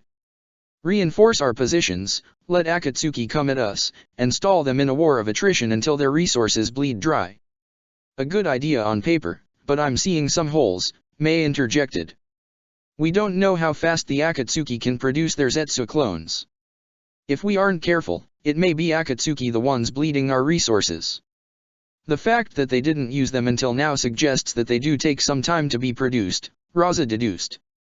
which would make Kuratsuka's strategy the more viable course of action. Still, this doesn't mean we can't change our strategy next, Jiraiya said. Though focusing on defense might give us an opportunity to analyze the enemy better, and if possible, prepare a counterattack. Given our lack on detailed intel on the enemy, I also support Tsuchikage Dano's plan as well, Shikaku said. Then, there's nothing more to discuss, I said. As we speak, hordes of enemies are invading our lands. It's about time to mobilize our troops and meet the enemy in the battlefield. First, let's address the army. They should be gathered just outside, Mei suggested. Given that I'm the supreme commander, I should be the one to address the troops, Jiraiya suggested. The others nodded in return. As Jiraiya headed to the balcony, Oniki walked towards his granddaughter. It seemed she imagined what he wanted to tell her, and decided to ask him first. So, how was that? Kuratsuka asked, looking a little nervous. Very good. You did a fine job. A very sensible suggestion, Oniki praised her. Thanks, the black-haired girl said, smiling a little. I'm trying my best. I may not show it, but I feel a little overwhelmed. The other cages have far more experience than I do, and I'm not as versed in playing politics as they are. Patience. That's a skill you will develop over time, Oniki reassured. Besides, it's not that necessary now. Even if some of these people have been our historical enemies, we're on the same side now. Oniki remembered very well the day after Kuratsuka's appointment. Deciding he was too old to continue as the reigning kage, he decided to pass the hat to his granddaughter, so he could retire and a new generation could bring IWA to the future. Everything went fine at first, with Kuratsuka slowly but surely growing into the position. Then those Kumo ninjas arrived, with their letter requesting that Tsuchikage attend a cage summit to deal with the Akatsuki menace. Their timing couldn't have been any worse. Even if Kuratsuka was a powerful kunoichi, one needed more than mere power to be a kage, and his granddaughter was still too green to deal with the other cages. But he couldn't retake the position, so a more experienced ninja could tackle this crisis, not without destroying her granddaughter's reputation and credibility in the process. If Kuratsuka was a kage, she had to deal with this kind of things, experienced or not. Upon returning from the meeting with the other cages, the poor girl was on the verge of crying. During the creation of the Ninja Alliance, she was basically forced to handle all of Iwa's military might to Konoha, their greatest enemy. Despite her best efforts, she was bested by an alliance between the Hokage, Mizukage, and Kazekage. Oniki had told her that it was okay, and that IWA would remain independent once the war was over. Even if it might make her look like he was holding her hand, Kuratsuka decided to bring her grandpa to following meetings, under the pretense of being a very experienced man when it comes to warfare. Fortunately, other cages also brought more people as advisors as well, so her excuse was easily bought. Still, Oniki wanted to make sure his granddaughter would grow more confident as a kage. Plus, I think you earned their respect when you took the initiative and suggested a course of action that was reasonable and sensible, Oniki said. If there's a bright side to this awful war is that you'll come out as a much better kage once it ends. Thank you, Grandpa, Kuratsuka said with a smile. Outside HQ. Almost the whole army of the Ninja Allied Forces had been assembled outside of its main HQ. More than 80,000 ninjas, coming from multiple different villages, spread in front of the HQ building, like a colossal mosaic of multiple colors. One of the largest armies ever gathered. And it was hard to believe that the enemy's army was even greater in number. Still, seeing such a multitude together inspired courage in each of its members. The army was split into 5 shapeless masses of people, one for each division, which would be commanded by one of the 5 kage minus Jiraiya, and Mifune. Though technically speaking, there were more than 5 divisions, but those were dedicated to logistical roles, and were much smaller in number.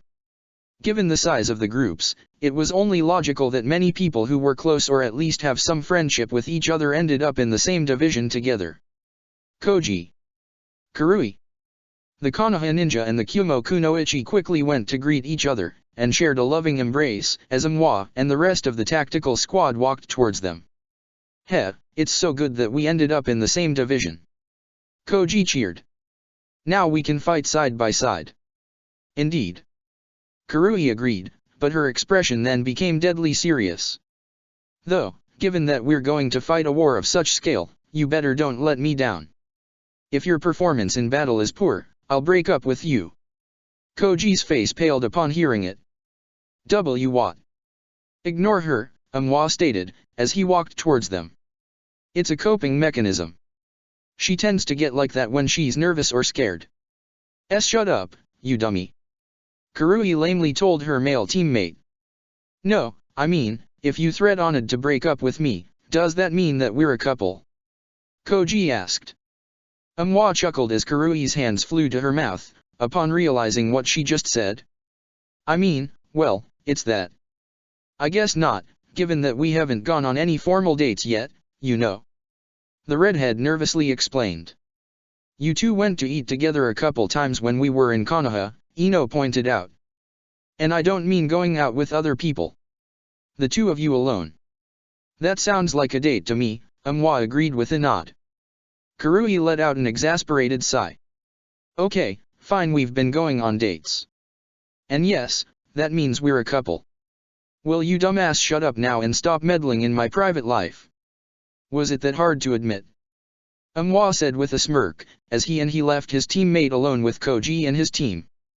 It's finally official, I have a girlfriend. Woohoo! Koji cheered, as he pumped his fist into the air. If we weren't about to fight a war, I'd be so excited. Well, congratulations, Koji, Shikamaru said, as he, Asuma and Ino walked to the newly formed couple once Amwa was out of sight. It's good to see something happy before heading into a war. Plus, Shika and I aren't that lucky, Ino said, shaking her head. Tamari is the 4th division with her dad and brothers. And Sai was sent to the goddamn moon with Hinata. My wife is on the 4th division too, Asuma lamented, as he let out a sigh. Then again, try to be positive about it. Absence makes the heart to grow fonder. At the very least, our teams weren't split, Ino said. By the way, where is your other teammate, Kurui? Koji asked. T is part of the medical division. She will be assigned to one of the main divisions as need arises, the redhead explained. Though, I hope she doesn't end up with us. I already have to deal with Amwa's nonsense, and his teasing is going to be even worse now that we're a couple. Do they think I'm not boyfriend material? Koji asked, sounding a little self-conscious.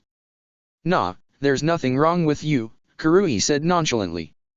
Let's say that I'm not exactly popular with boys. They say I have too much of a temper. Ha. What I don't have is patience for bullshit. And those two always have fun at my expense trying to hook me up with whatever boy shows any interest in me just to see me explode. Well, you do have a little of a temper, Ino said. Kurui glared at her, but the blonde didn't flinch. And I know a few things about temper. Just ignore them, and they'll stop, Shikamaru said. Or even better, show them how happy you're with Koji. That's bound to shut them up. I don't have much faith in that plan, but I'll keep it in mind. Unlike Team Asuma, not all teams were lucky enough to stay whole. Suzuki was separated from the rest of the medical squad, given that his two other teammates and sensei were part of the medical division, and Suzuki wasn't made part of the ninjas that would escort them. Given his skill, power, and record, they decided he would make better use of his talents in the front lines, a logic the younger Uchiha couldn't disagree with. The Uchiha found ironic that he actually missed them, given that a few years ago, he would have paid to get rid of them, if only temporarily, and have some peace. Though, at the very least, there were some people Suzuki was close to, or at the very least, was on good terms with. YOSH. All the waiting is killing me. Hopefully our commanders will give us the order to go to the front soon. Lee energically shouted. I admire your enthusiasm, Lee, but this is a war we're talking about. Guy replied, just as energetic, but sounding a little chiding. Don't get over your head, or you will get killed. Don't worry, Guy-sensei. My performance in the battlefield shall be second to no one. You won't have to worry about me. Lee replied. Suzuki rolled his eyes. Of all the people from Konoha he knew to be grouped up with, Team Guy wasn't his preferred choice. Oh well, at the very least, Itaka was also in the same division as him. He looked to the side, and saw his older brother, a couple meters away from him, talking to somebody. Her. I'm so nervous. I wish I had your temperance, Itaka-kun. I'm not as calm as you think, Natsu-san, Itaki replied. I've been in a war before, and knowing what I'm going to face doesn't make it any easier. Quite the contrary. This caught the Hayaga's attention. But, how old are you? You can't be older than 25, and the last big war ended when we were children. I know. I was 4 when the third war was going on. Sometimes, my father would take me to the battlefield, so I could see firsthand what it means to be a ninja, Itaki explained. Natsu took her hands to her mouth in horror. But that's terrible. What kind of person would take a small child to a battlefield of all places? Father would sometimes complain about people who become ninjas, but were unaware of the reality of the world we live in. Given that I was supposed to be the next clan head, Father wanted me to know that, Itaka said. And, he succeeded. Probably far better than he expected. What do you mean? Natsu asked. The night of the Uchiha insurrection, do you know why I did what I did? Not only why I sided with Konoha over the clan despite my father leading the coup, but the fact that I decided to kill half the Uchiha ninjas myself. Itaki asked. Natsu's face was starting to lose what little color had, but nodded at him to continue. Because they didn't think long term. Even if they were successful, an Uchiha-ruled Konoha was doomed to fail. Many people wouldn't accept their rule, and would start a civil war. That would weaken Konoha from the inside, and encourage other villages to invade us. It would be the beginning of the Fourth Ninja War. With every clan member I felt like a civil war and potential war was pushed further and further away. I didn't see them as family members, not even humans beings, just obstacles to peace I needed to remove. Once Itaka finished, neither of them didn't say anything for a few minutes. Natsu stared at Itaka, while Itaka merely stared at his feet. Then, after a bit of hesitation, the Hayaga woman placed a comforting hand on the Uchiha's shoulder. You must feel pretty awful when you think about that, she began. But I don't want you to think you're a bad person. You did what it thought it was the best. Fighting against your family is never easy. They may hurt you, you hate them in return, but deep down, you know that it's your own flesh and blood, and wish things weren't the way they are. It's normal that you feel guilty for what you did, but it was also for the best. You speak as if you knew what I'm talking about, Itaki replied. I'm really hoping you weren't forced to kill a family member. Fortunately, it never got that bad, but sometimes the thought crossed my mind, Natsu replied, as she removed her forehead protector. My forehead hasn't been as it is now. Not even a couple months ago, it sported the caged bird cursed seal, which allowed the main family members to cause me unbearable pain with a mere hand gesture if I ever stepped out of line. At the very least, you got rid of it, Itaka pointed out. Thankfully, yes. Thanks to Hinata-sama, Natsu replied, as she put the protector back on. It's ironic that a person I used to hate ended up being the one to release me from my yokel. You hated Hinata? From what I heard, she's a very kind girl. Everybody that knows her likes to some degree, Itaka said, a bit surprised. Not that I hated her personally, Natsu replied. I hated the whole main house. How I was forced into servitude, how I had to be Hanabi-sama's babysitter instead of improving my ninja career, like the main house members did. Only the best of the branch members, like Niji, were allowed such privilege. I knew Hinata was kind in all the things they said about her, but despite her good intentions, I doubted she would change the status quo.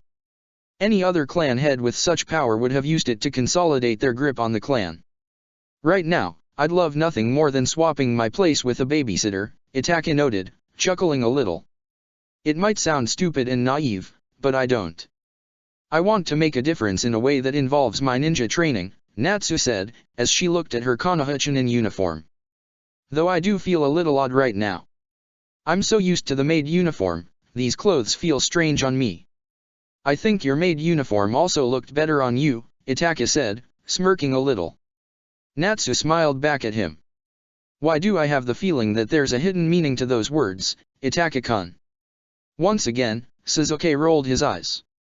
Of course it was his luck that the Hyuga that had been hanging out with his brother a lot for the past few weeks would be assigned to the same division as them. Itake might deny it now, but it was obvious that Natsu was interested in something more than a friendship, and so was his brother. Guess neither of them wanted to rush things. Suzuki knew his jealousy was unjustified. He might not express it as outwardly as Suzuki did, but the weight of Itake's decisions wore him down little by little. Itake deserved to find love, just like Suzuki did. I can't get mad at her for taking Itake's attention. I'm not a little kid anymore. Plus, they seem to click quite nicely, Suzuki inwardly berated himself. I guess I took Itake for granted, and expected him to be there for me whenever I wanted. Or maybe I'm missing Sakura, and Itake and his Hyuga are reminding me of her. Suzuki discreetly activated his Sharingan, and scanned the crowd, hoping to see more people he knew. Given that the commander of the 2nd Division was the Tsuchikage, about half the ninjas hailed from IWA. In the sea of red uniforms, Suzuki also saw some white and navy from Kumo, and tan and white from Suna, but very little green and navy from Konoha. Oh well. The less people he knew, the less friends he had to see die in front of his eyes. Speaking of Suna, there was also a certain girl that was also lamenting the fact that she wasn't grouped with the person she was hoping for. Man, I can't believe we were placed in a different team from Garasama's, Matsuri whined. Now I won't be able to protect him. I doubt he needs your protection, Mikoshi said, rolling his eyes. Plus, it was inevitable. Chances were that most of us we will end up in another division. Yeah. Let's be happy that our team remains whole. Yukata cheered. You're right. Complaining like this is not befitting a ninja of my rank, Matsuri conceded, as she looked at her Chunin vest. Now, let's do our best so we can end this war as soon as possible. Yes. Do you see anybody from Konoha? Anybody we may know, Zaku asked, as she looked at Dosu. Or here, in your case. With such massive crowd, all my ears pick is a nonsensical cacophony of voices and murmurs. I can't really tell one voice from the other, Dosu complained. I already told you guys that none of those guys were in the same division as us, Kin said, crossing her arms. There's barely any Konoha ninjas here. All what I see are mostly Kiri ninjas. Natural, given that this is the division commanded by the Mizukage, Anko chimed in, joining the conversation. Though, you should be glad that we got assigned to this division, given that we missed our chance to take part in the Kirigakuer Civil War. Or you said you weren't sent to fight in a war, sensei? Kin asked, raising an eyebrow. When she heard what had happened in their absence, she was glad that they were away on a C-rank mission protecting a merchant caravan that was heading to the Land of Wind. I would have agreed with you if it was any other war, but it was the Kirigakuer Civil War. We could have fought both side by side and against the 7 ninja swordsmen of the mist. Anko said, gushing like a schoolgirl talking about her favorite idol. One of the most efficient, brutal, and with the highest confirmed kill count squads in all of history. You have no idea how jealous I was when Shizun told me that she and her team got to kill Jinpachi Munashi, and Asuma and his team got to kill Kushimaru Courier. Not to mention fighting alongside the new wielders of the Thunder Fangs and Hiramekarei. Fortunately, fate seems kind enough to give us another chance. I don't think if that's something worth celebrating either, Dosu said. A division with the 7 swordsmen will be assigned the fiercest battles. So? The better. That way we can show off our abilities, and when the war is over, getting a promotion, Zaku confidently shouted. You're talking my language as well, kid. Anko nodded in agreement. Meanwhile, the 7, or better said, 6 swordsmen of the mist, were also talking among each other while they were waiting the cages to end their meeting and give them the order to advance. I was kind of surprised that they allowed to keep the squad whole, Suijitsu commented. I was expecting that they would split us to the other 4 divisions, so each division could have one of us at least. Mizukage-sama must have told them that our unit works better as a team, Miyako said. Plus, seeing 6 of the 7 swordsmen of the mist fighting together after so long will be quite the morale booster. At least for our fellow Kirigakuer ninja. Yeah, whatever, just try not to get in my way when I'm cutting down those white Zetsu thing to tiny bits.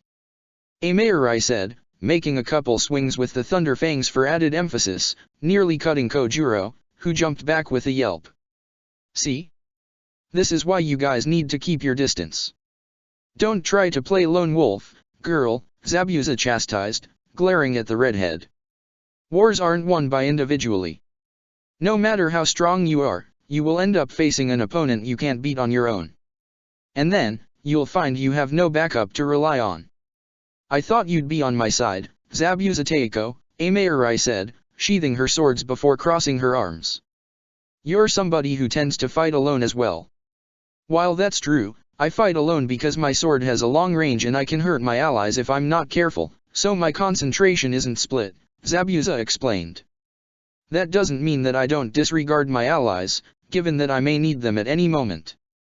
Go and fight alone if that's how you think you're more effective, but keep also in mind that all of us are part of a much bigger division, and we're expected to fight as one. Ameirai let out a snort. Whatever keeps you from nagging me constantly. It's not the captain you'll have to be worried about, Ameirai-san, Miyako told her. Mizuki-sama herself will be leading this division, and we shall fight alongside her. We can't disappoint her. We already fought alongside Mizuki-sama during the Civil War, this is nothing new, Ameirai countered, rolling her eyes. That's true, but this time, we'll be fighting alongside plenty of other villages, not just a handful of Konoha ninjas, Kojiro interceded.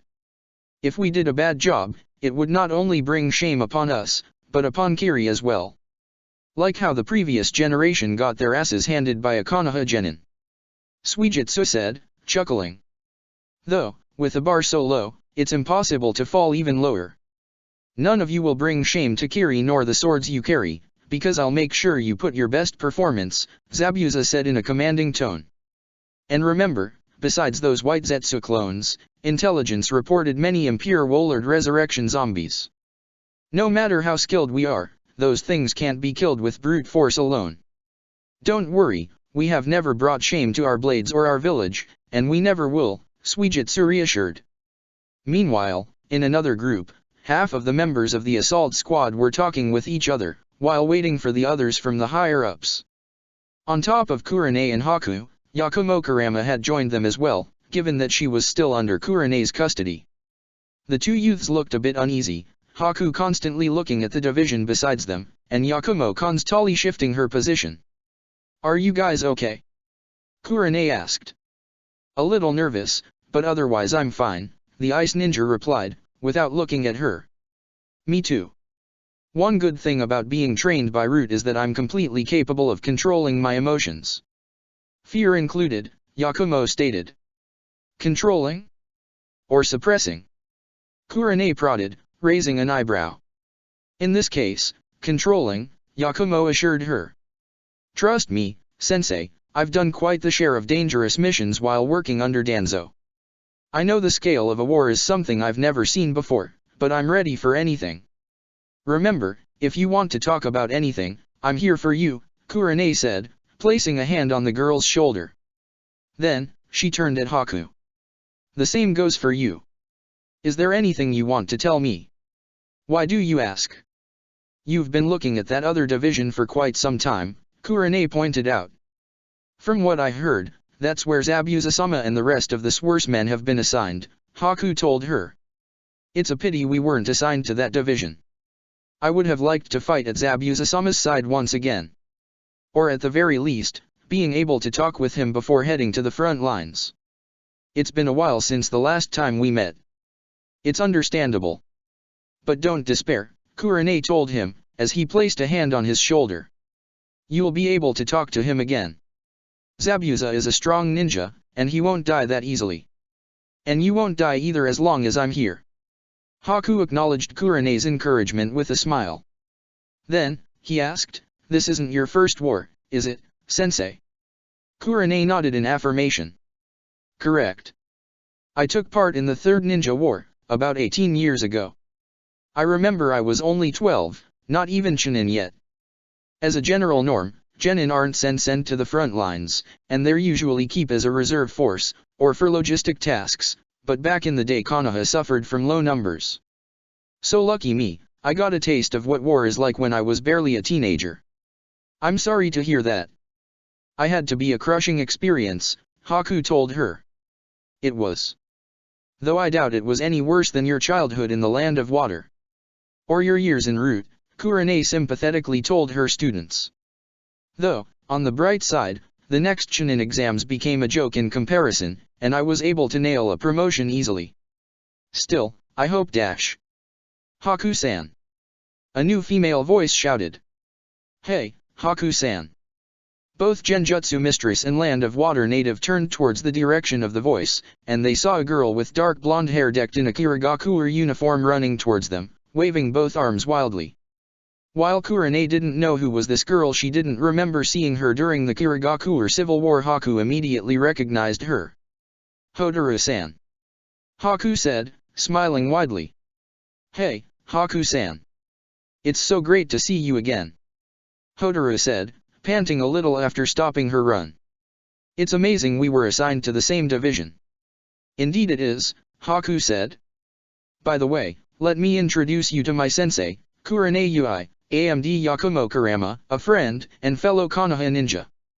Kurane-sensei, Yaku-san, this is Hotaru, a girl we met during our mission to protect Yotakata. Nice to meet you, Kurane-san. Hotaru said, shaking her hand. Haku-san and his teammates told me quite a lot about you. Yes, I do remember that they also mentioned you when they told me about their mission on Nagi Island, Kurane replied. And nice to meet you too, Yakumo-san. Hotaru greeting, shaking her hand as well. Though I'm afraid I haven't heard of you until now. That's understandable. Most people thought I was dead until recently, Yakumo told her.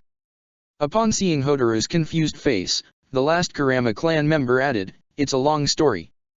I'll tell you another time. So, you finally became a Kirigakuer ninja? Haku asked. Yes. And I secured a promotion during the latest Chunin exams. Hotaru said, proudly displaying her Kirigakuer flak jacket. Congratulations. Yotakata-san would have been very proud of you, Haku told her. Yeah, I like to think that, Hotaru said, as her gaze drifted down. His memory is what keeps me going. And now, I'll try my hardest to stop Akatsuki and brings his killers to justice. Though, from what I heard, the leader of Akatsuki had already met his just desserts. You heard right. Pain died during the Akatsuki invasion of Konoha, Kurane told her. It was Naruto who defeated him for good. Oh, speaking of which, what about him? And Hinata-san? Hotaru asked. I thought they'd be in the same division as you two.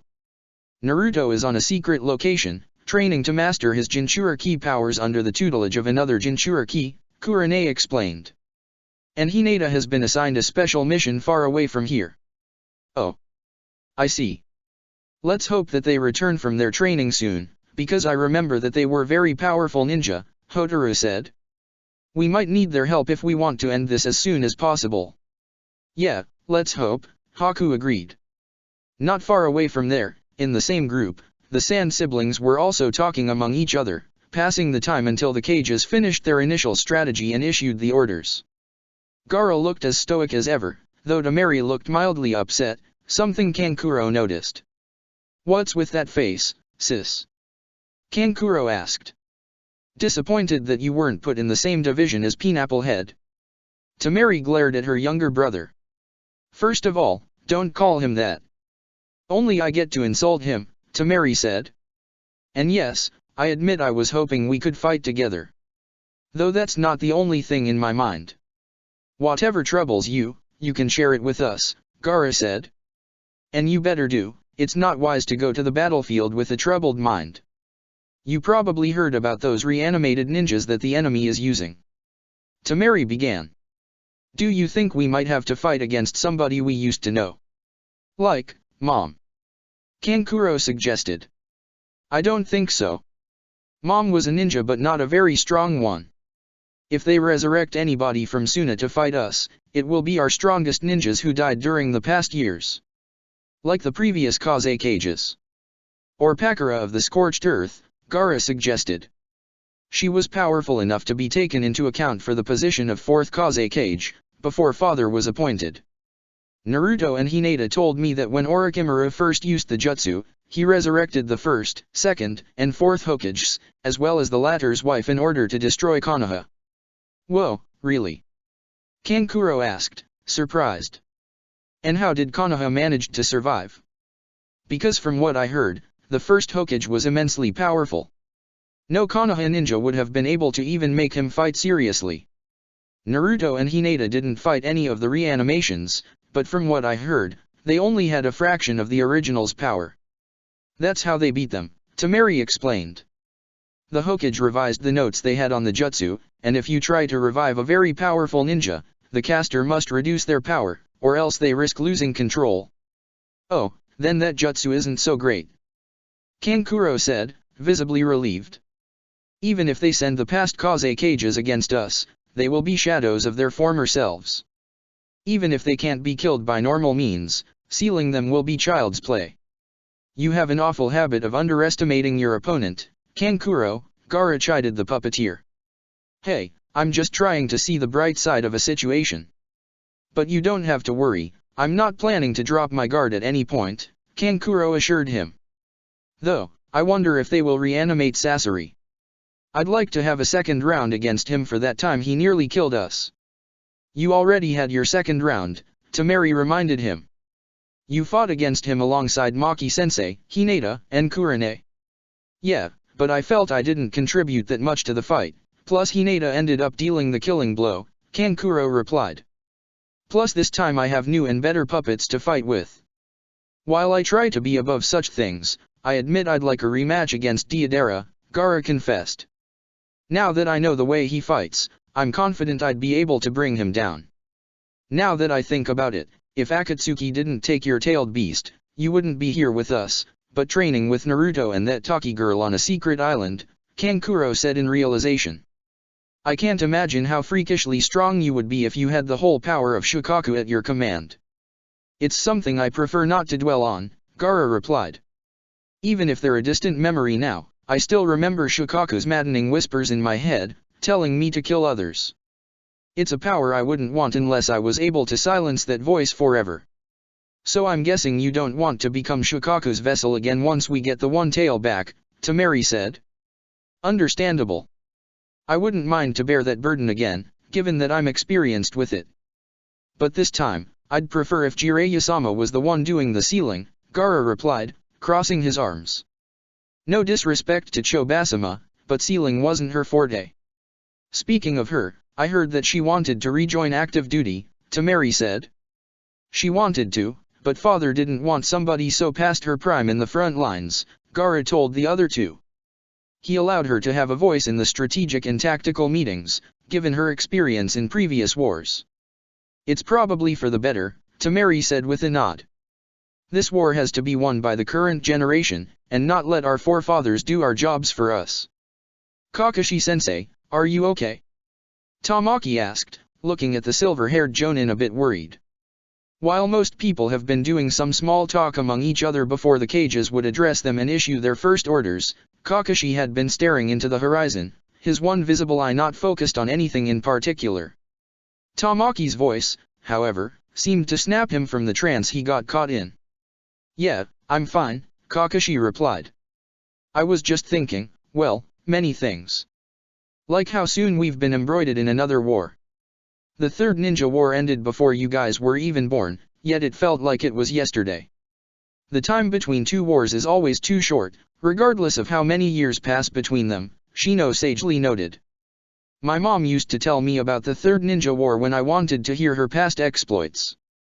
Though rather than combat, she did mostly scouting and tracking jobs, Kiba interceded. He then paused and crossed his arms, before adding, I'm afraid this war will be even bloodier. Unfortunately yes, it appears to be the case, Tamaki sadly agreed. Hey, don't be so glum, okay? Kakashi told them, raising his voice a little. If we stick together, we will all go home in one piece. As long as I'm alive, I'll make sure none of you will die. As much as we appreciate the thought, Kakashi-sensei, that doesn't depend on you, Shino said, as he adjusted his shades. During war, chaos and disorder reign supreme, which makes an ideal scenario for sudden and unexpected deaths. Yeah. Not to rub salt on the wound, but you end up losing 2 of your teammates during the past war, Kiba reminded Kakashi. Even if the 2 of them turned out to be alive. Though, that doesn't mean that we think we're doomed to die, Tamaki added. We will do our best to stay alive. But if we don't, well, we don't want you to think it was your fault. Except if you die, it is my fault. A subordinate's death is always the leader's fault, Kakashi stated. I think both Rin and I told you the story of how we thought Obito died, and how I acquired my Sharingan, right? The 3 of them nodded. The reason the mission went the way it did was that neither of us 3 were ready to take missions in the middle of a war without Sensei's supervision, Kakashi stated. A leader must know their subordinates' capabilities, and what jobs are they fit to do, and which ones are too much. So, you think it was the 4th's fault that Obito ended up the way he did, Shino guessed. Yes, and no. He's partly to blame, but there were other factors that weren't his fault, Kakashi added, then he let out a weary sigh. You know, this is the reason I didn't want to be a Jonin sensei to begin with. You were afraid to lose your students the same way you lost your teammates and sensei, Kiba replied. It wasn't a guess but a statement. Correct, Kakashi said. When I was doing solo missions, or working with people of similar skill to mine at Umbu, I was at peace, knowing that everybody knew how to take care of themselves and that if the worst came to happen, it wouldn't be my fault. But if I had to take 3 genin fresh out of the academy under my care, I'll have to be much more careful. Even if they mostly do D ranks and the occasional C rank, genin deaths are far more common than you think. You'd be surprised how often a C rank turns out to be much more dangerous than initially assessed thanks to faulty intel. So forgive me if I sound too overprotective, or like I'm underestimating your skill, but as long as this war lasts, I'm not taking any risks. This squad will act, move, and fight as one, unless we have no other option but split. Contrary to what he was expecting, his 3 students nodded in agreement. I think is the wisest decision. We might have grown stronger during the past years, but we are a tracking squad, not a combat one, Tamaki acknowledged. Even if we fought against Akatsuki before, Shino said. They proved to be formidable enemies, and we were unable to win without external help. The Abarame recalled how Haiden and Kakuzu dominated the battle and almost lost Kakashi-sensei even with Fu and Shibuki's help, and it wasn't until Naruto and his teammates appeared that the battle took a turn in their favor. And to say nothing of Obito summoning the 9 tails in front of them. And hey, we don't want to worry you, Kiba added. There will be time to show you our full potential once the war is over. Hey, that's very mature of you, Kiba, Tamaki complimented. I was expecting you to protest and complain that you're ready to kick ass on your own. My thoughts exactly, Shino added, coursing his arms. Kiba stared at his 2 teammates with eyes full annoyance. Sometimes I feel you guys don't give me enough credit. Listen, we already fought against Akatsuki a couple times, and those guys are some tough nuts to crack. If they're going all out, we better be careful. There was a moment of silence following Kiba's statement. However, before any of them could continue their conversation, the cacophony of murmurs around them grew much louder all of a sudden. Kakashi looked up, and saw the source of the commotion. Oh look! There he is, the masked Jonin said in a bored tone. Because on the highest balcony of the Alliance HQ, Jiraiya, the other 4 cages, and Mizun were standing right now. Jiraiya took a step forward. Everybody, be quiet. The Raikage roared, and the chatter stated to die down almost instantly. The Supreme Commander is going to speak. Thank you, Raikage, Jiraiya told the temperamental man, before turning at the massive crowd below. Greetings everybody. People of Konoha, Kyumo, Suna, Kiri, Iwa, Aim, and Taki, as well as the samurai from the Land of Iron. You know, if somebody told me a mere year ago that all great villages and some of the minor ones would put their differences aside and join their forces to fight a common foe, I would have laughed at them in their face. But alas, there is an enemy powerful enough to merit such alliance. Said enemy is Akatsuki. As somebody who has been researching and fighting Akatsuki for years, I couldn't even imagine the true extent of their resources, and the way they infiltrated our nations, and how far are they willing to go to make sure their goals are fulfilled. They're an enemy unlike any other, and thus they must be fought in a way not seen before. Together. As one. In the past, we've been enemies. All of us have fought pretty much each other in every past war, even if many of us weren't even born when some of those wars begun. But now, seeing all of you gathered here before my eyes, I like to think of this not of just a crisis to avert, but an opportunity to take. Akatsuki believes the world is hopeless as it is, that it will be doomed to a state of constant warfare between ninja villages. That only they have the means to achieve peace, but their peace will come at the cost of thousands of lives, not to mention our freedom. However, we shall prove Akatsuki wrong. From this point onwards, we aren't ninjas fighting on behalf of our villages or our nations, but our own future. From this point onwards, we become comrades, brethren, fighting for what we know is right. Because once this war is won, we won't return to the status quo, we will create a better world and a better tomorrow for all of us to live. Jiraiya's speech was met with a roaring ovation. The white-haired Sannin smirked. He always took pride in his ability to write inspiring speeches. You guys must feel antsy.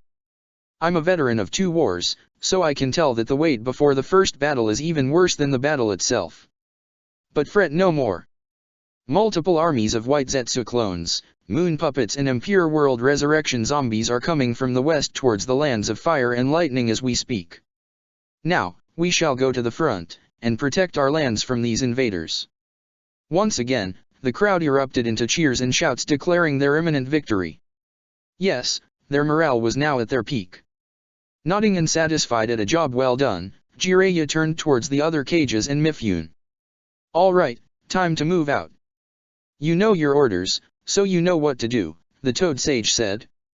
Now go, and return victorious. And try to come back alive as well. You won't have to worry about us, Hokage-sama. I mean, Supreme Commander, Mei corrected herself. I still have a settle to score with those bastards for nearly killing my children, Raza seethed, clenching his hand into a fist. I'll make sure that they get their just retribution for Yujito and Killer Bee as well. The Raikage added. I may be the youngest Kage, but I'll show you guys that I'm your equal once you see my results. Kuratsuka proudly declared. You can leave it to us, Supreme Commander, Mifune replied. A few minutes later, the 5 division commanders joined their divisions, and all of them headed towards 5 different directions. Jiraiya, still in the balcony, watched them go. His head was now filled with one thought, the same thought he had just before he took part in the Second and Third Ninja Wars, as well as their participation in the Kirigaku Civil War. How many of them would return home alive? Check the description for the links to the author.